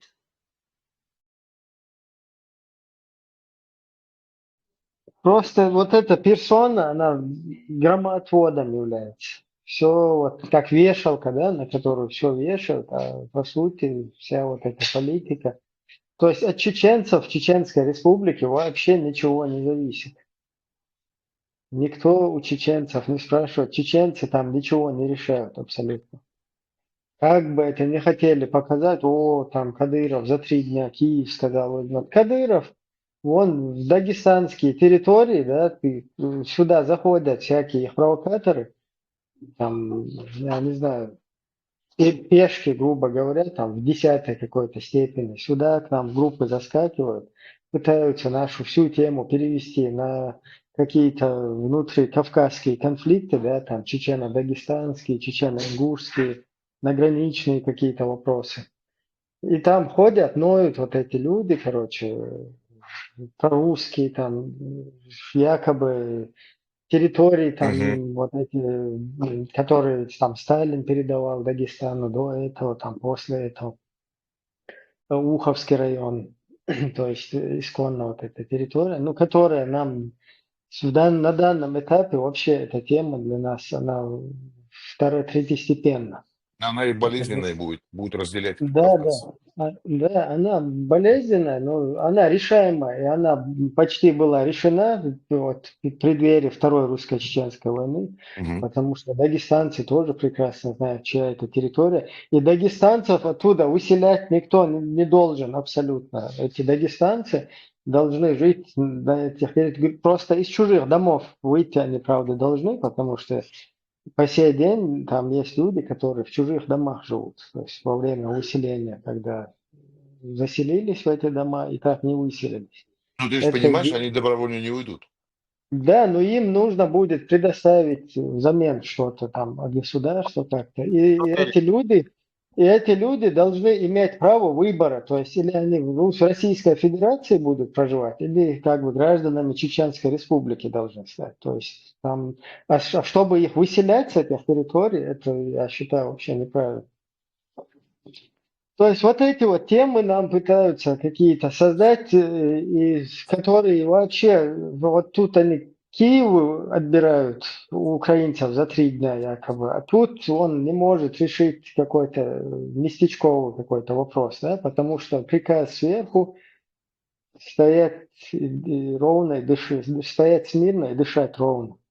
То есть такая тема, только та тема, которую задают из Кремля, оттуда, там, из ФСБ, только эти темы они могут как бы исполнять. Все остальное это выходит уже за рамки их полномочий. Там же кураторы, сока, целая армия кураторов с Москвы.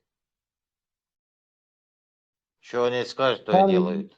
если даже отец, вот его отец, да, вот этого Кадырова, там, бывший вот этот мулла, муфти, если он был более начитанный человек, более, скажем так, грамотный, там, имея кое-какой опыт там, в Советском Союзе где-то вырос, да, воспитывался, то в случае его сына, это даже половины его отца там нету. То есть вот этого отца, поэтому они умышленно грохнули на стадионе, взорвали, посадили на стул, ну, или, грубо говоря, на бочку с порохом. Стадион, который полностью охранялся, там тут вдруг знали, куда Кадыров садится, какие-то 10 партизан, которые оставались на тот период, якобы они там устроили ему подрыв. Я тогда тоже в это время там в этих партизанских где-то там движениях участвовал. Это вообще нереальные какие-то вещи, чтобы на стадион там проник какой-то человек, подложил, знал, где садится Кадыров, подложить под него взрывное То устройство. есть это работа спецслужб России была? Это 100%. Они ликвидировали отца и вот этому дураку сыну все навесили. М.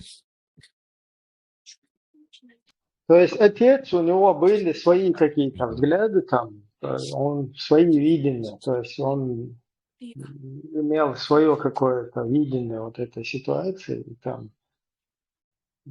он не подходил одним словом. Там нужен был просто человек, просто тупо выполняющий команду. Все. Мгм.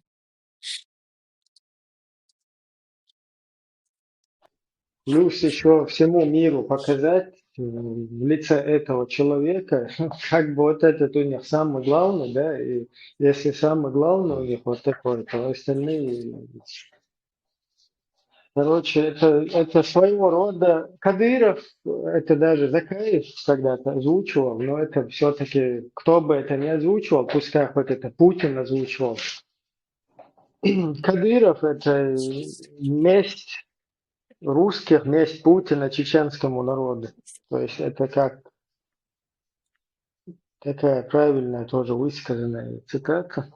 Я с ней согласен. Именно вот этот Кадыров и вот эта политика вся, которая проводимая сегодня во всем мире, вот, например, нападают на Мариуполь, Мариуполь полностью там подвергнули бомбежке, обстрелу, захватили его и сразу показывают туда, привели вот эту правую руку там Кадырова, Демирханова. и он Кто начинает сниматься, там туда-сюда бегать с автоматом, там, с рюкзаком. Поснимали фильмы, а потом здесь, на Западе, вот в Австрии, в частности, в газетах, в желтой прессе всякой, пишут, чеченцы взяли здание администрации Мариуполя. То есть уже из нас делают независимое какое-то государство.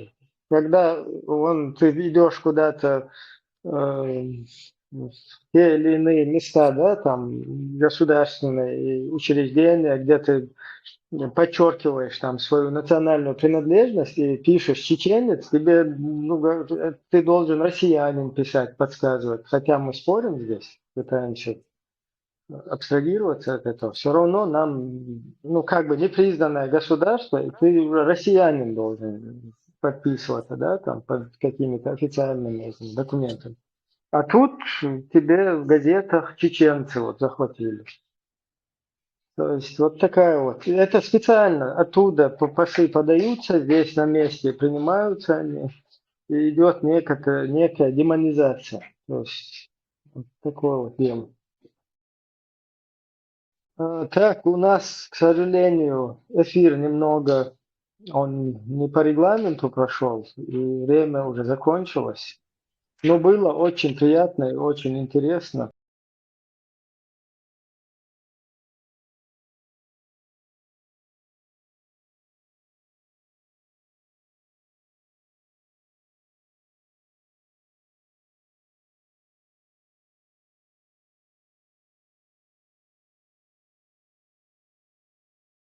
Чечни. Надо вам просто этим делом заняться. Потому что, как бы вы ни говорили, что бы вы ни говорили, народ формирует ее реальная история. Вот смотрите, почему а, турки, там, многие другие, вот казахи там и так далее, многие другие народы очень серьезно обеспокоены а, историей. Они ее придумывают, пишут. Вот сейчас скажу, скажут армянин, поэтому так говорить. Наши соседи на ваших глазах пишут историю, да, свою, как им захочется. Вот так пишут, что им там уже чуть ли не 700 лет там и так далее. И если вы просто даже, любой из вас зайдет в интернет, откроет, напишет «карта древнего мира», не надо писать, без привязки, просто «карты древнего мира». Вы увидите, что никого из них там нету. Но люди борются за историю, потому что история формирует нацию. От того, что сколько мы не будем говорить и так далее, вы не будете говорить, пока вы, чеченский народ, со своей элитой, не займетесь национальной историей, вот поверьте, ребят, я от чистого сердца вам говорю, я говорю вам профессионально, вы успехов не добьетесь. История формирует народ и переформатирует ее мировоззрение, которое насаждали совершенно другим образом. Я помню, я учился в школе в Советском Союзе. Единственное, что я слышал о северокавказских народах в школе, это что эти дикие горцы 100 лет воевали с царем, там, Шамиль там, и так далее, что дикие горские народы и советская власть сделала их людьми. Вот это я изучал в советской школе. Вы дагестанцы, аварцы, там, все остальное. Дикие народы, которые благодаря им в Советской империи вы стали народом. Я не слышал ни там, Расула Ахматова там, я знаю, там, да, там, есть аварские там писатели, там, поэты и так далее, там, Лезгинский. Я не слышал, чтобы мне в советской школе рассказывали про чеченского поэта или писателя. Зато я слышал, что поскольку немцев встречали хлебом, что это урок истории был советский. Поскольку чеченцы встречали немцев хлебом и солью, Сталин решил их эвакуировать, чтобы они там не перешли нас. Это преподавалось мне это в школе. Когда я пришел, сказал: папа, а что у нас в Советском Союзе только предателей было? А папа мне на ухо сказал, дома, на ухо, чтобы ГКБ не услышал. Он сказал: дуракам в школе не верь. Это я сказал: как, пап? Чеченцев там, Сталин там арестовал, там, он сказал: дуракам не верь. Такого не было. Так В если общем, они не я дошли что, до Чечни, если они не дошли до Чечни, о каких встречах немцам можно говорить? Их на подступах ну к я же, Чечне остановили. вы же помните, да, вы же помните, как это писалось, да? Вы же помните, почему? Говорят, чеченцы их встречали там с буркой на коне, помните, да? Как это Ну да, преподносилось?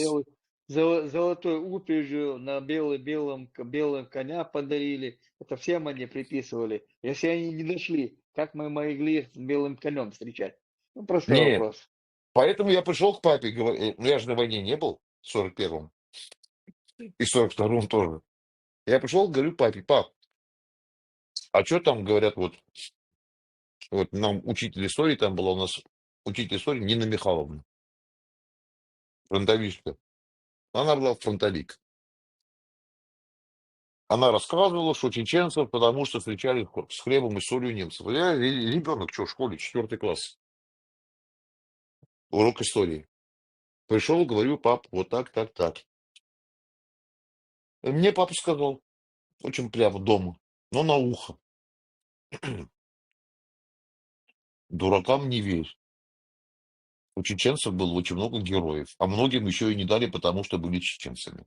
Это мой отец мне сказал, у которого 2 брата погибли на фронте. Так формировался образ чеченского народа и северокавказских народов. Либо дикие дикари, которые воевали, либо предатели. Вот.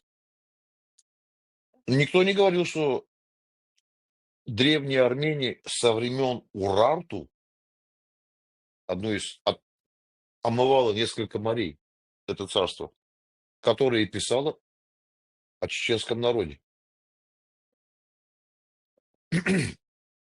Если это был бы незначимый народ, такое огромное царство Урарту, которое граничило в Греции и с Римом, она бы в жизни не написала: ну, есть народы, есть, а какие народы были. Вам надо прийти к формированию нового образа чеченца. Это должна быть в вашей стратегии. Это ваша стратегия, новый образ чеченца. Чеченца цивилизации, которому не 100 лет. И многим народам вы можете сказать: ребята, когда мы были, у вас еще копчиков не было, у вас хвосты были, и вы висели на деревьях. А мы уже были, о нас уже говорили. Поэтому чеченская интеллигенция, патриоты должны формировать, это ваша стратегия, новый образ чеченца. И это очень важно. И вы посмотрите, как все это пойдет. И хочу сказать, в этом вопросе мировая армянская диаспора вас всегда поддержит. Мы достаточно сильны в мире. В Америке 1,5 миллиона. И у нас там очень мощные организации. Кстати, сегодня у Трампа самое проармянское правительство за всю историю США. Во Франции нас почти 700 тысяч. И так далее. Тут мы можем быть с вами солидарны. Мы, вы, ассирийцы, курды и так далее. И многие те народы, которые подвергаются гонениям. Тут мы можем быть с вами вместе. Но вы, как чеченцы, должны заняться стратегией. Не тактическими вопросами, не решением тактических задач, не решениями локальных задач, а стратегической задачей. Стратегическая задача – это новое имя о чеченцах. И доказательства у вас выше крыши. Вам этим надо заняться. Все остальное вам не поможет и вас не спасет. Как говорят у нас в армии, доклад окончил.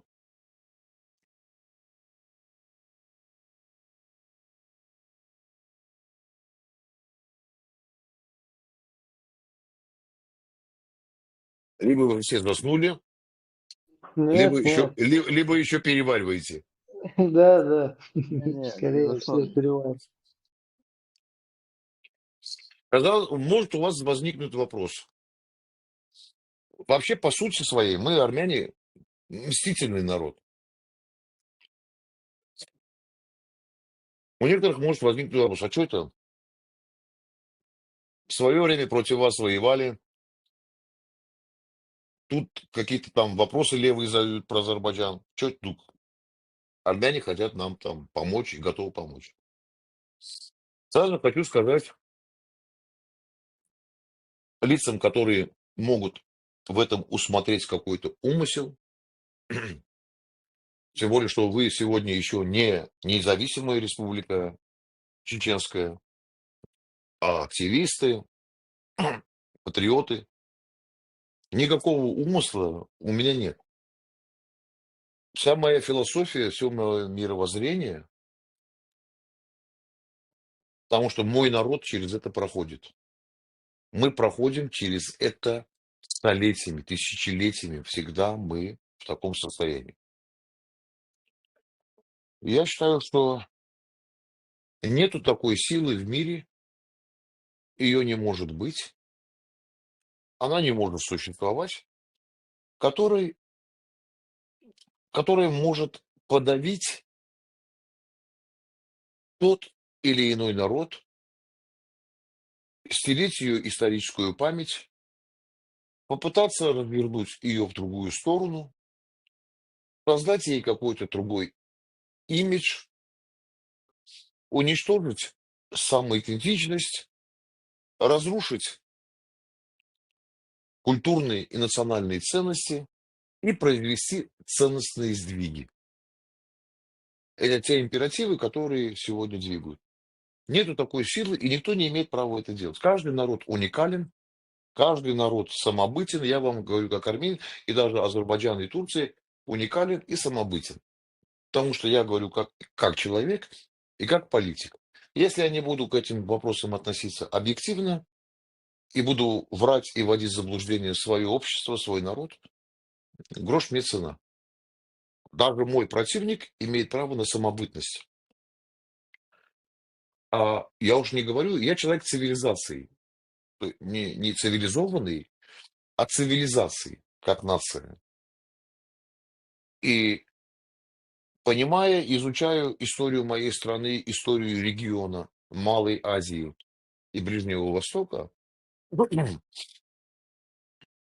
и все время я приходил к одному выводу. И я воевал за свою страну, я проходил войны, я в кабинетах не сидел, даже когда был в аппарате президента, несмотря на то, что я возглавлял спецоперации, но я никогда не мог сидеть в кабинете, мне было 27 лет, я уже занимал такой пост. Я всегда был на передке. Я был на передке с оружием. И я знаю, как формировалось мое государство. Я один из тех, кто принимал участие в строительстве современной Армении. Но я знаю, что мне рассказывал мой отец, моему отцу его, мой прадед, прадеда, прадед и так далее. И мы это всегда четко понимаем.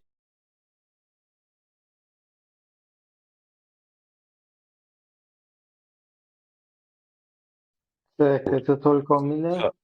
Так, не, у меня. Значит, я что хочу сказать. Никто не может никого подавлять. Абсолютно.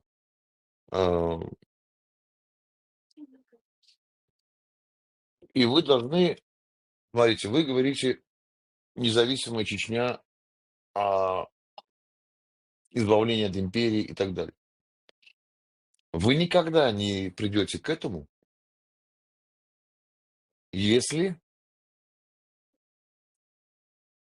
ваше поколение подрастающее и не будет знать своей настоящей культуры, своей настоящей истории. И вам, чеченцам, нужно уйти от образа боксеров, борцов и воинов. Вам нужно прийти к образу чеченцев цивилизацией. Чечня — это цивилизация. Это должен быть ваш слоган. Пока в каждом доме каждый маленький ребенок не будет знать историю свою, древнюю. У вас есть древняя история. Если мы о вас писали 1000 лет, значит, не просто так наши а, мужи уже в то время о вас писали. Ну, так не бывает, понимаете, ребята? Не могут большие государства, у которых омывают 4 моря. Кстати, мы имели и Средиземное море, и Восточное Средиземное море, и Черное море, и Каспийское море омывало государство Урарту. Каспийское — это значит рядом с вами. И значит, были пересечения. И если империя писала про вас, значит, что-то было. Вот это что-то надо найти. И это что-то надо положить на стол своим поколениям и показать, с каких времен о вас писали. С каких времен. Пока в каждом доме, как в армянской семье, каждый армянский ребенок, вы приедете в Армению, вам не расскажут про все войны, начиная от Тиграна Меца, от Тиграна Великого.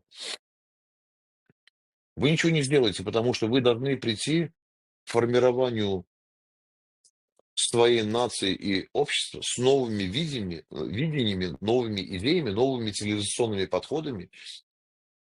И когда это станет национальной идеей, а идею формирует история. Ничего, вот новая история СВО вас не сформирует. Война 93-го года, как бы вы там мужественно не воевали, вас не сформирует. Вас, как воинов, борцов, боксеров, стамбистов, шангистов, это не сформирует. Понимаете, все вот это формирует из вас неких людей-кибер, которые должны только драться, стрелять и убивать. Вы понимаете, какой образ вам формирует? Я надеюсь, понимаете. И такой образ он везде формируется.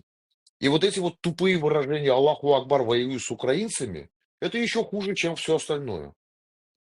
Когда ваше поколение вот на таких эфирах, не со мной, с вами, у вас очень хорошие эфиры и на антитерроре и так далее, когда вы будете постоянно это пропагандировать, создадите свои каналы в интернете и будете изучать свою собственную древнюю историю, не надо вам современная вам ничего хорошего не дала.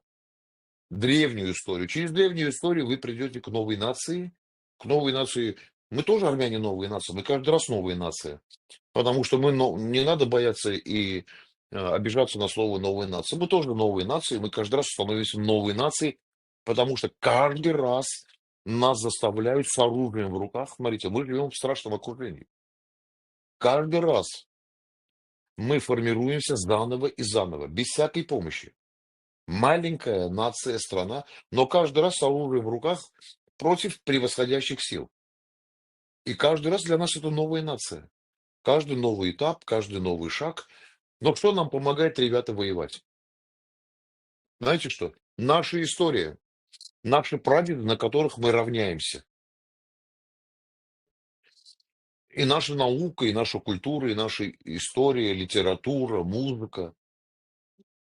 Все основано на исторической памяти к нашим предкам. А Советская империя и так далее формировали вам совершенно другие нарративы и другую историческую память. Они вас дальше 19-20 века и 18, там 18, 19, 20 век максимум, они вас дальше этого никуда никогда не пускали. И всегда через призму дикие племена воевали с русским царем. Все. А вот уже уходить на 16, 17, 15, 14, 6 век, как я вам недавно прочитал, они вас не допускают. Вот здесь, когда вы добьетесь успеха, все, остальное считайте у вас по маслу. И я в Советском Союзе еще, будучи ребенком, садился папе на колени, и он мне рассказывал историю Армении, историю древних войн. Уходил далеко-далеко в прошлое. И так это в каждой армянской семье. У вас должно быть то же самое. Не позволяйте из себя в мире создавать образ драчунов, борцов, воинов и так далее. Ну, скажу честно, нравится, не нравится. Рамиль Басаев не просто так ушел, он понял, что он пришел туда, где есть войны. И он знал, что мы воины. А это он увидел, он убедился. Вот, собственно, на своих отрядах он убедился. Хочу сказать, что не только чеченец воин, но, может быть, и армянин воин, и дагестанец, и аварец. Но смотрите, из всех нас, воинов, в пропаганде выбрали только вас. Формируют такой образ. Сначала формировали чеченский след, потом чеченский терроризм. Это все, смотрите, отдельная форма. У всех исламских террористов есть так. Исламские террористы. Туда попали все исламские страны. Смотрите, они стали отдельно, но внедрили формулу. Чеченский след и создали новую терминологию и формулировку чеченский терроризм. До этого мне создавали другой образ в детстве. Дикие племена, воюющие против русского царя. Во время войны образ предателей. Смотрите, никто глубоко вас не отпускает, чтобы вы не уходили. Поэтому в конце хочу сказать такую вещь. Через формирование, изучение своей собственной истории, автоматически, невзирая на Кремль, Вашингтон, Лиссабон, не знаю, ЮАР, там, не знаю, никого, все начнет перестраиваться. Это даже не будет зависеть от вас. Это люди начнут гордиться другими вещами. Вот совершенно другими. Ваша история, она вас пробудит. И вы придете к тому, к чему должны прийти. Вот у меня на эту тему. Все, извините, что так долго и заострил ваше внимание вот на таких вещах. Дмитрий, хорошо. Можно вопрос задать гостю? Ну, на сегодня уже, наверное, закруглимся. Я буквально просто пару слов хотел бы сказать. И вот мне было бы интересно мнение послушать нашего армянского гостя. Только Вот, не про Азербайджан, ладно? Ладно, кто-то уже выключил другого гостя. Просто Я так уже, понял, потому что было про Азербайджан, скорее всего, я угадал. да, там уже 5 часов у нас эфира, просто за регламент уже вышло. Но было очень интересно. Да, надеюсь, в дальнейшем еще будем общаться.